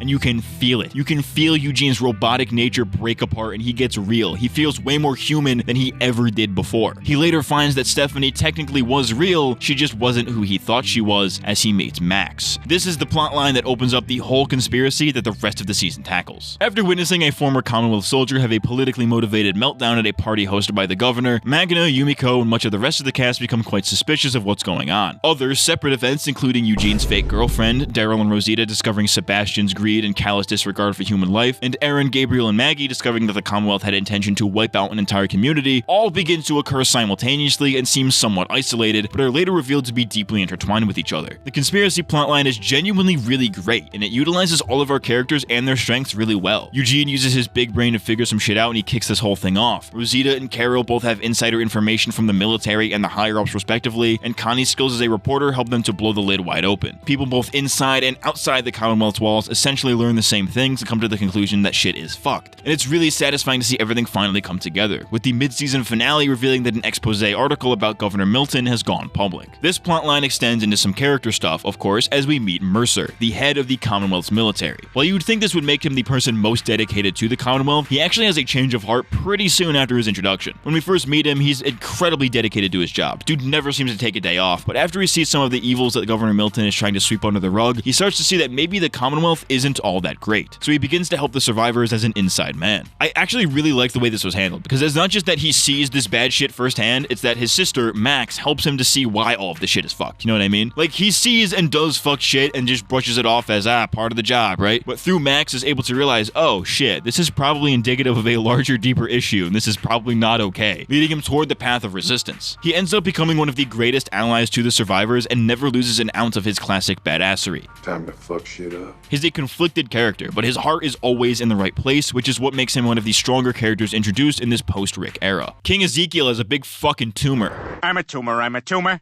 I'm a tumor, I'm a tumor, I'm a tumor. I'm a tumor, I'm a tumor, I'm a tumor. Oh, I'm a tumor. Ezekiel desperately needs surgery to live, but because he isn't considered high priority by the government, he is put on a wait list, which is obviously not a good thing for, cancer. Hey boss, I have a cancer. Carol sees that this is obviously a problem, so she uses her classic Carol skills to get on Hornsby's good side to get Ezekiel moved up. Ezekiel finds out about what Carol did, and he takes it upon himself to help others in need of surgery by opening a secret hospital alongside Tommy, making one of the first real acts of rebellion against the Commonwealth systems. This once again shows Carol's ability to blend in with the crowd, having a simple job working at a bakery, but is covertly working behind the scenes. She works with the Commonwealth to use her own resources against them, and it's pretty fucking wild. It's especially interesting because she is one of the few people who sees through Hornsby's nice guy facade, and you obviously can't bullshit a bullshitter. Speaking of, we gotta talk about Lance Hornsby. Though briefly introduced in part 1 as the deputy governor of the Commonwealth, Hornsby is the guy who first greets our survivors. At first he seems cool, but we later find out that he is such a fucking scumbag, and I absolutely love him for that. He feels like a character straight out of Breaking Bad. He's like a Saul Goodman type person. He's like this sleazeball who seems to only be out for power and nothing more, though his motives are kind of unclear at first. He seems like an alright guy when we first meet him. He helps out Eugene's group numerous times when he really didn't have to, and he offers to help Alexandria, but as we later see, he has a more violent side, being unable to take no for an answer, and will do anything to protect his own image, even if that means going against the Commonwealth. He was more of a background character in the comics, so I like that the show gives him a lot more depth and essentially makes him the main villain for part 2. Hornsby! You mother puss bucket! Another antagonist of the season is Sebastian Milton, the stuck-up son of the Commonwealth's governor. The writers were doing something right here because they really made me want to punch this fucking kid. He is a sniveling little asshole, a spoiled rich kid, and they make it no secret that he is a giant douche. He constantly abuses his status and his family's money and resources for his own personal enjoyment, believing he is entitled to a lavish life where he doesn't have to work for anything. Literally nobody fucking likes this guy, and it's entirely on purpose. This is clearly done to tie into the season's not-so-subtle themes involving classism and corruption, and boy is that shit effective. Part 3 does some crazy shit with him that I wasn't expecting based on what he does in the comics, but I'll talk about that when we get to part 3. So put a pin in that, a little pin in a little pinhole penis. Put a little pin in your little needle dick, you little bitch. The Commonwealth's governor, Pamela Milton, is a tertiary antagonist throughout part 2 and becomes the primary one in part 3, but I wouldn't really quite call her a villain, at least not at first. While sure, she does perpetuate the continued classism within her community, it never feels like she's doing it out of malice in part 2. She seems to genuinely believe that the world needs this kind of stuff in order to maintain order. There's a really interesting conversation that she has with Maggie where she claims that as leaders, they should be able to live a bit lavishly, while Maggie disagrees and says that leaders should treat themselves the way that they would any other citizen. I think this pretty clearly shows the divide that this season is all about. Pamela lives above her people and becomes so disconnected from them that she stops seeing them as people, while Maggie lives among her people so she knows the struggles of the average person. What's even more interesting about these two is that they're both known to act selfishly, but in different ways. Pamela deceives her people and uses them for personal gain. That much is obvious, but as many times as Maggie has had some kind of vendetta or selfish desire, she would never do anything to endanger her people, and when she does put them in danger, she always makes it their personal choice. Two leaders with very opposing ideologies, and while Maggie is ultimately right, there's enough nuance between the two for it to be interesting. My biggest problem with Pamela, though, is that she takes a really drastic turn in part 3. In part 2, she's rather nuanced, and it doesn't seem like she's all that bad, but within her first scene in part 3, she is immediately made out to be a conniving politician who has always lied and stepped on others to get where she is. Well, that was always somewhat implied based on Sebastian's attitude. It was never really clear that this was the case until now, and it feels a little bit jarring. She's fully aware of her son's antics, but never does anything to stop him or put him in line. She just kind of lets him keep being a public menace, you know what I mean?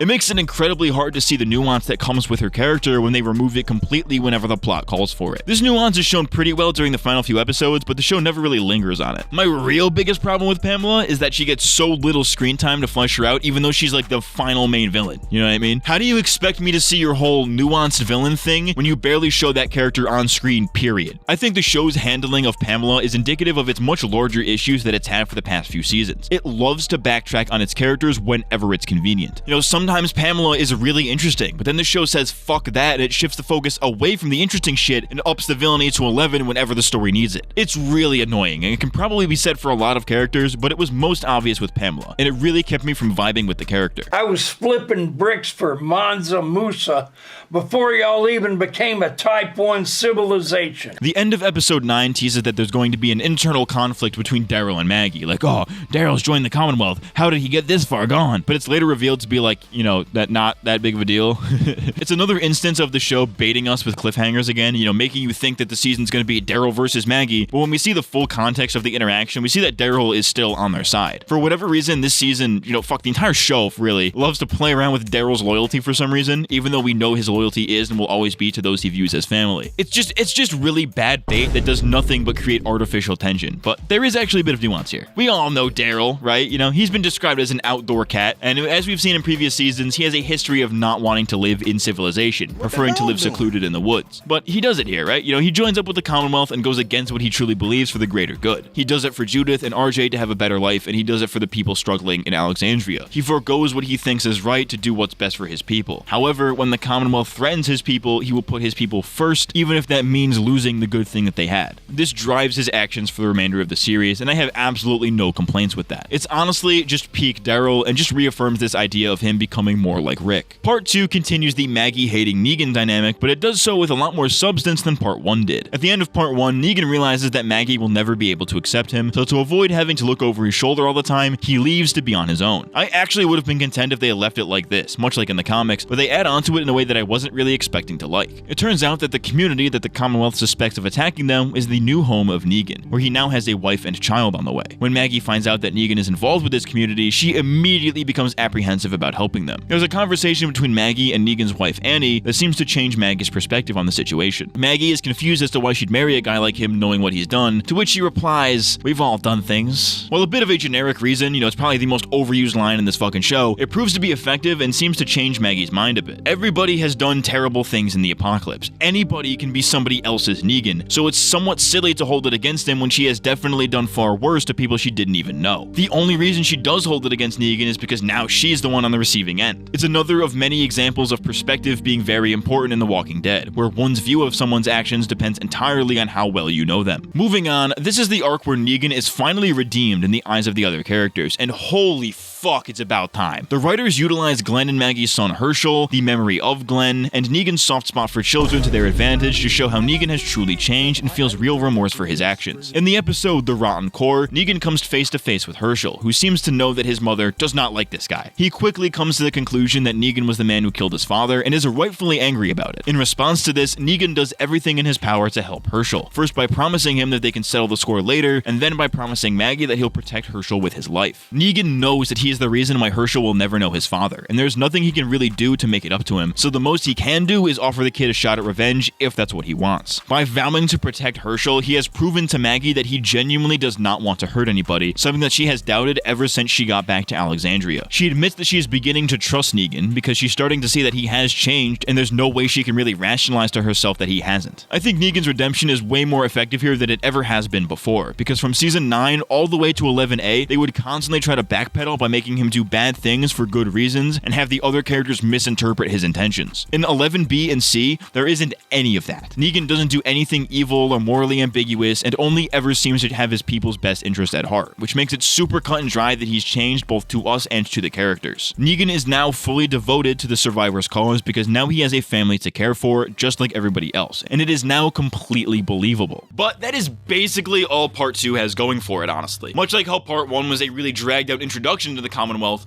Part 2 is basically a really dragged out display of how callous and evil the Commonwealth can be. It's something that we need to see, obviously. The story doesn't really work without it, but I feel this could have been done in a much more interesting way, specifically on the Hilltop side of things. The conspiracy stuff within the Commonwealth is great, right? No problem with that, aside from maybe a few characters that only show up when the story needs them, but the conflict at Hilltop isn't really all that engaging because we don't actually spend any time within any of the communities that we know and love. Most of the time, we're fucking running around in the woods or this boring-ass tower that is very clearly the same exact set that they've been reusing for like 5 seasons. They want there to be a sense of urgency, but there just isn't because we aren't really fighting for Hilltop or Alexandria. They're fighting for Negan's group that we know literally nothing about and probably couldn't give less of a fuck about. In fact, the writers make an effort to take things away from Hilltop, with one episode dedicated to the Commonwealth leaving them alone, and I don't think we've even seen Alexandria since Part 1. The season had seemingly taken us away from the very thing that the characters should be fighting for, and it just didn't really vibe with me that way. But this leads me nicely into Part 3, which fixes this issue immediately. These final episodes are fully dedicated to the shit hitting the fan and taking down the Commonwealth from the inside, and they really go all in with it. It's not too crazy, but I like it for what it is. However, despite that, Part 3 really struggles with feeling like it's truly the end of the show. While there is often a sense of urgency within the main plot, it never feels like it's building to any sense of finality, and the writers seem to be very aware of this. And they try to remedy it by adding in little things that, while fine, seem to completely miss the point. For example, the intro is slightly extended and has the logo getting bloodier and bloodier as the episodes go on, which is a neat detail that makes these episodes feel a bit special, and each episode also begins with a flashback montage of a character's defining moments, along with a voiceover by Judith. And I think it's a nice touch considering what the writers had to work with. Most of the time, these montages are centered around the character on which the episode focuses, like a Eugene montage for a Eugene episode, and they honestly do a really good job at summing up the arcs of these characters in such a short time and managing to tie that into their current arcs. My only problem with this, and maybe it's just the cynic in me, but all of these montages do is remind me how much better the show used to be. You know what I mean? You've all figured out by now that I don't hate these post-Rick seasons, but being reminded of the Golden Age just makes the current one seem way worse than it is in comparison. They try to trick you into feeling that final season vibe by showing you how far these characters have come, but without anything else in the season having that vibe. The story of the season is clearly building to something, right? There's suspense and all that shit, but it just doesn't feel like the end. You know what I mean? Of course, a lot of that does go to the fact that we know a lot of these characters are getting their stories continued in spin-offs, so we kind of know going into it that there isn't going to be a definitive end to their arcs, and that, again, season 11 wasn't originally meant to be the final season. The narrative itself doesn't really lend itself to feeling definitive either. Fighting off the Commonwealth doesn't have that sense of finality because with the way that it was written, it just feels like another watered-down war that the show has done time and time again, but this time with characters that they don't give enough screen time and with low-stakes battles that don't feel as epic as a final season should. Yeah, I know saying it doesn't feel very epic is such a subjective thing, but this is honestly just a vibe that you either feel feel or you don't. And I just didn't feel it for the majority of the final season. On a tangentially related note, and because this section wasn't disorganized enough already, each episode in 11C also makes it a point to allow one use of the fuck word per episode. And it's like, dude, you couldn't have been doing this the whole fucking time? Like, I get that Negan's a bit excessive, right? You know, dude says fuck more than a 10-year-old who just figured out what swearing is, but why in the 12 years of this series have there only been 3 instances of the fuck word, all of which were cut out and saved for the Blu-ray release? This is the same show where we can watch a guy's head get smashed into fucking paste in excruciating detail, yet 4 letters are too much for standards or practices? Yeah, okay, cool, dude, sure. The show already gets away with so much on network TV, so the fact that it took them this long to say fuck is astonishing. That being said, I think swearing is actually one of the most important aspects of the world of The Walking Dead, because it's supposed to be gritty and realistic, you know? People don't censor themselves in real life, and I'm glad that season 11 at least lets the show realize that before it goes away. In the alternate universe where HBO was the one to pick up The Walking Dead, we might have actually gotten a more comic-accurate Negan, but a guy can only dream. My favorite Negan line in the comics is, I'm sitting here like a fuckless fuck on free fuck day.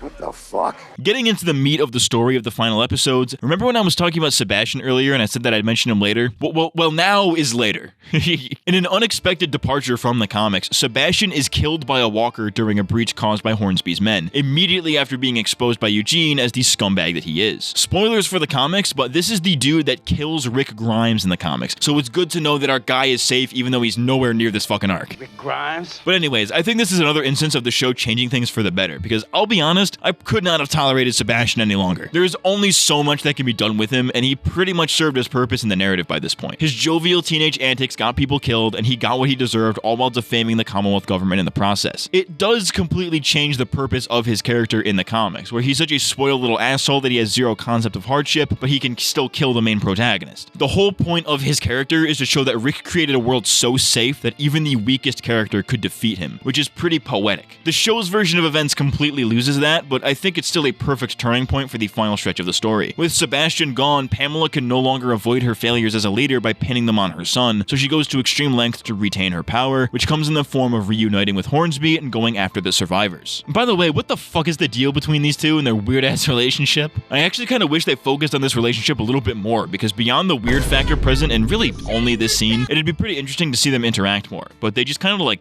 don't. Spoilers, but Hornsby dies helping the survivors. In fact, he's killed by Carol, which was oddly enough one of the more interesting dynamics of the season. Carol understands Hornsby on a level that not many others can, and is precisely why she doesn't trust him one bit, even when he does anything he can to make that happen. But the lack of interaction between Pamela and Hornsby is just one of many examples this season of character dynamics that are genuinely interesting and fun that the writers barely play around with. I think that's probably the biggest problem with season 11 as a whole. It has all of these great opportunities for interesting character relationships and then just doesn't expand upon them in any way. Carol and Hornsby were probably the closest we ever got, but even that is bogged down by the writers opting to have more will they won't they scenes between Carol and Ezekiel. Maggie and Annie would have been cool to explore, but they have like maybe 2 scenes together total. Connie is barely in the season, and when she is, it's more will they won't they shit with Daryl. Daryl and Judith barely have any scenes together, and Judith in general gets very little screen time despite their relationship and her character being incredibly important to the theming of the season. I'll probably mention more as we go along, but this final stretch really drops the fucking ball when it comes to character dynamics, which is sad because that was what really made the show in its early years. It sucks to see the show focus less on what made it great and more on pseudo-emotional bullshit that just calls back to the old shit. That all being said though, when this season does have a cool character dynamic, it's some good shit. You've got Princess and Mercer, Max and Mercer, Sebastian and Pamela, but my personal favorite has got to be Ezekiel and Negan. Since the war all the way back in season 8, we've never actually seen Negan and Ezekiel interact, at least not in any major way, which was kind of strange when you consider that Negan is responsible for the deaths of a lot of Kingdom citizens that are basically never addressed. The two have their first big interaction while stuck together in a labor camp, where Ezekiel is working with the other survivors to form an escape plan, which Negan wants to be part of, but is denied because Ezekiel has still not forgiven the saviors for what happened to Benjamin. Through a series of events, Negan is put into a scenario where he can tell the warden the identity of whoever is plotting these escape attempts, to which Negan rats on himself. He is sentenced to public execution, which he is totally fine with, but as soon as Annie is involved and also sentenced to death, he becomes not so fine with it. Ezekiel and the others, finally seeing that Negan has changed, stand up for him and get the Commonwealth troops to lower their guns, talk no jutsu style. I think Ezekiel's speech here is one of the best in the whole series.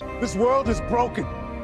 but we don't have to be. Is such a great fucking line, and it's actually a perfect description of the series' themes. The Walking Dead has always been about a broken world tearing good people apart, but no matter what the world wants us to be, we have to rise above that and be better than whatever our environment dictates. I think this honestly justifies keeping Ezekiel alive this long past his comic book version, since he embodies the same ideals as Rick, but in a different way than Daryl, speaking as a former leader himself and not just another disciple of Ricky Dicky Doodah Grimes. Of the big storylines of the season, the B-plot revolves around Eugene being arrested and standing trial for causing the chaos that inadvertently led to Sebastian's death. It's essentially him versus the entire Commonwealth government, and his chances are pretty low, and he knows that he'll be found guilty and probably be killed. But instead of escaping with the others, he decides to stand his ground and face trial. It ties Eugene's character arc together in a really great way, since this is the first time he's really truly ready to face the consequences of his actions, and the final speech he gives before being sentenced to death is fucking great. It's a little bit on the nose with how the speech is clearly about Mercer making the right decision, but it really reaffirms this motif with Eugene's character, which is that his cowardice can cause him to turn a blind eye to injustice, and that often ends up being to the detriment of those around him. It happened back when he was with Negan, and even before we met him with all of the people who died protecting his lie. He accepts this part of himself and what he believes are his final moment, and tries to do whatever he can to make up for them in the only way he knows how. And I think that's pretty great. If I haven't convinced you that Eugene is a goated ass character, then what the fuck are you still doing here, dude? Suck me soft, suck me twice. And I am in fact a virgin. Getting back to the A-plot, after Sebastian's death, the survivors essentially become public enemy number one. Though at first they strike a deal with Pamela to return home to their communities, most of the main cast is later kidnapped and taken into concentration camps, with the remaining characters on a mission to save their friends and, most importantly, their children. One of these camps, as it turns out, is Alexandria. So not only are the survivors saving their friends, but they're also taking back all that they've built over the years. This was actually a really cool twist that I honestly didn't expect, and it honestly makes the lack of screen time that Alexandria has gotten throughout the season way worth it. We haven't seen it in so long, and you start to wonder why, and then boom, Auschwitz. The community has been renamed to Outpost 22, but I think it was a huge missed opportunity to rename it to Outpost A, because then we'd have the A symbolism back, and in a way that's perfectly in line with its earlier instances. Have I sold you on this yet? One of my biggest gripes with the main plot is that the action feels relatively low stakes for the most part. Like, okay, we're saving all of these innocent people from the Commonwealth's oppression, right? That's great, fight the power, based, I get it. But like, how the fuck does taking down a concentration camp equate to the entire Commonwealth government? Like, yeah, taking back Alexandria is a big symbolic victory, right? It symbolizes the survivors saving their way of life from their oppressors and preserving the ideals of Rick Grimes. Rick Grimes? But like, Pamela doesn't even know about this until after the trial, where she's already lost public favor, and the survivors have already begun to fight at the Commonwealth by that point anyways, so it felt like this A-plot was just kind of there to add some action to a plotline that's ultimately not the zombie killing action that fans would expect. I can totally understand why the marketing of this season only used stuff from the A-plot, because it helped them fit this whole like finish the fight campaign they had going on. You know, aside from ripping off Halo 3, this was the best way they could fit the public view of the show, so it makes total sense why they didn't focus on any of the courtroom drama stuff that they do in the last few episodes. And when I say last few episodes, I really just mean the third to last episode, since this is the only episode where they're actually in court, and it's like literally only 2 scenes. I would unironically have loved to see multiple episodes dedicated to this, since it would really give Yumiko and Pamela something to work with, since they are unironically 2 very interesting characters with an interesting dynamic played by 2 great actresses that they do almost nothing with. Simply imagine having a gifted lawyer and a corrupted politician in a courtroom together where a man's life and the fate of an entire society depends on the outcome, and then just doing nothing with that fucking concept. Are you imagining? Well, actually, you're not imagining. You're just watching the fucking show. Shouts out to Yumiko, though. She's kind of a badass, though. Greatest legal mind I ever knew. One thing I do like about the A-plot, though, is how everything the main cast does is to save their kids, cementing a big theme for the season and honestly the whole series. It actually kind of took me a minute to realize how much of the main cast have children, and thereby how many legacy characters there really are. We've got Judith and RJ, who are obviously Rick and Michonne's kids, but also Daryl's to a lesser extent. Maggie has Herschel, Rosita and Gabriel have Coco, who I don't think we've ever actually seen do anything on screen because she's a literal infant. Aaron has his adopted daughter Gracie, Jerry has a bunch of kids because apparently condoms aren't a thing in the zombie apocalypse, and even Negan has a kid on the way. These child characters, as unimportant as they are in the grand scheme of things, give us a reason to care about our main cast and their actions, since it's not just the lives of some nameless Alexandrians on the line, it is literally their legacy, their future that they are fighting for. If these kids die, so does everything they fought for the past 11 seasons. The survivors will stand up to protect their future, even if it's by protecting the progeny of somebody they don't even like. Creating a better world for the next next generation is a core theme of the season. You know, it's much of Rick's ideology after season 5, and is one of the core themes of The Walking Dead as a series. If we don't improve on the systems that currently exist to keep us safe, then those systems just become targets of abuse by those who seek power, and will inevitably be used against the very people that they are trying to protect. And this extends into the more general themes of season 11, which as you might be able to guess, is pretty political. Almost each episode in part 2 is dedicated to a particular character discovering the corruption and inequality that lies within the Commonwealth, bearing a lot of similarities to the real world, while part 3 is about solving those issues in a clear allegory for a political revolution. It's pretty base, right? You know, it's great that the show has a clear thematic direction again, something it's been seemingly lacking for a few seasons now, but my problem is that it's really on the nose, because they are not subtle about this at all. There are protests broken up by a militarized police force with tear gas, governments trying to shift the blame of their own negligence, threatening to kill you for your own good, literal concentration camps for dissenters, the whole shebang. And it's pretty obvious that it was meant to reference real-world events going on in the world around the time it was being written. The 10th episode literally has the song Eat the Rich by Motorhead in it. It doesn't get more obvious than that. In fairness, the comics were also not very subtle about this very same theme, but they're never as obvious as the show is. You know, the show looks at things from a more societal angle than the comics. You know, it shows how the actions of government officials affect the average person on a day-to-day basis, and how those in power will continue to abuse said power for personal gain at the expense of their own people. Like we established, Governor Milton and her son aren't exactly good people, and whether they realize it or not, their disregard for the masses hurts everybody. A society collapses when the people in charge stop giving a shit about the people living in said society, and if there is enough unity between them, the will of the people will always win against an oppressive government. Again, it's very fucking based. This is just further proof that we need to take every single government official into the street and them by firing squad while live streaming the entire thing. That's all I'm saying. But season 11 introduces us to one last new thing that will likely carry over into the spin-offs. In the end credits scene of the spin-off, The Walking Dead World Beyond, it's revealed that over in Europe,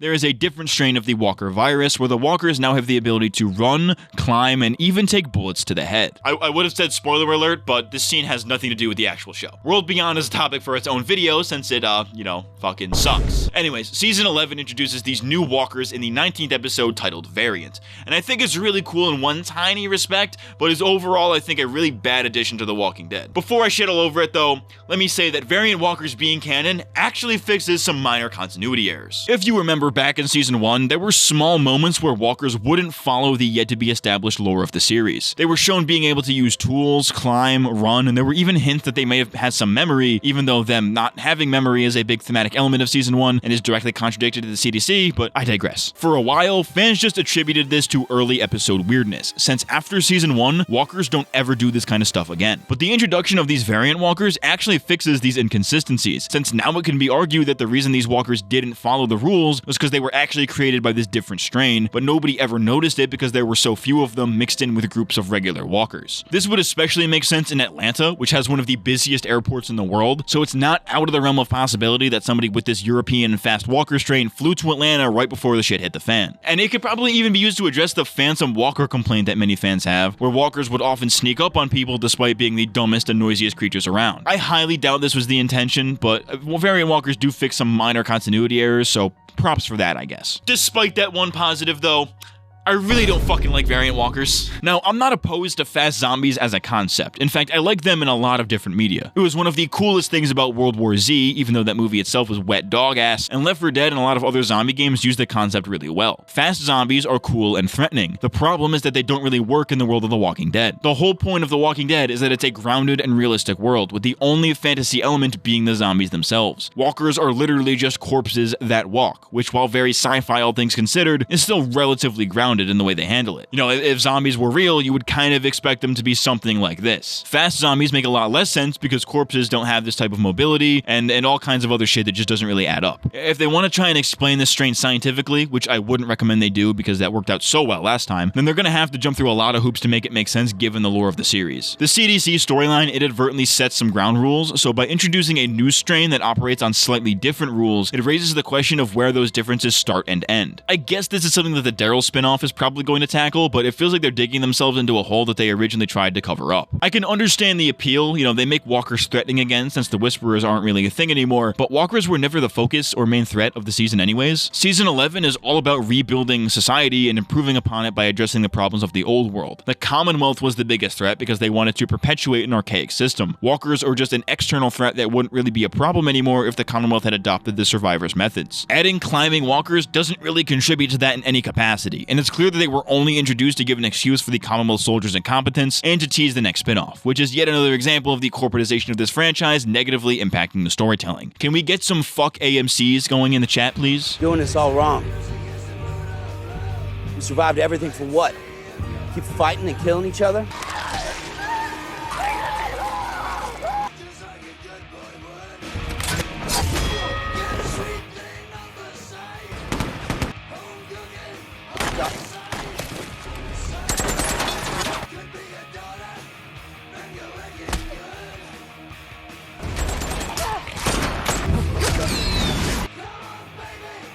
Resist the Commonwealth! Visibility for workers! Equality for all! We're opening the gate and letting these people in. I'll kill anyone who tries to stop it.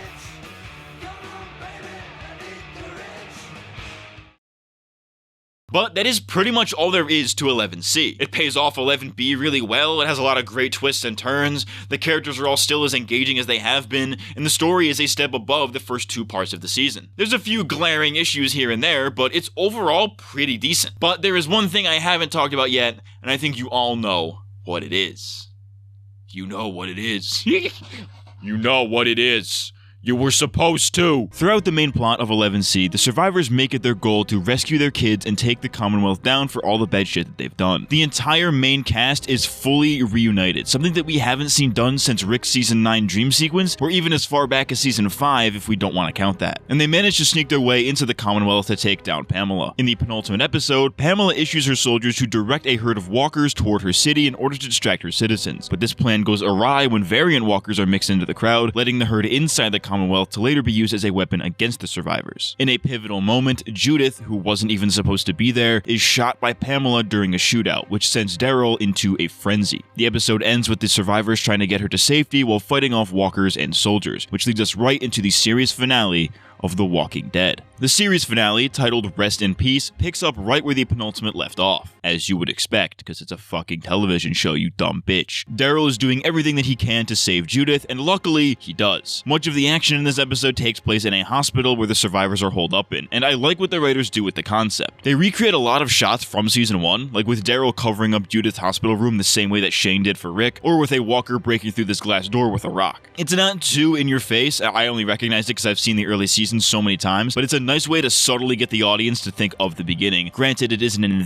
that meaningful of a way. However, Daryl's rescue mission and the whole conflict with the Commonwealth is not without some casualties. In a skirmish with the herd, Jules, an incredibly minor character, is brutally eaten alive, followed shortly by Luke, one of Magna's group, getting bit and losing his leg before eventually dying of blood loss. I know I've been pretty forgiving with what I consider to be an emotional character death, but like, dude, come the fuck on. Of the 3 main deaths in this episode, these 2 mean so fucking little to the audience, it's not even funny. Keep in mind that Jules has had maybe 3 or 4 scenes total since her introduction in Season 10, and Luke has probably been the least important or memorable member of Magna's group, and hasn't even been in the show for a whole season, basically. I don't know, man. All I'm saying is that if you're gonna be doing a big series finale for a show called The Walking Dead, then maybe kill off some people we actually give a shit about. In fairness, though, the scene where Magna's group were all crying together in Luke's final moments is pretty emotional with some great acting, and if they had given the audience a bit more reason to care about Luke, I think it would have hit the way the writers intended. However, that is not to say that there are no major character deaths, since there is one that is pretty substantial. Spoilers ahead if you somehow still give a shit about those at this point. After rescuing her baby, Rosita falls into the herd, but due to her immense badassery, is able to escape.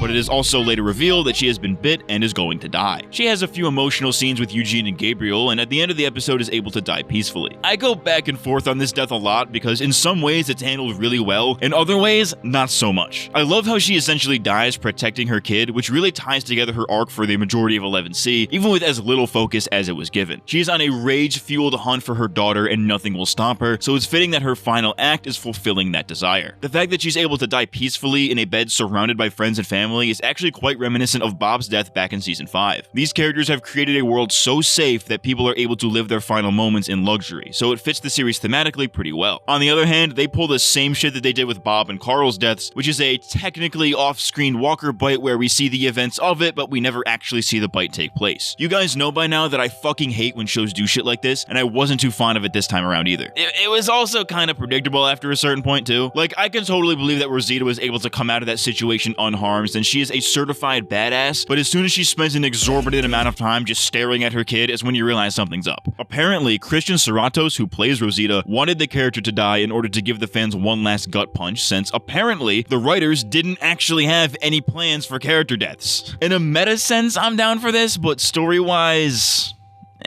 This is a character we've known since Season 4, and it definitely hits, but it just kind of didn't do much for me. It's not the fact that she went out, it's more so that the way she went out was kind of underwhelming to me, though I do completely understand the intention. But I don't want to sit here and harp on character deaths all day, because despite what the title implies, The Walking Dead is not about who lives or dies. Let me tell you, if you're watching the show only to see who lives and dies, you are quite literally watching the show wrong. Big characters dying means nothing if their deaths don't contribute to the rest of the show, so to focus only on that is a huge disservice to everything else the show is going for it. Who died in that episode? Shut the fuck up, you. It should have been you. It should have been you who died. Fucking Glenn your head in. I'm gonna Glenn you. You're gonna get fucking Glenned, motherfucker. We get Glenned. Fuck you. The first half of this episode is mostly dedicated to wrapping up everything regarding the Commonwealth, and for the most part, I thought it was fine. It takes a complete departure from the comics in terms of story, but it reaffirms the season's core themes about classism and all that shit. Daryl's line here explains it pretty succinctly. You built this place to be like the old world. That was the fucking problem.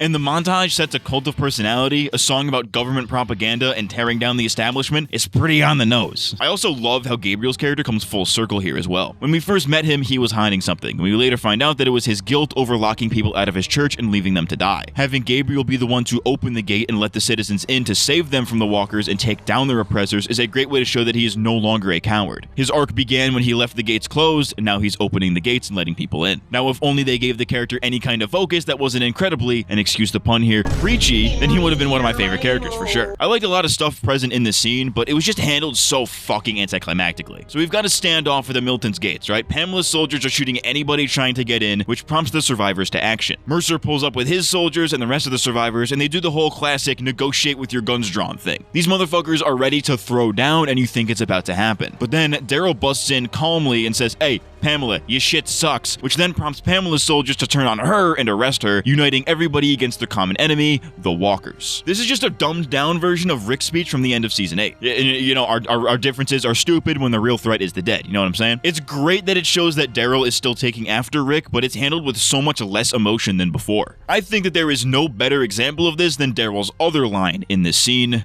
We ain't the Walking Dead. Okay, so I know they're adapting a comic book scene here, but we need to look at how the way the comics handle this for a second. So back at the prison in the comics, Rick has a speech about how the world is never going back to the way that it was, and it ends by him yelling, "We are the Walking Dead." Flash forward to the Commonwealth arc, and Rick ends the conflict in a very similar way to what Daryl does in the show. Everybody's ready to fight, but Rick talks everybody down, ending the speech by saying, "We are not the Walking Dead," referencing the earlier scene. It shows how Rick has come to the conclusion that violence and savagery aren't getting us anywhere, and it's done with a great callback with, he said it energy. The difference between the comic and the show is that the comic has an actual fucking speech with impact behind it. The show does this so fucking lazily. I know that Daryl has become more like Rick and has embodied his ideals in the past few seasons. I get that he thinks all of this stuff, but with 3 lines of dialogue, he tries to get this same sentiment through, and it just doesn't work. The most egregious part of this, in my opinion, though, is the delivery of the "We ain't the Walking Dead" line. He just kind of says it, and there's very little punch behind it. It's almost written like a fucking Marvel movie. movie, which partially strips away the original meaning of the "We Are the Walking Dead" line from earlier in both the show and the comics. The original line in the comics has some real punch to it, and the show's version was more somber yet still emotionally impactful. Daryl just kind of saying it casually completely lacks all of that. Like, it gets the point, but it also misses it completely, if that makes any sense. The point of the "We Are the Walking Dead" line was that the world is never coming back, and in order to survive, we have to forget who we are and become the proverbial Walking Dead. Daryl's response of "we ain't them" shows that he hasn't given up his humanity yet, and this eventually does carry through to the finale with his other take on the line. Thematically, this line is a perfect callback, and it ties the whole series together. Its actual execution was a bit underwhelming though, and it was definitely not how I hoped the show would adapt this line. Got one enemy. We ain't the Walking Dead.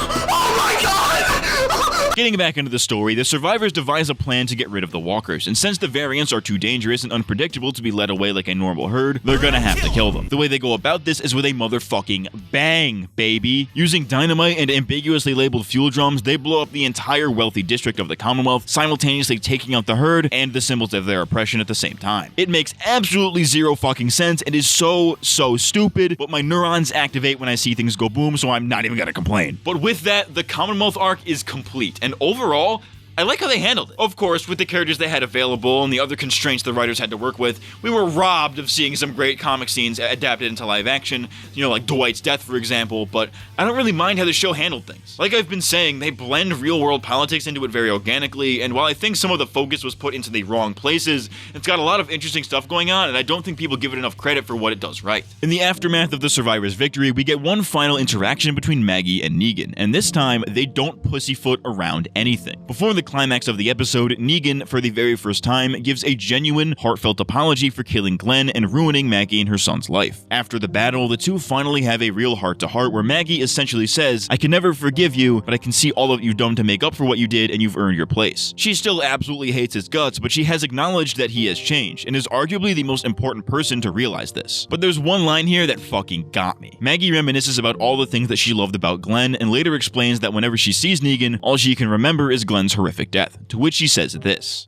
And I don't want to remember Glenn like that.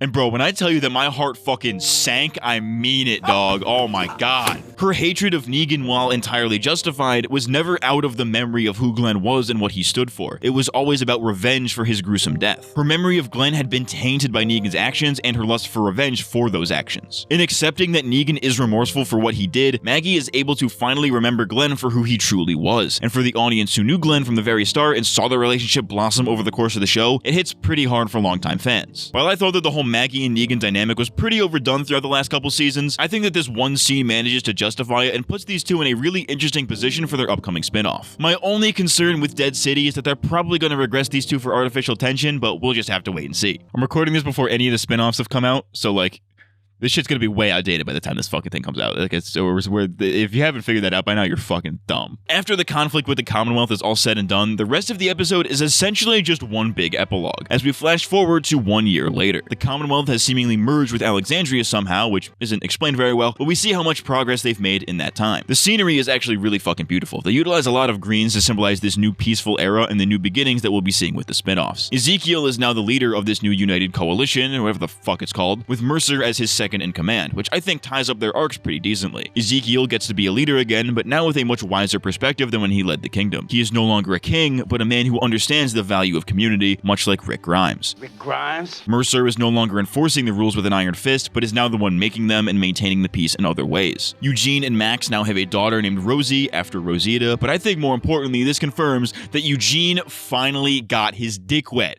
My guy lost his fucking V card. Let's fucking go! My guy had sex! My guy put his penis into a vagina! Let's go! Based! Best character arc! Much of this epilogue focuses on Daryl and Carol, a relationship that has existed since all the way back in Season 2 and has been heavily pushed since Rick's departure in Season 9. While I do have my criticisms of this pairing in terms of the larger writing, I think it's really wholesome how they end things. They truly are best friends, and I'm glad they kept it that way. I know all the Carol with a Y shippers out there probably wanted them to get together, but I think the show has more than demonstrated by this point that they work best as friends, and that romance isn't really Daryl's thing. I'll load out first. Even better. Even his friendship with Connie is kept platonic for now, and though I think they would work pretty well, again, I think Daryl as a character works best when romance is not involved. They keep things pretty ambiguous as to if Carol has gotten back together with Ezekiel or not. I personally assume that they did and are the ones watching over Judith and RJ, but my point here is that I like that they don't make a big stink over who gets with who. They easily could have gone down this route, and I am glad that they didn't, instead dedicating this time to tying up the relationships that really matter. These characters are finally able to rest in peace. Wait, that makes it sound like they're dead. Shit. They're able to live peacefully with each other and have sorted out all their bullshit, is my point. That's not exactly a title that rolls off the tongue very well, but you get the idea. However, the idea that Rick is still out there is still eating away at Daryl, so in the final shot of the series proper, he leaves Alexandria and rides his motorcycle off into the distance. And then he shows up in Paris somehow. I don't fucking know. Alright, I'll be honest and say that this finale does feel pretty rushed, and I think a lot of fans would probably agree with that. They try to wrap up an entire seasonal arc, give us a satisfying end to these characters, and set up some completely unrelated spin-offs all in a 1 hour long episode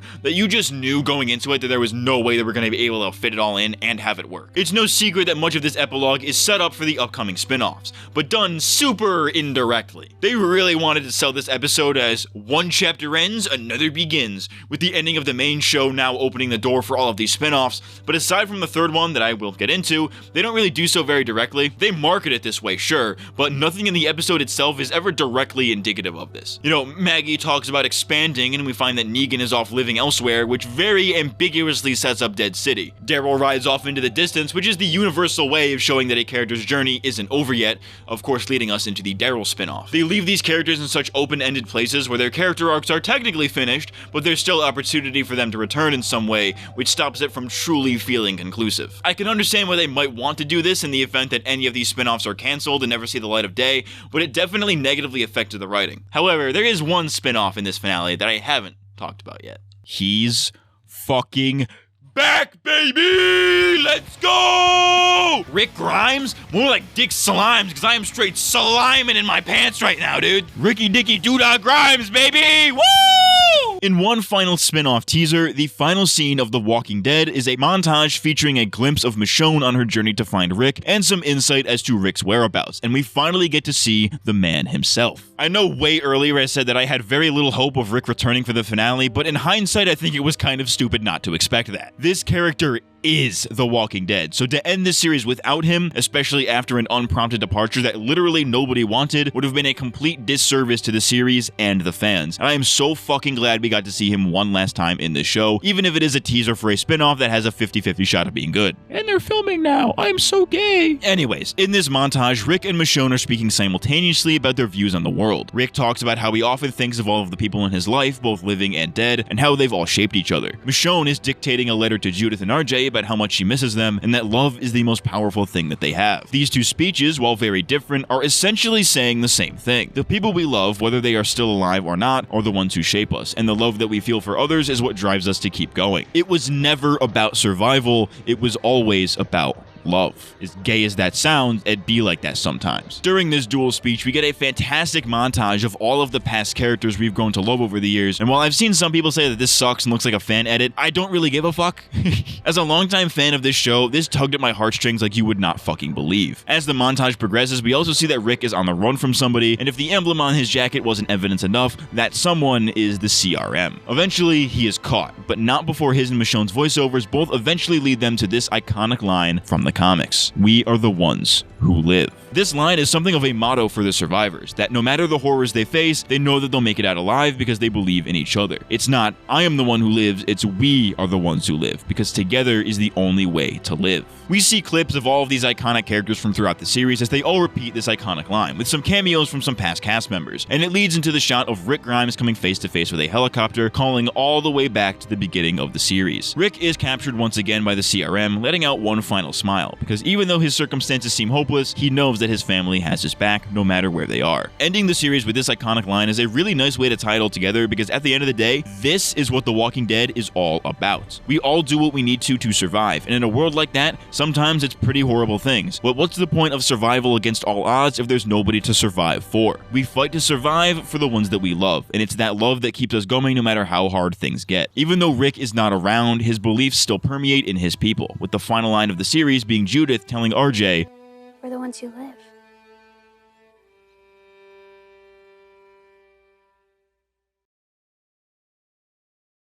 Walter White if he was in The Walking Dead. No, Skyler, I am the Walking Dead. I am the one who lives. So, we just spent several hours reviewing and analyzing in far too much detail every season of The Walking Dead. If you made it this far in the video, you a real one. You win nothing though, actually. But in that seasonal analysis, I haven't really gotten the chance to talk about the series overall. While this video very easily could have been a series review like some of my other videos, I think it'd be a disservice to the complexity of the show to not talk about each season individually because there is so much going on in each of them. But to conclude this video, I'd like to talk much more generally about the show. I've talked literally ad nauseum about every tiny detail you could possibly imagine, so this is really just a formality at this fucking point. The Walking Dead was made to be a post-apocalyptic western, and much like a western, The Walking Dead has its good, its bad, and it's ugly. At its best, it was arguably one of the best shows on television. At its worst, it was a bit of a slog, though at no point would I ever say that it was ever completely incompetent. It's a fantastic adaptation of the source material, and it actually improves it in some ways, though unfortunately it never got to properly adapt some of its stronger material near the end. Because of, you know, Ricky Dicky Doo-Dah Grimes, baby. This show, in many ways, is completely overarching, and in a way that not a lot of other shows are able to do. I think one of the most unique things about The Walking Dead is that it has this long-form method of storytelling, for better or for worse. This is a great thing when it comes to fully exploring the world, where we can see it at different points in time. We see the world go from freshly ended to complete shambles to a fully rebuilt society, which is something that not a lot of post-apocalyptic stories ever do, even in non-visual mediums. So it really goes to show the ambition of The Walking Dead as an adaptation. As an adaptation of the acclaimed comic series, I think it mostly succeeds, with only one change notwithstanding. Carl's death. That's the editor's note. Carl's death is the thing I'm talking about here. Many of the big important scenes, such as Negan's introduction or Rick taking over Alexandria, are ripped straight from the page, and the casting is perfect and it really brings these characters to life. When the show does deviate from the comics, it's usually done in ways that are just as good or better than the comics, which is exactly what an adaptation should set out to do. A lot of these changes were necessary due to the nature of a TV show as opposed to a comic book, and with actors leaving and show exclusive characters coming in, they were forced to make do with what they had a lot of the time, and they tend to do so in a really interesting way. I think that this is best seen in the latter half of season 4 all the way through to season 7, where the show hits all of the same story beats as the comic, but remixes them in ways that fits within the constraints of the show based on what characters they have available. Some examples include how Michonne is given Andrea's comic storyline to better fit this version of the character, while Michonne's comic arc is split up among a bunch of different characters in the show. Of course, there were still things that the show did way worse than the comics, namely characters like Carl and Jesus, or the fucky version of the Savior War, and it's a shame that we'll never get to see those characters or those stories in the proper light, but regardless, I think the show improves the comic material more than it ruins it. I don't know if that's an unpopular opinion, but like, I also don't give a fuck. The show often got a lot of shit from critics in its early days because of the supposed Walking Dead formula, with the argument usually being that the show is repetitive and therefore boring. The argument usually goes something along the lines of find place to live, defend place, lose place, and find new place, rinse and repeat. This is, I think, a very disingenuous argument considering this only happens twice in the first 5 seasons, and they stay in one place after that point. So the argument is literally null and void based on that. Even if that were the case though, the show always presents new scenarios and stipulations to make things interesting, such as cannibals, a walker cult, etc. The show is constantly changing, and as a result is usually pretty fresh. You could throw on any episode and I could tell you exactly which season it's from just by the vibe alone, because each season is just distinct in that way. A lot of people attribute seasonal rot as one of the biggest problems with The Walking Dead, you know, that it went on for far too long, and while I totally agree in terms of pacing, I wouldn't say that 11 seasons is too long, especially not with a series like this, where the literal point is to show how these characters' lives and the world changes as time goes on. You can't have a show about the long-lasting effects on the world after a zombie apocalypse without going on for just as long as they do in universe. While I agree with the sentiment that this show lasted far longer than it needed to, that's more so an issue with the general pacing of the series, not the storytelling itself. It was too long because it was often dragged out, not because the stories themselves were ever bad or boring. However, one of the drawbacks of this is that characters come and go all the time, sometimes without enough time to flesh them out. This is, again, partially due to the nature of the show. I mean, dead is literally in the name, so obviously characters are going to die, but that was never really the issue though. Whether it's contract disputes, actors leaving, or just some bad writing decisions, the show going on for as long as it did definitely did not help it in that regard. As a result, the cast goes through drastic changes every few seasons, which at a certain point makes it feel almost like an anthology, and that can be pretty hit or miss with some people. The cast at the end is almost completely disconnected from the cast at the beginning, save for the few characters from the start that are still alive by the end, so your enjoyment of the series depends almost entirely on your ability to quickly grow attached to new characters and say goodbye to old ones. I would argue that the rotating cast is the show's biggest gift and its biggest curse. It gives us so many opportunities to really explore characters from all corners of the apocalypse and how the end of the world has affected them in different ways. But at the same time, how many times are we going to see these characters go through these same things over and over again? You know, Maggie, for example, can't really have a compelling arc that lasts 3 seasons when you already wrote her out of the show by concluding her most recent arc. You know what I mean? Meanwhile, that arc is something that's also shared between several other characters. On the topic of pacing, something that I've mentioned a few times throughout this video is that it's better if you binge it. I tend to prefer weekly episodes most of the time. You know, it makes each individual episode memorable and it keeps people talking about it in a meta sense. But with a show like The Walking Dead, where the seasons are so long and episodes can often be uneventful, watching the show week to week when it was airing was fucking grueling sometimes. This was definitely made worse by many of AMC's business decisions, where they would intentionally create big cliffhangers followed by uneventful episodes in order to boost ratings for a few weeks, alongside their trademark deceitful marketing and their shitty AMC Plus streaming service that nobody bought. With seasons this long, the story can often move pretty slowly, which is important for the story itself, but it's annoying in a week-to-week format. The ideal viewing experience, or at least the way that I did it for this video, was to watch season 1 in one sitting, and then every subsequent sitting would be half a season, or a third in the case of seasons 10 and 11. So basically, 6 to 8 episodes per sitting, depending on the season. You know, the show is built around those big mid and end of season plot points, so it just makes narrative sense this way, you know? And since I just alluded to it, I think I speak for everybody when I say that AMC was this show's worst enemy most of the time. Of course, there were the infamous budget cuts around season 2,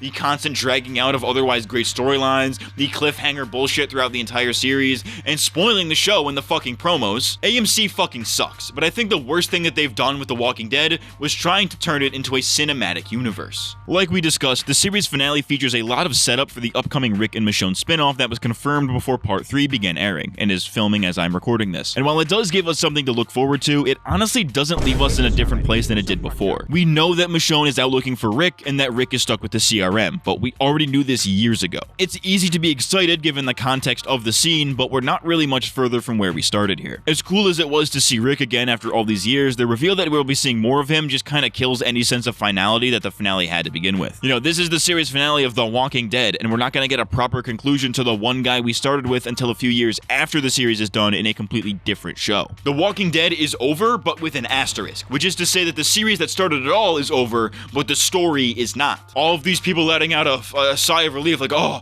finally, and celebrating that a show that they haven't watched in 6 years is now over, are very much missing the bigger picture here, which is that The Walking Dead is not over, because AMC is going to milk the fuck out of it for as long as these actors are alive, and believe me, if you were sick of hearing about it before, you are in for a fucking doozy, my friend. The popularity of the show made The Walking Dead a much more robust franchise, and in many ways it has been an absolute shit show. AMC is really pushing this Walking Dead universe, which is fine, but they should have done this like 7 fucking years ago if they wanted it to work and for people to be excited by it. They came out with Fear the Walking Dead in 2015, around the main series' peak popularity, but they were adamant that it would not connect to the main show and that there wouldn't be crossovers, which helped the spin-off stand on its own for sure, but also killed the hype from fans who wanted to see the two casts interact somehow. They did eventually cross Morgan and Dwight over to Fear, but not only was this a one-way crossover with so little to do with the main show, but the change in showrunner that prompted this completely ruined Fear. Like I said, 3 fucking hours ago, Fear is a topic for its own video, but the bastardization of that show proved to AMC that they could do the absolute bare minimum with the show. As long as they put The Walking Dead in the title, people will still watch it, and this mindset seemed to drive the next 7 years of the franchise. The Walking Dead World Beyond would come out in 2019 with the promise of learning about the CRM, the community who took Rick, but that was all a marketing ploy since Rick isn't seen or even mentioned in the entire 2-season run, with the only major crossover character being Jadis, who nobody fucking liked anyways, and the show itself was really hit or miss with fans, which is to say that it fucking sucked. I think Dead City and the Daryl spinoff have potential, and I'm super looking forward to the Rick and Michonne series because of the characters they're working with, but a lot of fans aren't, and I can totally understand why. My point is, AMC clearly wanted this to be an ongoing TV universe, similar to like the Arrowverse, for example, but they missed their chance and are now trying to make up for it long after most people have stopped giving a fuck. I know that I like to shit on people who make I don't watch The Walking Dead, their entire taste in TV, but with all of these upcoming spin-offs, I can definitely see why these people would think that. If they had done all of this a few years earlier, people would probably give a shit, but I don't know a single person outside of the lingering fandom who is genuinely excited for any of these spin-offs, because what is the point of the main show if these are just going to continue and potentially ruin their stories? I've barely seen anybody outside of the immediate Walking Dead fandom that has had anything positive to say about this show since the season 6 finale. Its cultural relevance basically fell off the face of the earth after that, which, while unfortunate, meant that there wasn't a snowball's chance in hell that the show was going to recover from whatever PR slump that they were in. It had garnered a reputation for being terrible, and while this isn't necessarily true, as I just gushed about for several hours, any attempt by AMC to add onto this universe would feel less like a creative endeavor and entirely like a desperate play to regain relevance. The Walking Dead proper is a genuinely good show, all things considered, but all of these spin-offs and corporate greed make its reputation as the boring zombie show that never ends way worse, which is the exact opposite of what they intended. However, people making fun of this desperate attempt at relevancy might ironically be the thing that revives it. I always like to refer to The Walking Dead as the most hated show that everybody watches. You know, I did so in the very beginning of this video, if you can remember that far back, and the reason that I call it that is because it's a show that everybody claims to hate, yet it continued on for so long after this mindset was commonplace. There's this weird revisionist history with this show, where people like to pretend that it was never good, and I think that's absolutely asinine given the critical acclaim of the first few seasons. Of the people that I do see complaining about it online, many of them are complaining about currently airing episodes, or at least they were back when it was still airing. Someone was clearly still watching the show for that to happen, so it's kind of bizarre how the whole "you still watch that show" thing became so commonplace when there were people that were clearly still watching it. In 2018, news came out that The Walking Dead was the most pirated show of the year, and it remained in the top 10 for pretty much every year after that. And that doesn't happen if people aren't interested in it. Despite people making the whole ratings argument so frequently for why the show is bad, it was still pulling several million viewers each week for new episodes, and while the 1 to 2 million that they were getting for the final season was pretty low in comparison to the series' highest of the 10 to even teen millions, that's still nothing to scoff at. Like, that is still higher than what Better Call Saul was pulling on its last season that was airing around the same time, and Better Call Saul was incredibly popular. The series finale was the third most viewed live program that night, only being beaten out by Yellowstone and the FIFA World Cup. I still see the show as one of the most popular on Netflix, and that doesn't happen if your show is universally considered to be terrible. Or maybe it does, because apparently I underestimate normies and the fact that they'll watch anything if it's on the front page of Netflix. Anyways, my point is, this show is still popular despite what internet critics would lead you to believe, and it only became commonplace to question why it was still on because it became no longer cool to like the show, despite it being genuinely good for 6 straight seasons and even being able to carry itself without its main lead for a solid 3. I am willing to put money on the idea that most of the people who hit you with that whole "is that still on?" or "just ended already" shit are secretly closeted Walking Dead fans that don't want to admit that they watch a show that everybody else claims to hate. It's like the Nickelback of TV shows, right? Like, it's actually pretty good, but everybody just pretends to hate it. That all being said, it's actually a fucking miracle that the show remained good for as long as it did, because there have been so many production issues throughout its history that I would not hesitate to say that this show went through development hell. As we all know, Frank Darabont, who originally pitched the show and served as the showrunner on season 1, was fired going into season 2 after complaining about the slashing of the budget. He was mad that AMC had fucked him over, and rightfully so, but he supposedly also took out this anger on the crew, which,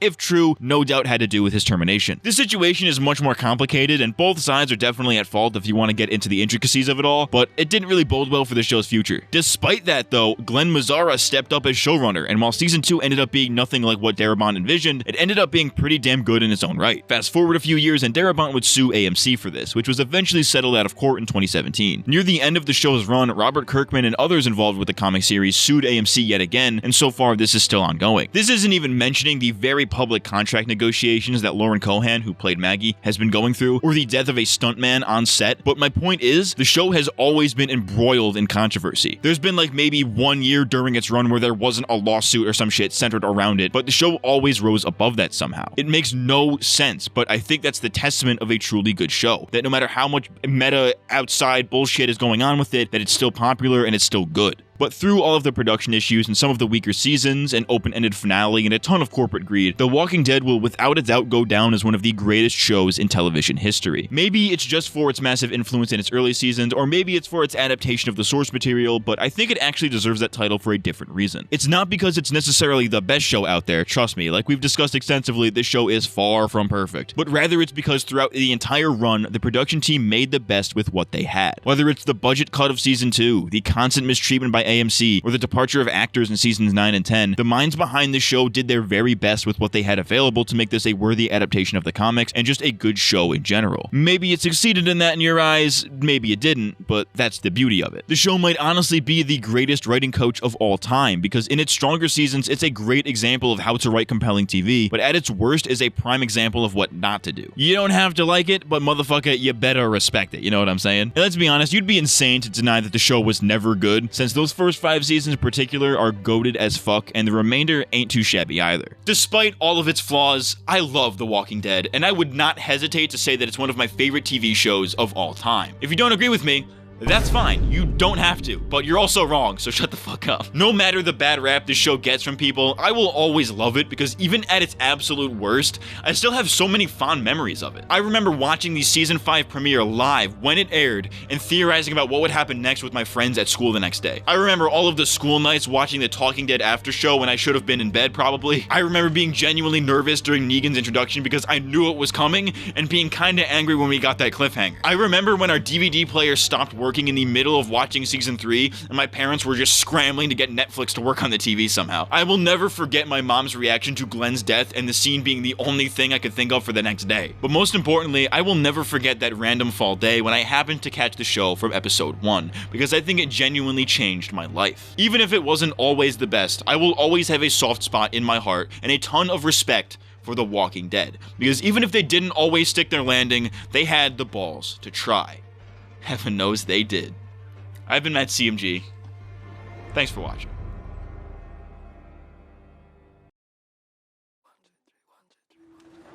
But no matter what we find in DC, I know we'll be okay. Because this is how we survive. We tell ourselves, I need to find my family.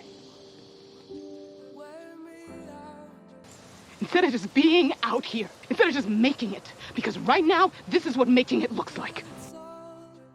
The reason I said we get to start over is because we gotta. Fuck the way it was. There's gotta be something after. For you. It's for them. I'm a glass half full kind of guy. I sent you away to this. You said I could survive. You were right. Keep struggling with it. It ain't hard, man. The right choice is the one that keeps us alive. In this life now, you kill or you die. Or you die and you kill. It's just that no one ever thinks that they're the evil one. We walk in darkness. We are free. Mercy prevails over my wrath. I forgot who I was. You made me remember. I remember that feeling, walking with you that day. Like I finally knew who I was for the first time in my life. We do what we need to do, and then we get to live. I saw what they could do. What we could do. If we work together. You're my brother. We tell ourselves that we are the ones who live. We're the ones who live. We're the ones who live. We're the ones who live. We're the ones who live. We're the ones who live. We're the ones who live. We're the ones who live. We're the ones who live. We're the ones who live. We're the ones who live. We're the ones who live. We're the ones who live. We're the ones who live. We're the ones who live. We're the ones who live.